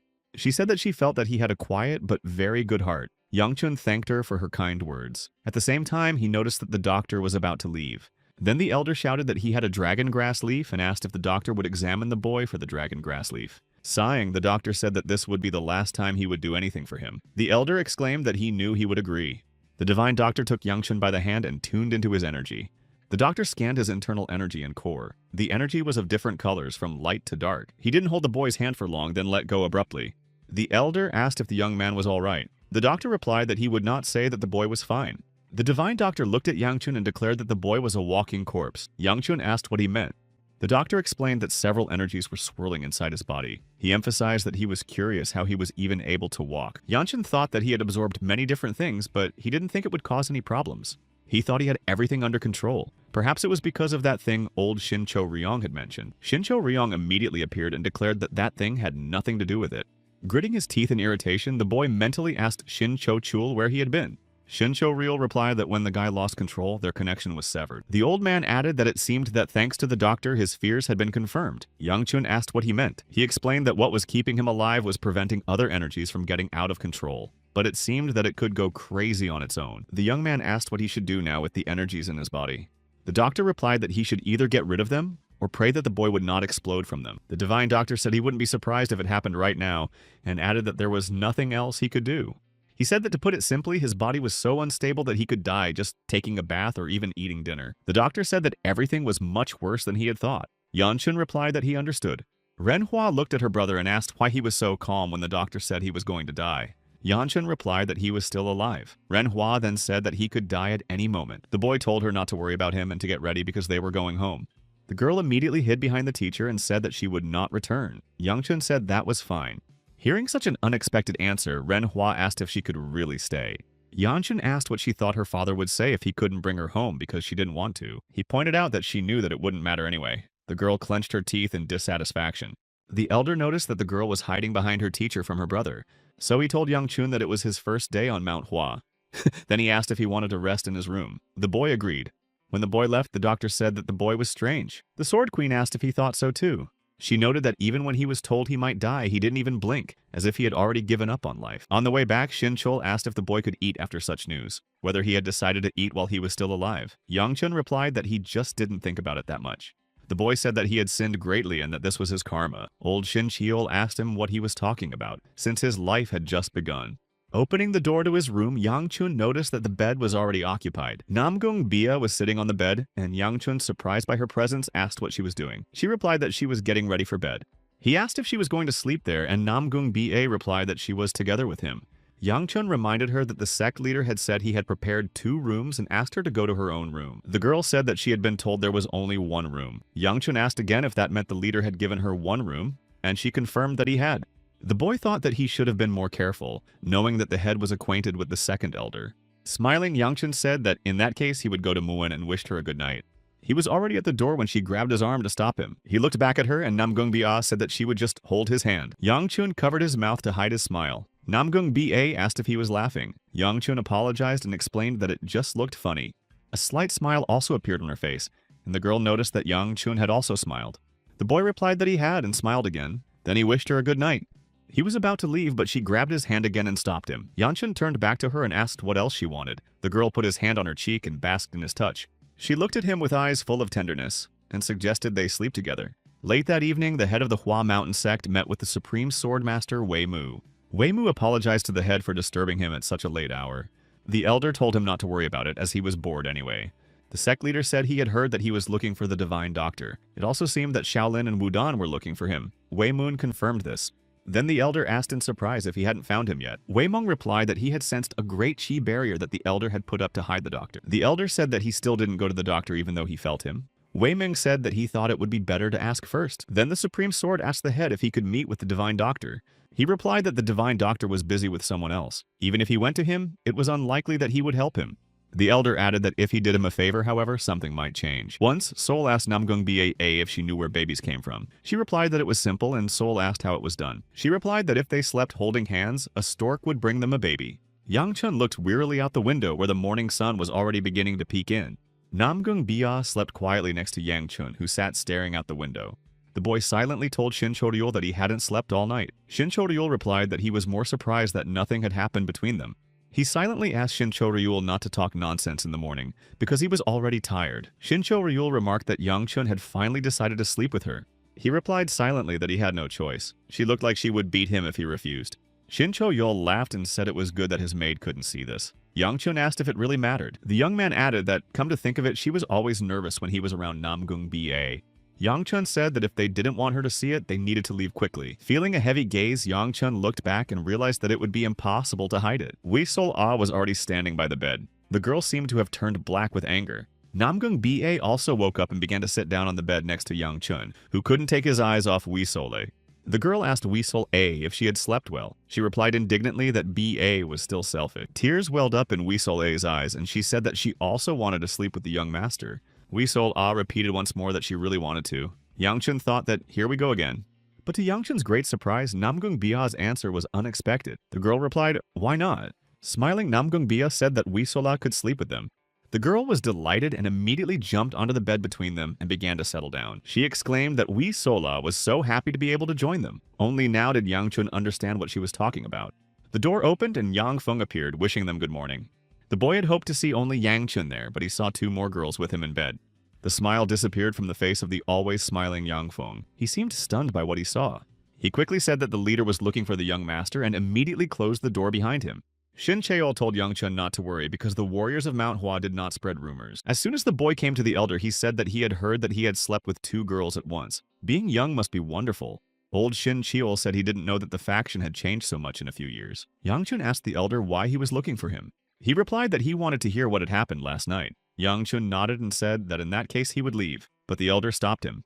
He asked if it wasn't particularly important, but if he remembered the small house he had been in yesterday. Yang Chun asked if it was the one where the Queen of Swords lived. The sect leader confirmed that it was the same house and began searching for something in the sleeves of his robe. Taking out a scroll, he asked if the young man could take it to the divine doctor. Taking the scroll, the boy said that it was no problem, but why him?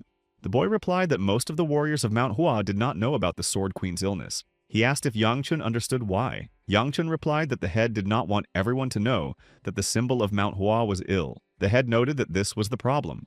The elder said that if he went to the doctor again, he would scold him again. He couldn't ask other students to do it, lest rumors spread. He added that it would be good to have someone who owed him a favor, someone who could be asked to deliver this scroll. The boy clearly understood the cult leader's hint. He said that Yang Chun could now leave. Renhua said she would be back soon and began to descend the stairs to the main settlement. The girl went to the market square to find the necessary food and herbs. She decided to go into the largest shop to make sure she got what she needed. After a while, the girl finally left the shop with her bag slung over her shoulder. Renhua looked in her bag to make sure she hadn't forgotten anything. The girl had already started climbing the stairs when something in the forest caught her attention. It was a family of deer that had come quite close to the stairs leading to the top of the mountain. She noticed how tenderly and lovingly the mother licked her fawn, how the little ones huddled close to their parents. Renhua remembered what her family relationship was like, how cruel and cold her father was to them, how she feared his anger and hid behind doors, not daring to show herself to him. The sad girl said she would not return home and continued to climb the stairs. At one point, the girl disappeared from view, simply stepping onto one of the steps. Someone peeked out from behind a tree and asked where the girl had gone. Had she noticed them? Another man replied that a clumsy girl like her was unlikely to have noticed anyone. The man jumped onto the stairs and said that there was something else there, and waved his hand in the air where the girl had disappeared. In that place, he felt a flow of energy that created a barrier and hid everything behind it. He snorted and exclaimed that the old man had created a huge barrier with key energy. This meant that the divine healer was definitely under this invisible dome. The man told the others that they were going back. The leader would take care of everything. The girl was very surprised when she saw Yang Chun, who was barely climbing the stairs. Feeling that someone had stopped behind him, Yang Chun turned around to see who it was. Realizing that it was his younger sister, Yang Chun asked her why she was looking at him like that. Ren Hua, trying to hide her excitement, asked her brother what he was doing there. The boy replied that he was not there of his own free will. He said he needed to take something back. She rushed forward and told him to hurry up in that case. He sighed and said he would be happy to. As she got up, she remembered the doctor's words that his body was so unstable that he could simply die while taking a bath or eating dinner. Sighing and barely moving his legs, Yang Chun said in surprise that it wasn't hard for her. Turning to her brother, the girl stretched out her hand and shouted for him to give it to her. Ren Hua firmly told her brother that she would carry what he was dragging instead of him. Yang Chun asked if she was worried about him. The girl immediately waved her hands indignantly. She shouted that it was nothing. She just wanted to do it because he was moving as slow as a turtle. Continuing to climb up, the boy said that she didn't need to be so rude and added that he would rather do it himself. The girl looked sadly at her brother, even though she had been yelling at him just a minute ago. In fact, she was worried about him. Renhua kept thinking about how to start the conversation. She quietly muttered about his health and how he was feeling. Looking back, Yang Chun asked his sister if she had noticed that Dr. Zhuge Hyuk's grandson was behaving strangely. When his sister replied that she hadn't, Yang Chun said that was fine and continued up the stairs. Shin Cheol watched Yang Chun's sister and saw that she was worried about him. He told Yang Chun that she seemed like a nice girl and asked why they were always arguing. The young man replied silently that he didn't know himself. Old Shin Cheol looked at the boy and asked if he didn't care. He thought he couldn't say no, but his body was a much bigger problem. Shin Cheol pointed out that she was still a member of the family. Yang Chun looked at Shin Cho-chul in surprise and asked if he was talking about his sister. He replied that he was. Who else could he be talking about? The young man thought to himself that he thought he was talking about the doctor's grandson. Then he added that everything was fine, and he didn't care about her at all. Hearing this, Shin Cheol asked if they were really related. Unfolding the scroll, the divine doctor began to read carefully what was written there. After reading it, he looked at the young man and asked if this fool had sent a seriously ill young man to deliver the letter. Yang Chun confirmed this. Yang Chun wondered what could have happened between them. It must be something terrible if the doctor hated the chief. He said that he thought it must be difficult for Yang Chun. The boy replied that it was not at all. After all, he could not ignore the head's request. Then the doctor asked how he was feeling. Smiling, the young man replied that he had no problem so far.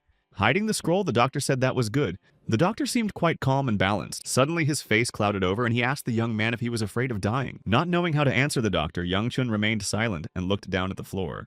Sighing, the doctor said that it didn't matter and that he shouldn't have asked. Then he added that the boy could leave. Standing up, Yang Chun obediently replied that it was fine. Manhwa sat quietly next to her teacher.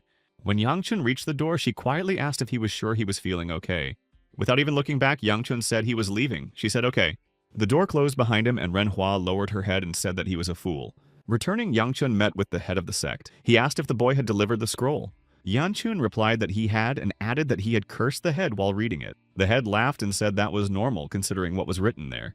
The sect leader whispered to Yang Chun that he was interested in how the blooming queen of the sword was doing. He whispered back that she was asleep when he arrived, so he couldn't say. The boy noted that the divine doctor was watching over her so she would recover. The head said that would be good. The elder said that they hadn't seen plum blossoms in so long, and added that it felt like all the misfortune had fallen on them at once. Yang Chun wondered what misfortune he was referring to. Shin Cheol asked if he had forgotten that the children of Mount Hua had begun to disappear. He added that, in addition to this, the Supreme Sword and Ju Hyuk were here. This was also a misfortune in its own right. It occurred to him that each of these events was a problem in itself, but when they all came together, it was even worse. A man arrived with a report on the results of the search for the divine doctor. He eagerly asked if they had found the divine doctor yet. Knowing what would happen if he said no, the man reported that they had only found the place where he might be. Then the leader stopped smiling and said that it meant they still hadn't found him. He replied that, considering that a barrier had been erected at that place, the doctor was most likely there. The leader stood up and asked threateningly what he meant by most likely and behind the barrier. Taking a few steps forward, the leader said that he hadn't found out anything useful. Swinging his machete next to him, the leader said that he had decided to return anyway. He loomed over the man like a mountain and asked Bai Chong if he was wrong. He replied that he was. It was all his fault and he was unforgivable. The leader agreed that this was true and swung his machete. For failing to complete the task, the leader cut off Bai Chong's arm and asked if it was so difficult to find a decrepit old man. His body shook with pain and he muttered through clenched teeth that he was sorry. Smiling, the leader said that he spared him only because he was kind. After all, there was no one smarter than him here. Bai Chong sighed and croaked that he was very grateful to the leader for his mercy. Sitting back down on his throne, the leader said that there was no point in sending them back. He leaned on his huge machete and said that there was a barrier. Fine, then they would do that. They would go through the barrier and see if there was a holy doctor there. The leader added that if he was there, they would bring him back. If not, they would kill everyone. Then he asked if it was a good plan. Bai Chong replied that it was a wonderful plan. Yang Chung had already started yawning. Shinchul said that few people could create problems every day like Yang Chung. The boy thought to himself that he felt like he hadn't done anything special. He woke up, delivered the letter, talked to the leader, and the day was almost over. Shinchil said that if the boy had finished everything, it was time to go home. The boy replied that he had no reason to stay. His sister said she wouldn't come home and he had returned the stone, so he would go home as soon as he got ready. Suddenly, he heard Wee Sol Ah calling the young master and looked back. Wee Sol Ah was running down the hallway trying to catch up with the young master. Wee Sol Ah slipped and started to fall. Yang Chun asked what she was doing there so late, since her room was on the other side. The girl asked in surprise if he didn't remember. Yang Chun asked, equally surprised, if he should. She reminded Yang Chun that he had promised her that they would sleep together that night. He replied that he didn't remember at all, but the girl exclaimed that he shouldn't worry because Wee Sol Ah remembered well. Shin Cheol said that the old man also remembered. Yang Chun asked if her grandfather knew about it. She laughed and said that everything was fine. Her grandfather had gone somewhere. The boy asked anxiously where he had gone. The girl replied that she didn't know, but it was obviously something important. Yang Chun asked if she knew when he would be back. Wee Sol Ah replied that she didn't know. The boy thought that he wanted to return home as soon as possible, but it was obvious that he would have to wait. Shin Chul asked if it was normal for servants to leave whenever they wanted in their time. Yang Chun silently told him to just accept it. Shin Chul said that the world had definitely changed, but another surprise awaited Yang Chun in his room. Namgun Biya was sitting on the bed again. Sighing heavily, Yang Chun said, "Don't tell me they're all going to sleep together." Wee Sola, like a cat, immediately jumped under the blanket and began to crawl under it to settle down. Settling down on the other half of the bed, Wee Sola happily called out to the young master. Now both girls said in unison that they wanted to sleep with him. Without saying a word, Yangchun immediately rushed out of the room to avoid this strange situation. But Namgun Bia rushed after him with the intention of bringing him back. Exhausted from the day, Wee Sola slept sweetly and soundly as always, drooling. Namgung Bia also slept peacefully, quietly snoring on her side of the bed. Yangchun was forced to sleep in the middle of the bed between the girls. He tried with all his might to fall asleep. He managed to doze off when Wee Sol A's hand hit him right in the face. Opening his eyes, Yangchun wondered what was going on. He tried to get up but couldn't. He mentally turned to Shin Cho Ryong and asked for help because his arm wouldn't move. The old man said that he was an ungrateful young man. Shin Cho Ryul said that he could get up himself, so why was he asking for help? The young man explained that she had hugged his arm so tightly that he couldn't move. Shin Cho Ryong said that the young man was lucky and didn't even realize it. Yangchun wondered if there was anything that could be done. What if someone saw him? He only had time to think that he would be in big trouble when Ren Hua entered the room. The girl froze in surprise when she saw the girls in her brother's room. And on top of that, 2 girls were sleeping with him in the same bed. Yangchun turned his head toward his sister. Renhua said she would wait outside and immediately rushed out of her brother's room. The boy thought that she was going there too. Or maybe it was customary on Mount Hua to break in without knocking. Shin Chiol said that maybe it was because it was his bedroom. Looking at the girls, Yangchun said that first he needed to wake them up. Moving the fingers of the hand held by Weasel, Yangchun told her to wake up because a bug was crawling on her. The girl immediately jumped up when she heard about the bug. Yangchun thought that one of them had woken up. Now it was time to wake up the second one. Without thinking twice, Yangchun pinched Namgun Bia. Wee Sola jumped on the bed and shouted, "Where is this bug?" Namgung Bia indignantly asked why he had hit her. Yangchun thought that it had never occurred to him that it would be so difficult to wake them up. Finally, Gu Yangchun left the room and asked his sister what she was doing there.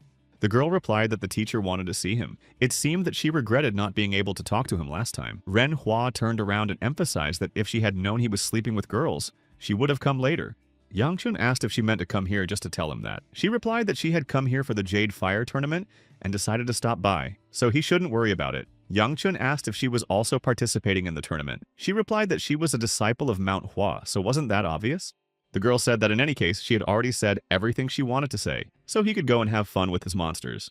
To the young man's surprise, she repeated that the girls who were always following him were just monsters. Suddenly, her smiling face changed to a surprised one, and the girl fell silent for some reason. Yangchun looked around to see why his sister had changed so suddenly. It turned out that the girls were standing behind Yangchun near the open door of his room. The boy asked why they had come out. Namgung Ba asked who the girl was. Wee Soleil also asked. He replied that it didn't matter, and Ren Hua gritted her teeth in anger. The girl turned abruptly and headed for the exit, not wanting to talk to her brother anymore. Ren Hua remembered how she used to be little and look for her older brother. She had already started crying and told him to come out because she couldn't find him. Her sister noticed a twig swaying on the bushes and looked closer. Yangchun jumped out and growled like a wild animal, scaring his little sister. Frightened, little Ren Hua began to cry. Yangchun immediately began to apologize and calm her down. Yangchun apologized again to Ren Hua, who was still sobbing. The boy said he didn't want to make her cry. The boy asked his sister what he could do to make Ren Hua forgive him. The girl looked at him and asked him to punish her sister Yeonso because she says that her mother is Yeonso's mother. She added that she was always scolding her. Yangchun asked if Yeonso had done that. She confirmed it.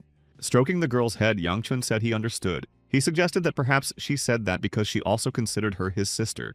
Ren Hua stuck her sword into the ground and knelt down, leaning on it. Saying that she was tired, Ren Hua began to get up. The girl forced herself to raise her sword again and began training, honing each strike.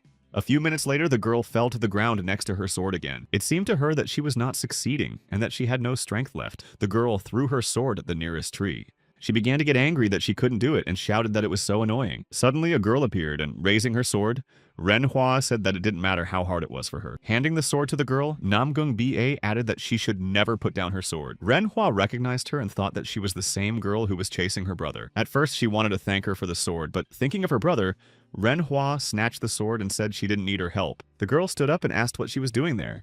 Namgung Bia said that she thought she was very close to Yangchun. Ren Hua asked if that was why she was following her. When Namgung Bia replied that she had and asked if she couldn't, the girl replied that that wasn't what she meant. Then Namgung Bia said that was fine. Annoyed, Rin Hua thought that something was wrong with this girl. She thought that there was nothing wrong with her because she was always running after that idiot. Noticing how excited the girl was, Namgung Ba told her to relax. The girl explained that she was gripping the sword too tightly and advised her to loosen her grip a little. Turning away, she asked if she had ever held the sword on her own. Ren Hua indignantly added that she shouldn't try to teach her if she didn't know anything. Namgung Ba replied that she would then suggest testing it in a sparring match. The girl asked what she was thinking but agreed. After getting ready, Renhua asked why she wasn't taking out her sword. Namgung Ba replied that everything was fine. She would fight without drawing her sword. Angered, Renhua said that she should do as she pleased. Telling her not to complain later, Renhua rushed to attack the annoying girl. Dodging the first attack, Namgung Ba repeated that she should relax. However, Renhua had no intention of listening to the stranger's advice and attacked again. She was surprised that the stranger was able to block and restrain her attack. She tried to attack the girl again. Namgung Ba shouted again that she needed to relax. Namgung Ba pointed her sword at the girl, releasing her inner energy, and said that was how it should be done. But Renhua tried to attack the girl again, ignoring her internal energy. In the end, she failed. Exhausted and defeated, she sat down with her head bowed. Then Namgung Ba asked if she was hurt. Renhua couldn't take it anymore and asked what was going on between them. Getting up, Renhua asked why a strong girl like her was chasing after someone like him. She said she didn't know what she saw in him, but that he wasn't worthy of her. Renhua told the girl that she was too good to be with such an intolerable freak. Pulling out her sword, Namgung Ba said that he was not a freak. Renhua was surprised and asked why. Raising her sword, Namgung Ba said that if she said so, she would have to be punished. Her sword was almost upon the girl when Yangchun appeared and blocked the blow, standing in front of his sister. Covering his sister with his body, Yangchun angrily asked what they were doing there. Namgung Ba lowered her sword and said that the girl had called him a freak. The boy did not get angry or upset, but simply asked what the big deal was. Such a reaction to a personal insult surprised Namgung Ba. It seemed to her that the guy cared about the girl, so Namgung Ba asked again who she was. The girl shouted that who was he to take her side. Renhua asked what she meant by his side. Then she indignantly asked who had asked him to do so and declared that she didn't need his help. Renhua turned to leave and shouted as she walked away that she was grateful for the training. Yangchun asked why she wasn't minding her manners and remarked that she looked like she had taken etiquette lessons. Namgung Ba asked again who the girl was. She asked if she was wrong, why everyone was scolding her. The boy said he didn't know what she was thinking, but that the girl was his sister. Hearing this, Namgung Ba asked if she was his real sister. The guy replied that of course she was. Then Namgung Ba turned pale and exclaimed in a frightened voice that it was the end for her. After what happened to Renhua, Namgung Ba wandered around in a daze. Yangchun couldn't understand what had happened, but Namgung Ba muttered that it was all over. After such a difficult day, Yangchun returned to his room exhausted. When he opened the door, he saw a happy Wee Sol Ah already settled in his bed. Seeing Yangchun, she greeted him. The boy asked why she was there alone. She replied that she didn't know and said that she hadn't seen her sister today. Wee Sol Ah suggested that she must have gone somewhere. Hearing that even Wee Sol Ah hadn't seen her, Yangchun wondered where she could have gone. Yangchun asked Wee Sol Ah when her grandfather would return. She replied that she didn't know either. He thought that the Swordmaster's outings were getting longer and longer. With a snort, Yangchun said that he would just wait. He had something to do. The settlement's market square was quite crowded despite the hot sunny weather. A merchant said that if they had come here in such heat, they should come closer. After all, they had a lot to offer. He boasted that he had monster skins and bones brought by the Alliance itself, so they could take a look and not be shy. Gu Yangchun asked the merchant who was boasting about his goods if he had any magic stones. The merchant was surprised and asked again about the magic stones. Yangchun confirmed and said that he wanted the ones brought yesterday. The man became a little alarmed and asked the boy what these magic stones were. Disappointed, Yangchun said that they did not have them here either and gloomily walked on through the market. Muen turned to the young gentleman and said that, in his opinion, no one was selling them here. The young man thought that it was the heart of a monster and its most important part, but when it was torn out, it became useless. But since he had the ability to absorb them, they weren't so useless to him. Judging by what the doctor said, the main reason he was still alive was his ability and something else inside him. He wanted to test it by absorbing the magic stone. Gu Yangchun said that then they would have to hunt monsters. Muen said that this could also be a problem. In recent years, the number of monsters has decreased. The boy was surprised to hear that there were fewer monsters and asked what was going on. The guard said that in the end, they did not leave empty-handed but with information. While the young master was away, he learned something that could help the warriors of Manhwa. Yangchun thought about the condition of the Sword Queen and the whereabouts of the Divine Doctor. If anyone else found out about this, it would be disrespectful to the leader. Therefore, they would have to go without Muen. So Yangchun suggested returning because he was hungry. Muen supported the suggestion. The young man said that he was very curious to see what Wee Sol A had prepared for dinner this time. Putting a burnt fish on the table, the girl told the young man to enjoy the fish that Wee Sol A had cooked for him. Looking at the plate with something black on it, the boy asked again where the fish was. The girl immediately burst into tears. Yangchun asked her to stop crying. When he came out, Muyun said that Wee Sol A said she would cook something else so they could rest. Yangchun told him to go rest, as he still had something to do. Muen said he could go with him, but Yangchun replied that it would be better if he went alone. The girls were training again on the clearing in the forest. Namgung Ba gave advice on how to use the sword better. Namgung Ba said that the girl was taking 2 big steps and needed to relax a little. Suddenly, they heard a rustling of leaves behind them and turned around to see who was there. Yangchun came out of the bushes onto the clearing and asked what they were doing there. Renhua asked him if he couldn't see. She was training with her sister. He asked in surprise what she meant by her sister, but just yesterday they were ready to kill each other. Her sister replied that she was angry at him, not her. Yang Chun thought that she was still acting that way, even after he had defended her. Renhua said that when she thought about it, she was wrong, but Namgung-bi came anyway and apologized. That's why she asked her to teach her. Yang Chun sighed and remarked that the sun was about to set. He then suggested that they leave, as it was time for dinner. Namgung-bia suggested that Renhua go with them, but she felt shy and remained silent. Noticing her reaction, the girl turned to Renhua, but at that moment, Yang Chun shouted, asking where they were. If they didn't hurry, Wee Sola would be upset. Hearing this, Namgung-bia said she would go ahead and immediately set off. Renhua asked if she was her sister. Renhua did not follow her but stayed behind. The girl looked at her hands. The skin on her hands was worn and covered with cracks from constant training. Looking at the ugly wounds on her hands, the girl remembered something from her past. Her brother yelled at her not to follow him because her appearance annoyed him. The girl stopped and called her brother. She wanted so much to be with him. But an irritated Yang Chun shouted that he had already told her not to call him that. Her brother then simply walked away without even looking at little Renhua. The little girl looked sadly after her brother. The boy shouted after her to shut up and live her life in peace. Remembering her childhood hurt, the girl grabbed her sword again and continued her training. Closing her eyes, she saw her teacher, the blooming queen of the sword, Hua. She thought she even heard her teacher tell Renhua to blossom. The market square was noisy again. Merchants were offering fresh food and incredible silks. She thought that it was quite noisy here because of the preparations for the festival, but at least the kebab shop was finally open. Renhua was very hungry because she often skipped dinner due to her training. A little girl tugged at her and pointed to the drool that had run down her chin when she saw the kebab. Renhua told her to forgive her, but that it was for her sister. Renhua said she was finally going to eat and almost took a bite when she thought it would be better to take it to her teacher. The teacher was feeling unwell and hadn't left her room, so she brought her dinner. The teacher thanked her and asked Renhua to leave the dinner. The teacher asked if the girl had eaten dinner herself. Renhua replied that she wanted to eat after her. Then the teacher said that a warrior should not go hungry. She told her to go to the market and buy something. The girl loved and cared for her teacher very much. She felt very sad. She looked at the appetizing kebab. A girl approached the little girl and asked where she had gone, as her sister was looking for her everywhere. She noticed that the little girl was holding the kebab. The little girl pointed to the girl who had walked further down the square, and her older sister shouted that she was very grateful. Her steps quickened until the girl started to run. She thought about how she wanted to stay with her teacher. She had so much to say to her teacher and had almost reached the stairs when she heard hysterical male laughter. She wanted to tell him about the advice Namgung-bi had given her and how they had even sparred together. Then Gu Yangchun appeared. Suddenly she was attacked. The man appeared out of nowhere and attacked her with a machete. However, Namgung-bi appeared in time and grabbed the girl just before the machete struck. His attack was so strong that he was sure to finish off his victim right away. The girl looked at the man who attacked Renhua. He snorted and said that this was not what he expected. He said he liked it and asked if such a beauty had fallen from the sky, and not just one.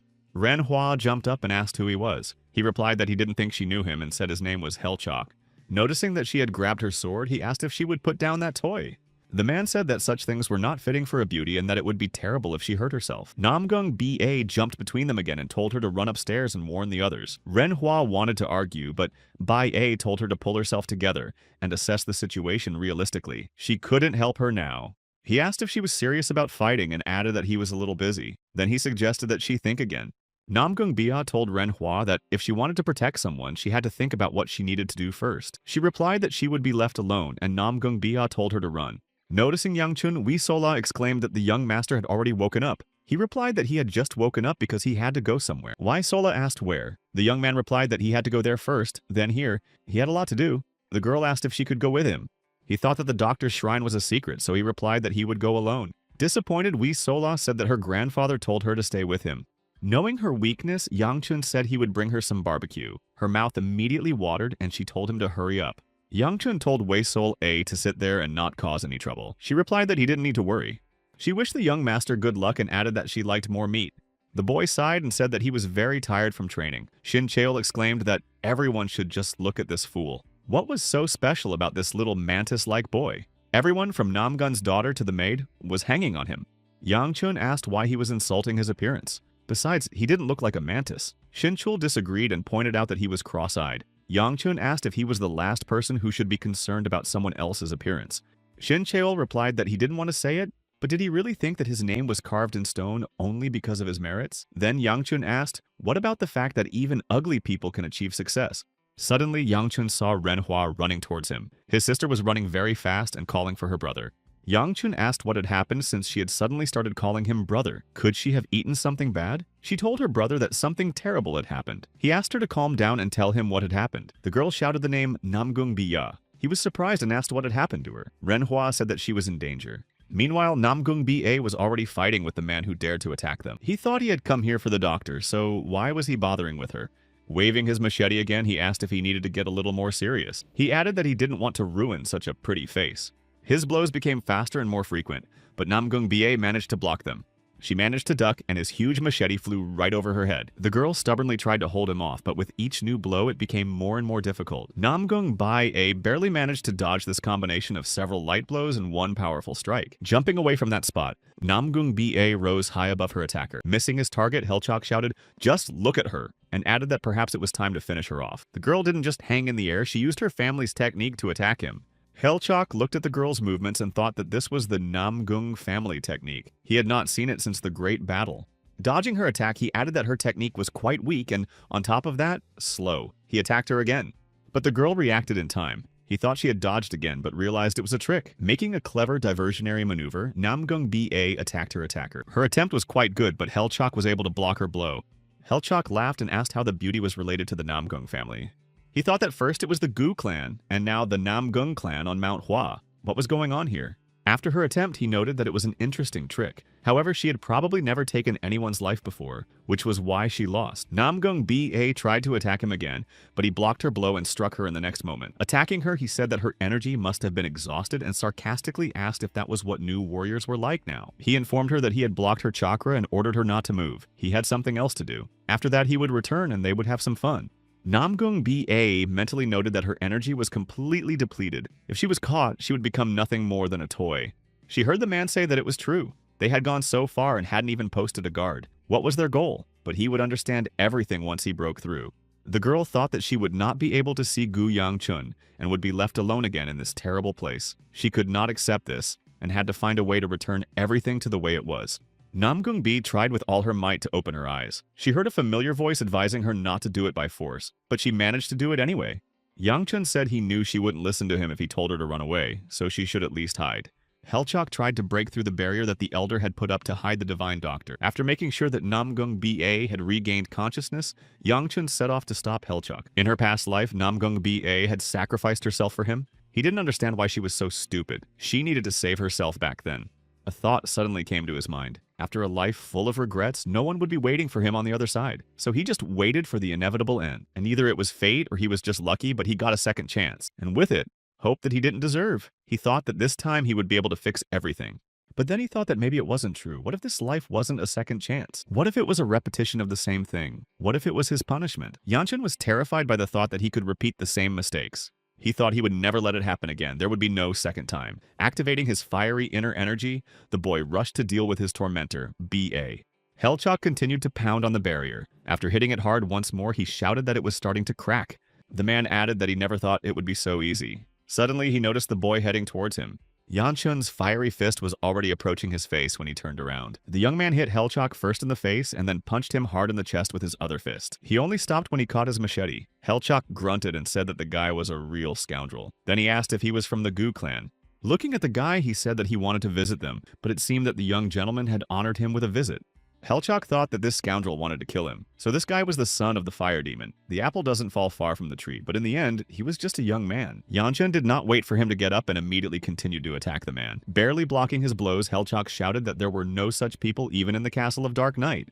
Then he attacked the boy, but Yang-chun managed to dodge his cunning blow.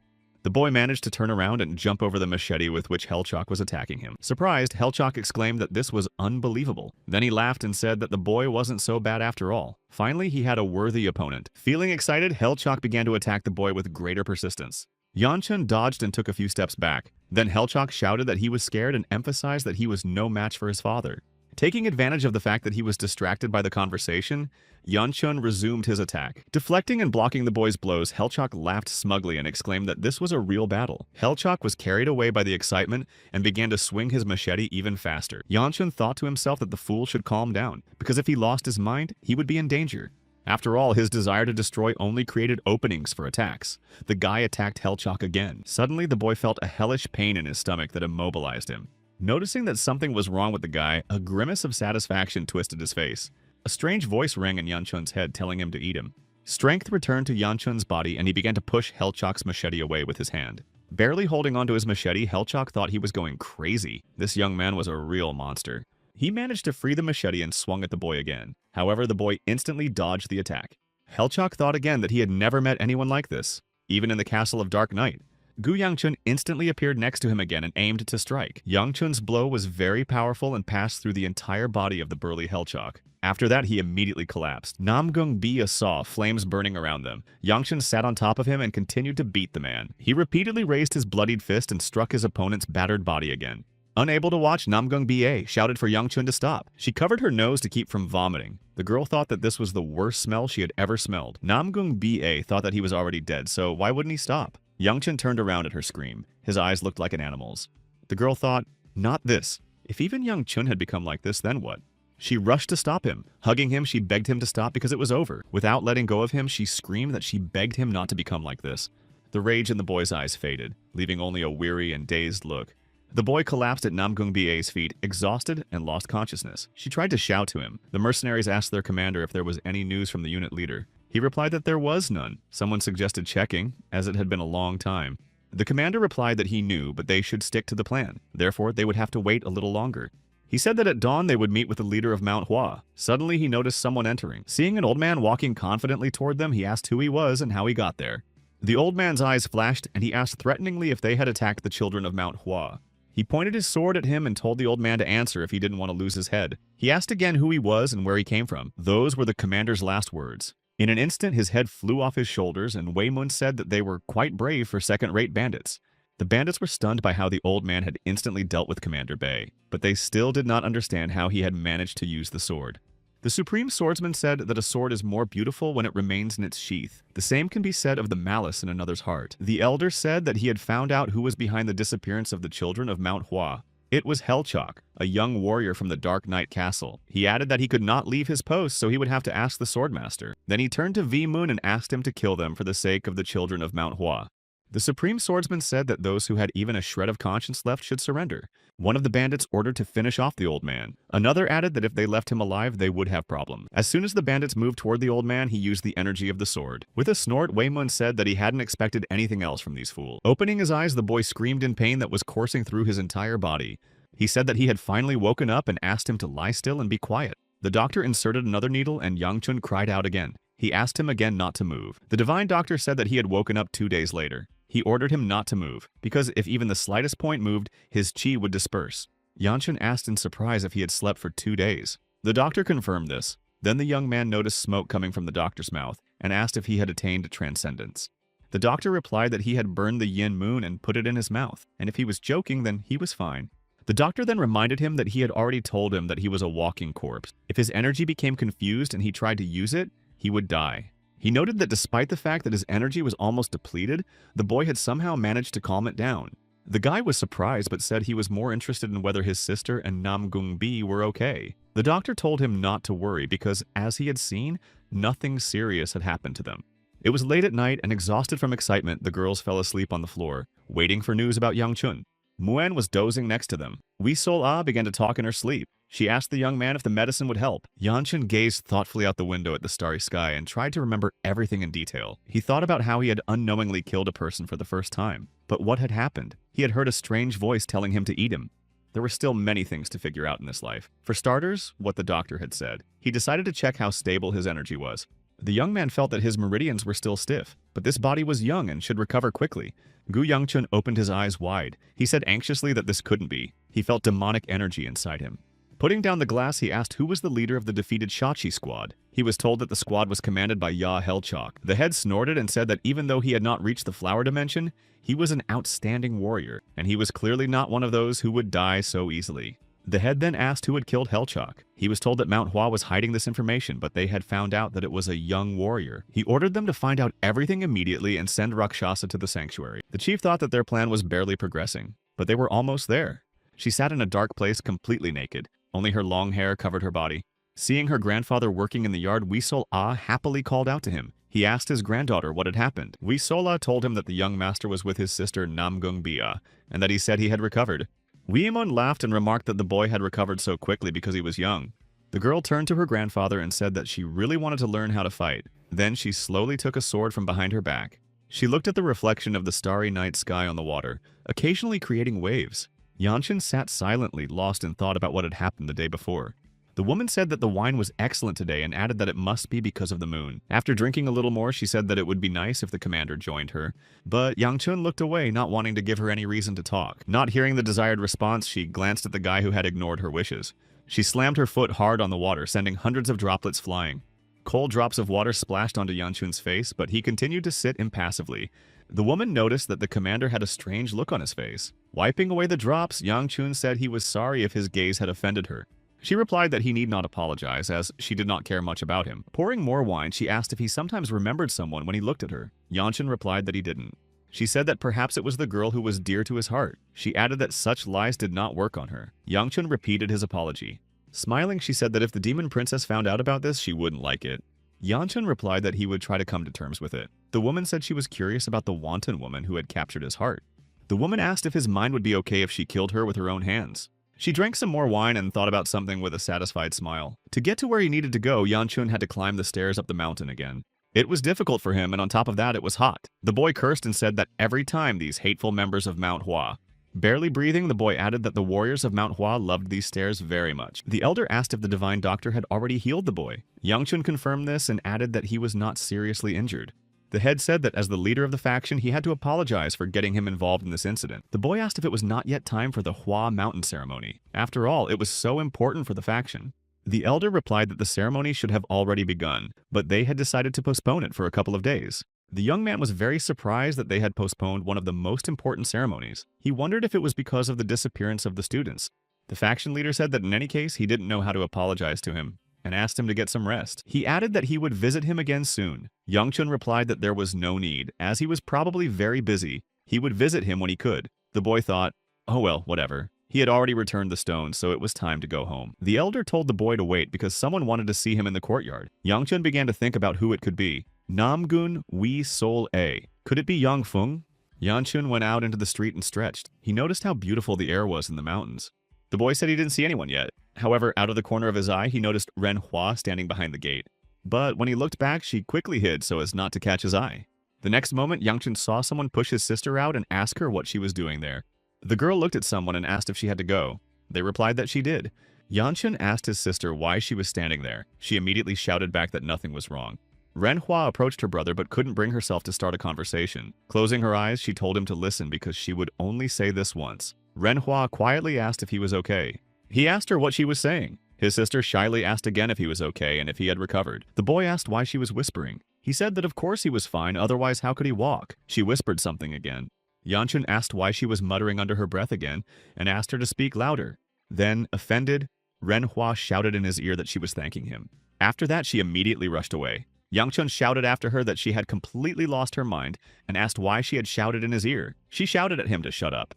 Namgung Bia entered the courtyard and told Yangchun that Ren Hua wanted to thank him. Looking after Ren Hua, Namgung Bia added that Ren Hua was just very embarrassed. Yangchun said that was true. If she was really grateful, she could have just come back with him. Pointing to her bandaged hand, he asked what was wrong with it. Namgung Bia replied that she had been told to wear it when she went outside.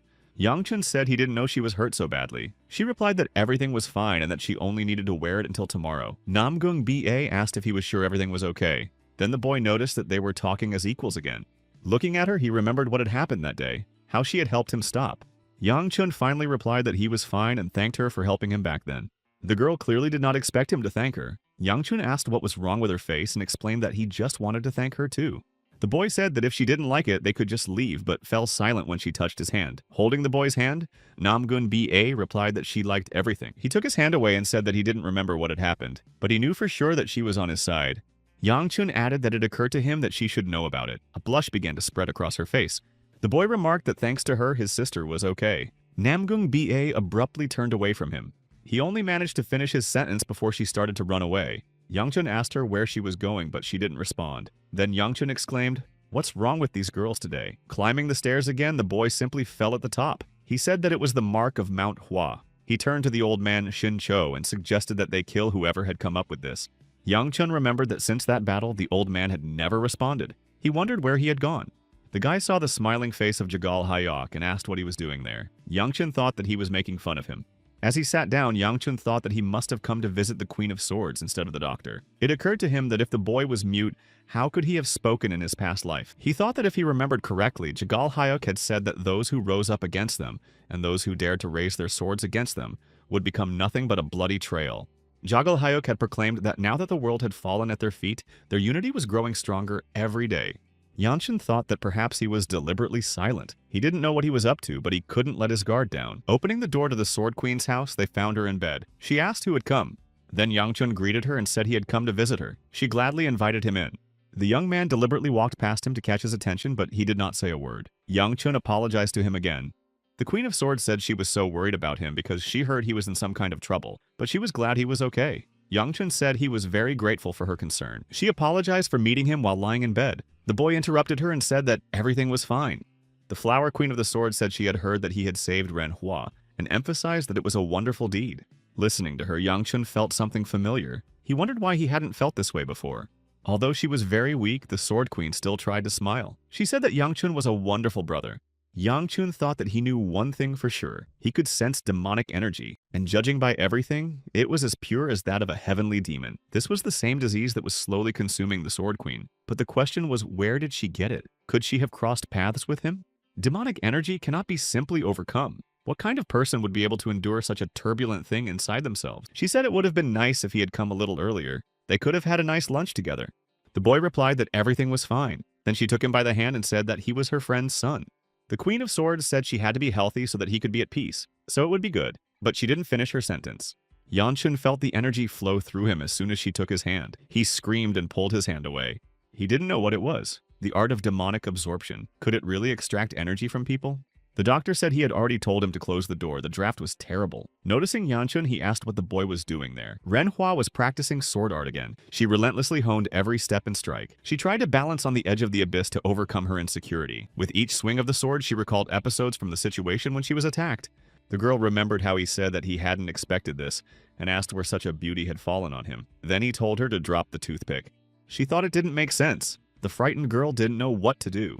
His ugly smile was etched in her memory. She also remembered Namgung Bie's order to hurry up and tell the others on Mount Hua.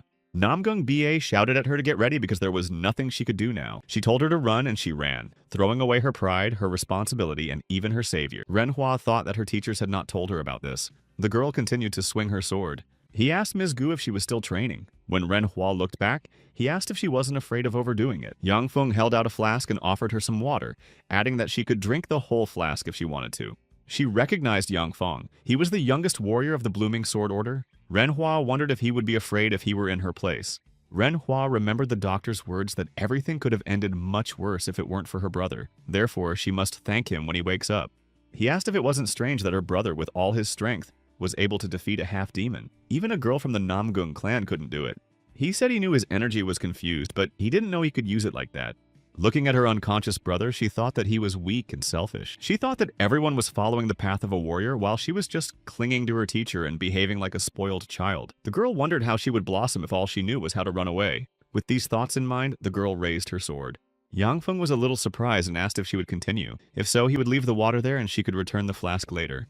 Manhwa said that it wasn't necessary and that he shouldn't worry about it. After that, she immediately got ready to leave. While the boy was closing the flask, Manhwa had already run far away from him. She ran as fast as she could. As she ran, she told Yang Feng to forgive her. The girl remembered her teacher's words. She said that Manhwa was in no hurry. No matter which path she took, whether it was sadness, pain, envy, or jealousy, it didn't matter. When she showed her teacher the flower on the tip of her sword, they would smile at each other. Manhwa climbed the stairs to the top of the mountain when it was already quite late and dark outside. Approaching the door, the girl assumed that her teacher had not yet had dinner. She was about to open the door when she heard the doctor shout at him not to make fun of him. The boy shouted back that it was true. Manhwa recognized her brother's voice. She remembered how she had shouted in her brother's ear and felt a little embarrassed. Not wanting to see him, she wondered why he was there and what she should do now. The doctor shouted again, asking if he wanted him to believe it. Then he asked what he knew about medicine. Yangchun shouted that it wasn't even in her. Then the doctor asked how else the disease could be cured if not with medicine. He shouted, asking if the boy even understood what he was talking about. Yangchun shouted that of course he did. The boy said that with the help of his technique, they could cure the Queen of Swords. Manhwa rushed into the room, alarmed, and asked if he was serious. Hearing Yanchun's words, Manhwa asked if he could really cure her. He replied that he wasn't sure. Manhwa asked why he was talking as if he could. She pointed out that even the divine doctor had given up. Yanchun replied that if the doctor agreed, he would do everything in his power to cure her. The Sword Queen asked Yanchun how he planned to do it. The young man replied that he would use a secret technique of the Gu clan. He said that he could neutralize the impure energy using heat. He added that he could feel it, and that the energy was eating away at the Sword Queen from within. The doctor continued to look at the boy skeptically. Yanchun said that he felt it when they touched hands. Then his fire began to drive out that energy. The Queen of Swords asked if this was their secret technique and added that she didn't even remember such a thing. The boy thought that, of course, it had nothing to do with the techniques of the Gu clan. In fact, it was the art of demonic absorption, but if he told her about it, she wouldn't believe him. Therefore, he must first convince her, otherwise the Queen of Swords would meet her end. She would not be able to withstand the demonic energy and would die. And even if she survived, she would leave everyone behind and disappear without a trace. That was how it was in his past life. The boy thought he wasn't sure he could change the future with this method, but he decided to try anyway. Manhwa pulled him by his robe and asked her brother again if he could really heal her.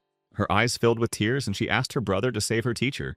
Looking at his sister, Yanchun thought that she always acted as if she needed something, but at least she helped him make a decision. Yanchun turned to the divine doctor and asked for permission to heal her. The doctor replied that even if he could extract the impure energy using his technique, it was not designed to save people. He asked Yanchun if he was ready to take responsibility if the Queen of Swords died. The young man remarked that he meant that he would simply stand by and watch the queen die. If there was a chance, they had to take it. The doctor jumped up in anger. He shouted at him not to speak so carelessly and accused Yanchun of playing with the patient's life. She told him to let him try. After all, she didn't want to just disappear. Besides, he had already tried everything else. The Queen of Swords noted that Yanchun was right and that she felt something different. She said that this was enough for her to try another way. The patient turned to Yanchun and said that even if something went wrong, it wouldn't be his fault. She added that she didn't have much time left, so she wanted to believe in him. Then the divine doctor warned that if anything happened, he would intervene immediately. Under the watchful eye of the doctor, Yanchun prepared to absorb the demonic energy. He thought that in his past life, these hands had taken hundreds of thousands of lives. It was quite ironic that now they would save someone's life. Yanchun felt intense pressure. He thought that this must be the responsibility the doctor had spoken of. The young man decided that he would do it anyway. Otherwise, he would not be able to protect anyone. Then Yanchun placed his hands on her back to absorb her demonic energy. The demonic energy flooded over Yanchun like a wave. He felt it begin to flow. After scanning all the demonic energy flows, the boy was amazed by its quantity. The thought flashed through his mind that it was simply a colossal amount of pure demonic energy. Yanchun thought that it was simply a miracle that the Queen of Swords was still alive. The dark demonic energy had almost completely taken over her body. There was very little left, and soon the queen would be unable to fight. The boy knew that things were bad. If he lost his concentration for even a moment, it would be the end. He had one more question, the answer to which he was not sure he knew. Could he absorb so much? But he had made up his mind that he could. After all, it was his karma to endure this. He had to get rid of these parasites that were devouring the Sword Queen's body. Yanchun concentrated on his fiery inner energy and forced it to move through his body. His flames began to displace the dark demonic energy, and Yanchun seemed to begin to absorb it. The demonic parasites began to leave the Sword Queen and headed for Yanchun's body.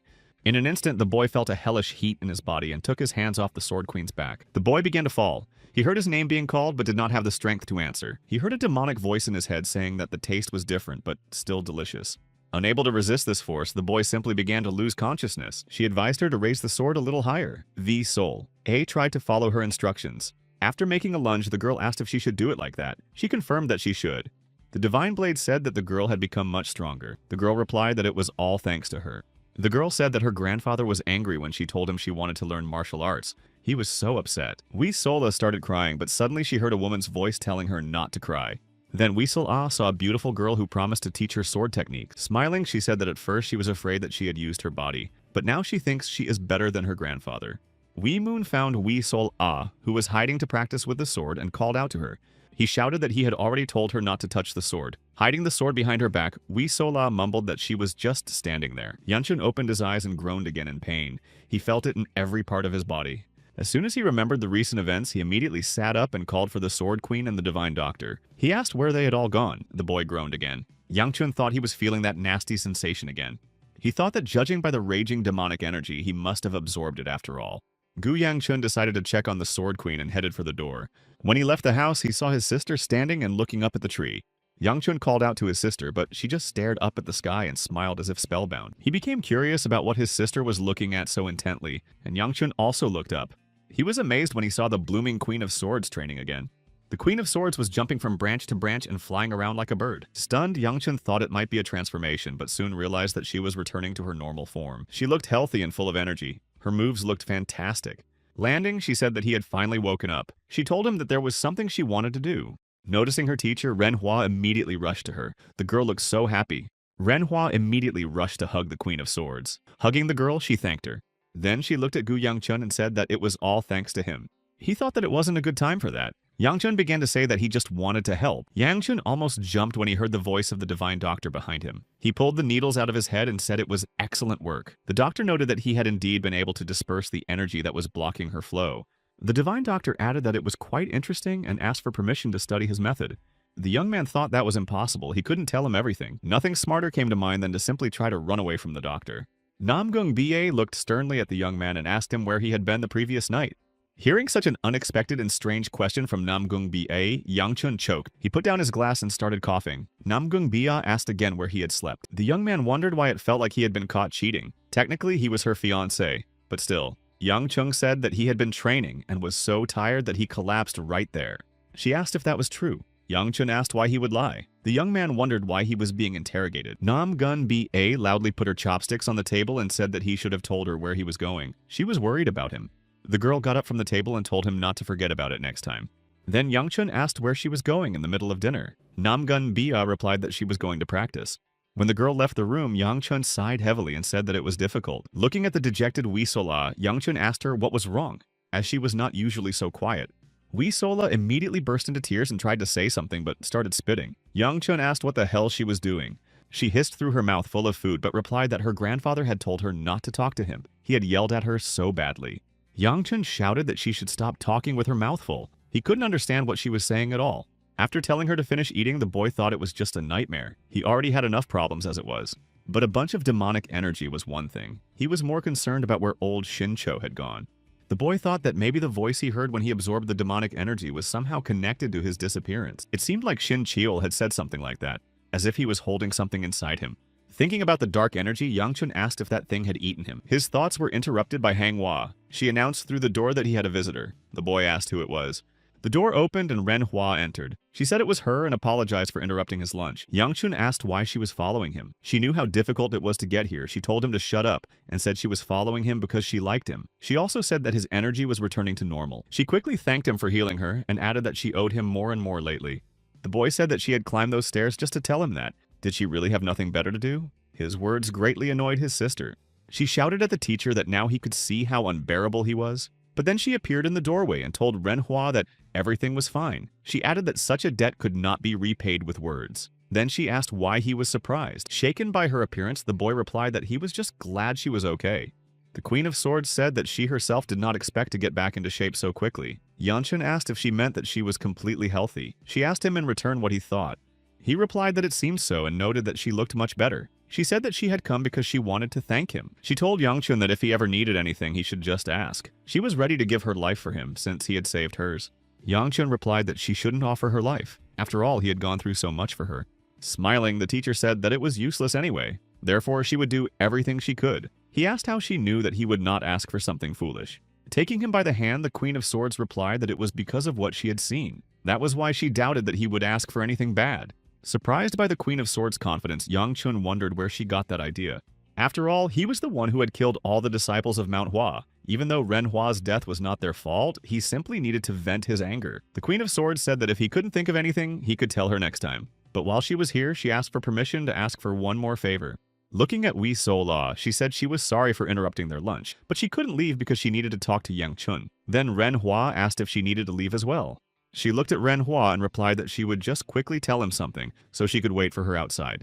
Manhwa replied that she understood and reluctantly went to the door. Yangchun looked at Wee Sola, who hadn't moved, and asked why she was still sitting there. With her mouth full, Wee Sola asked if she could stay there and added that she was Faiki Fai Fufka. Yangchun simply pushed Wee Sola, who stubbornly continued to eat, toward the door. Leaning back in her chair, the Queen of Swords said that it felt so good and added that she hadn't felt that way in a long time. She said that she and his mother were the same. They constantly talked, laughed, and argued over little things. Then she said that she was getting closer to the truth. The Queen of Swords asked if he remembered the last days of his mother. The Queen of Swords said that Manhwa was still very young, and that the members of the Gu family had kept everything a secret. She then asked Yang Chun to tell her everything he remembered. He remembered how the wind fluttered her dress on that cold, snowy winter day. They came to that place together with his father, who forced the boy to watch. He was cold and scared. Yang Chun gritted his teeth and asked his father why he had brought him here and what he wanted from him. His father replied that he wanted nothing and asked him to just stay alive. She said that everything was ready and asked Yang Chun to take care of Manhwa. A bright opening appeared in the air, and she said that if he was ready, she would open it. Opening the gate to another world, she stopped right in front of them. Then, looking back at Yang Chun, she asked her son to forgive her. Tears rolled down her cheeks like rain. She took a step forward, and Yang Chun rushed after her. He called out to his mother, but she did not look back. The boy begged his mother not to go, but it was useless. She entered the gate and disappeared. Everything around him seemed red from the light coming from the gate. But in a moment, the gate closed, and everything returned to normal. Yang Chun stood alone on the empty, snow-covered lawn. His mother was gone. Yang Chun continued to call for his mother, but she had disappeared without a trace. The boy began to cry. His father seemed unmoved. He told Yang Chun to remember that those were his last tears. Tears streamed down the boy's face. His father emphasized that from now on, even if he wanted to, he would never cry again. The boy's pain turned to anger, and he shouted at his father to tell him where his mother had gone. His father told Yang Chun to follow him. He said he had something to show him. Bringing the boy to the right place, the clan chief told him to look closely. Thanks to this, the Gu clan exists. The clan leader said that this was his burden, and that someday it would become his burden. Turning the glass in his hand, he replied to the Sword Queen's question that he could not say. The Sword Queen immediately asked if she was in our world. Yang Chun replied again that he could not say. Putting down the glass, Yang Chun said that if she continued to ask him, his answer would not change. She stood up and said that she understood and that she would not ask any more questions. Smiling, she ruffled his hair and asked him to forgive her. She noted that it must also be a painful subject for him. The Queen of Swords said she heard that Manhwa was being helped by a sister. Was it the same one who had lunch with him? Yang Chun asked about the sister in surprise. She whispered to him that she was too young to be a sister. Then who was it? Yang Chun replied that he didn't know. The boy thought it was strange that Manhwa said that. It didn't seem like her at all. And if anyone taught her sword technique, it was most likely Namgung Ba. The Queen of Swords said that since everything was over, he should get ready to go home. She asked when he was leaving. Yang Chun replied that he would leave right away. However, Manhwa did not want to return. Then the Blossoming Sword Queen said that was just like her and called out to Gu Manhwa. The girl was standing near the door, so she immediately heard her teacher calling her. When she approached, the teacher asked if she really didn't want to go home. Manhwa was a little embarrassed and replied that she was just worried about her, to which the teacher replied that she should at least return once. Manhwa did not know what to say, but her expression said it all. The Queen of Swords said that since that was the case, how about she go with them? Her offer pleased Manhwa but alarmed Yang Chun. Manhwa happily asked if she was really going with them. As they were leaving, the Queen of Swords confirmed and added that she also had business with the Gu clan. She also hadn't heard what Yang Chun wanted. Yang Chun shouted for her to wait and asked if the Sword Queen didn't have to protect this place. Turning around, she smiled and asked if she was supposed to protect Mount Hua. Then she said that it was more like they were protecting her here. Pointing to Manhwa, Yang Chun said that she had said she wouldn't go anywhere. But Manhwa said she would follow her teacher to the ends of the earth. Yang Chun asked why she had changed her mind so quickly. The girl replied that it was her choice. After all, he had come to take her away, so let it be. Noticing Namgung Bi, Manhwa called out to her sister. The Queen of Swords looked at the girl Manhwa called her sister and remarked that she was obviously the one who had saved Manhwa. Taking Namgung Ba by the hand, the Queen of Swords thanked the girl, which surprised her greatly. She said that Manhwa had told her so much about her sister, who always helped and cared for her, and she was just as wonderful as she had heard. Yang Chun wondered why Namgun Bia was embarrassed. Was it because of the compliments? The Queen of Swords said she had heard that the girl was Yang Chun's fiancée. He gritted his teeth when he heard this.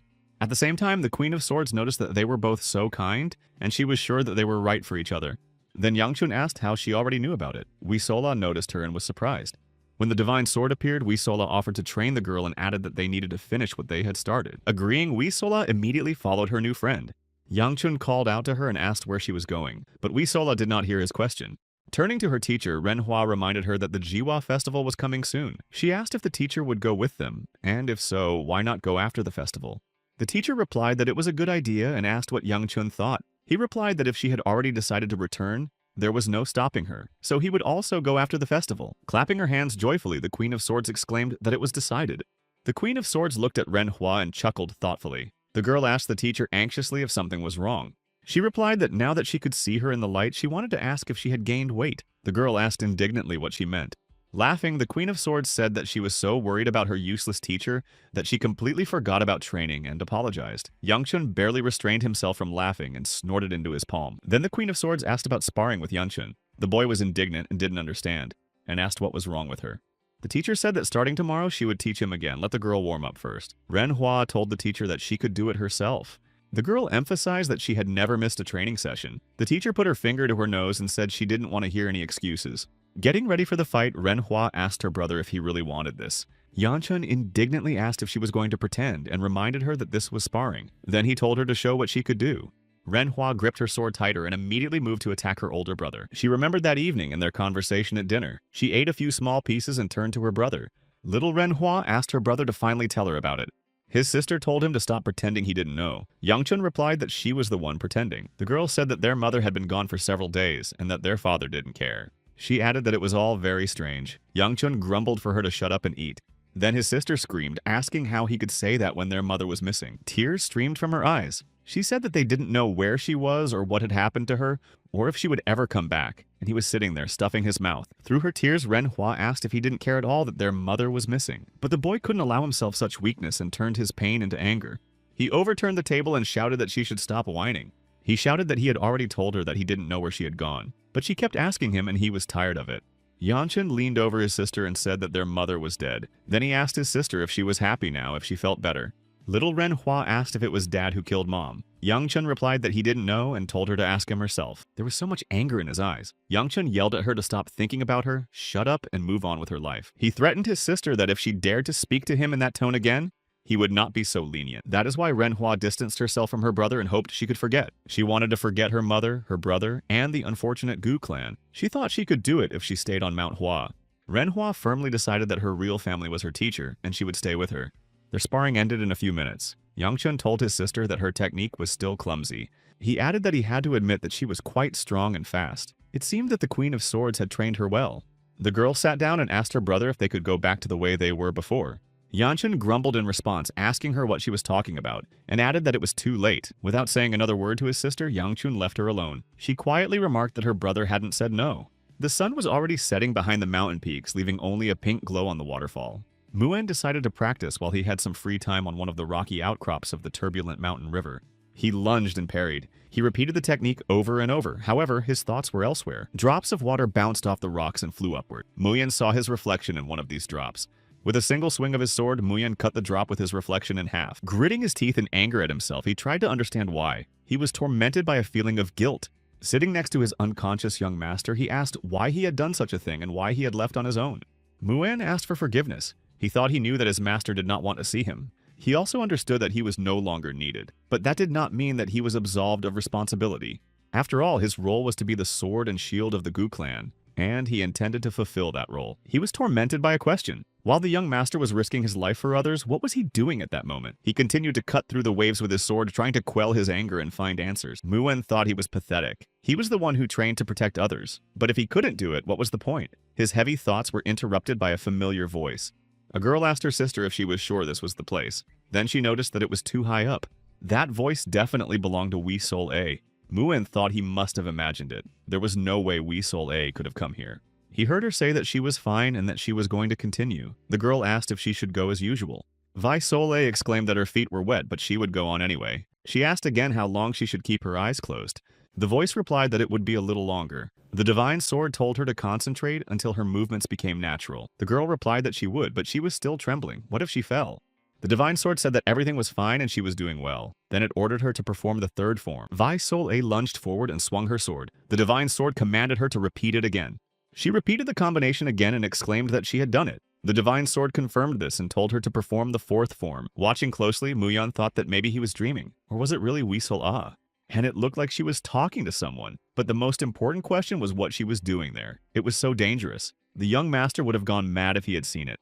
The divine sword told her to try to combine all the forms and ordered her to begin. Muen kept his eyes on V Sol A, who was practicing with the sword at the very edge of the waterfall. The girl managed to smoothly combine all the forms that the divine sword had taught her.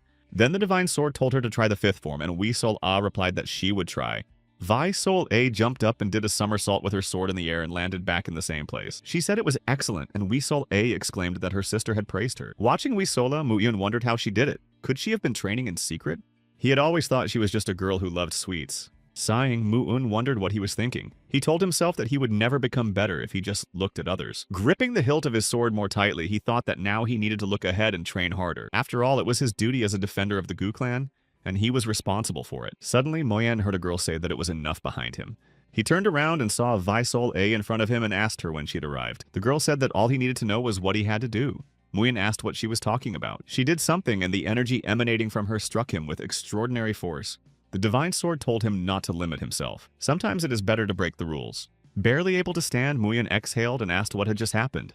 But when he looked around, he saw no one. Confused, Muyen called out to Visol A, but she was already gone. Everyone who had come to the festival was walking around the market square, looking at the goods in the shops. The merchants were shouting that everything was on sale and offering to sell while supplies lasted. The taverns were filled with people enjoying local dishes for lunch and engaging in lively conversation. The streets were also very crowded. Couples strolled under the light of the street lamps, resting from the heat. The night sky was lit up with fireworks that resembled the symbol of the settlement, the plum blossom. Yangchun said he didn't think he would stay here until the Jiwa festival, but here they were at the festival. Savoring the fruit, Yangchun added that since they were already there, they might as well rest before the trip. He said he just wanted to clarify and emphasize that she would go straight home. Yangchun asked if she understood and explained that her family would be up in arms. The girl didn't answer, and Yangchun noticed that Namgung B.A. was already dozing on his shoulder. At first he thought it was cute, but then memories made him anxious. Sighing, the boy said to let her do what she wanted and didn't wake her up. He continued to watch the festive fireworks while she dozed on his shoulder.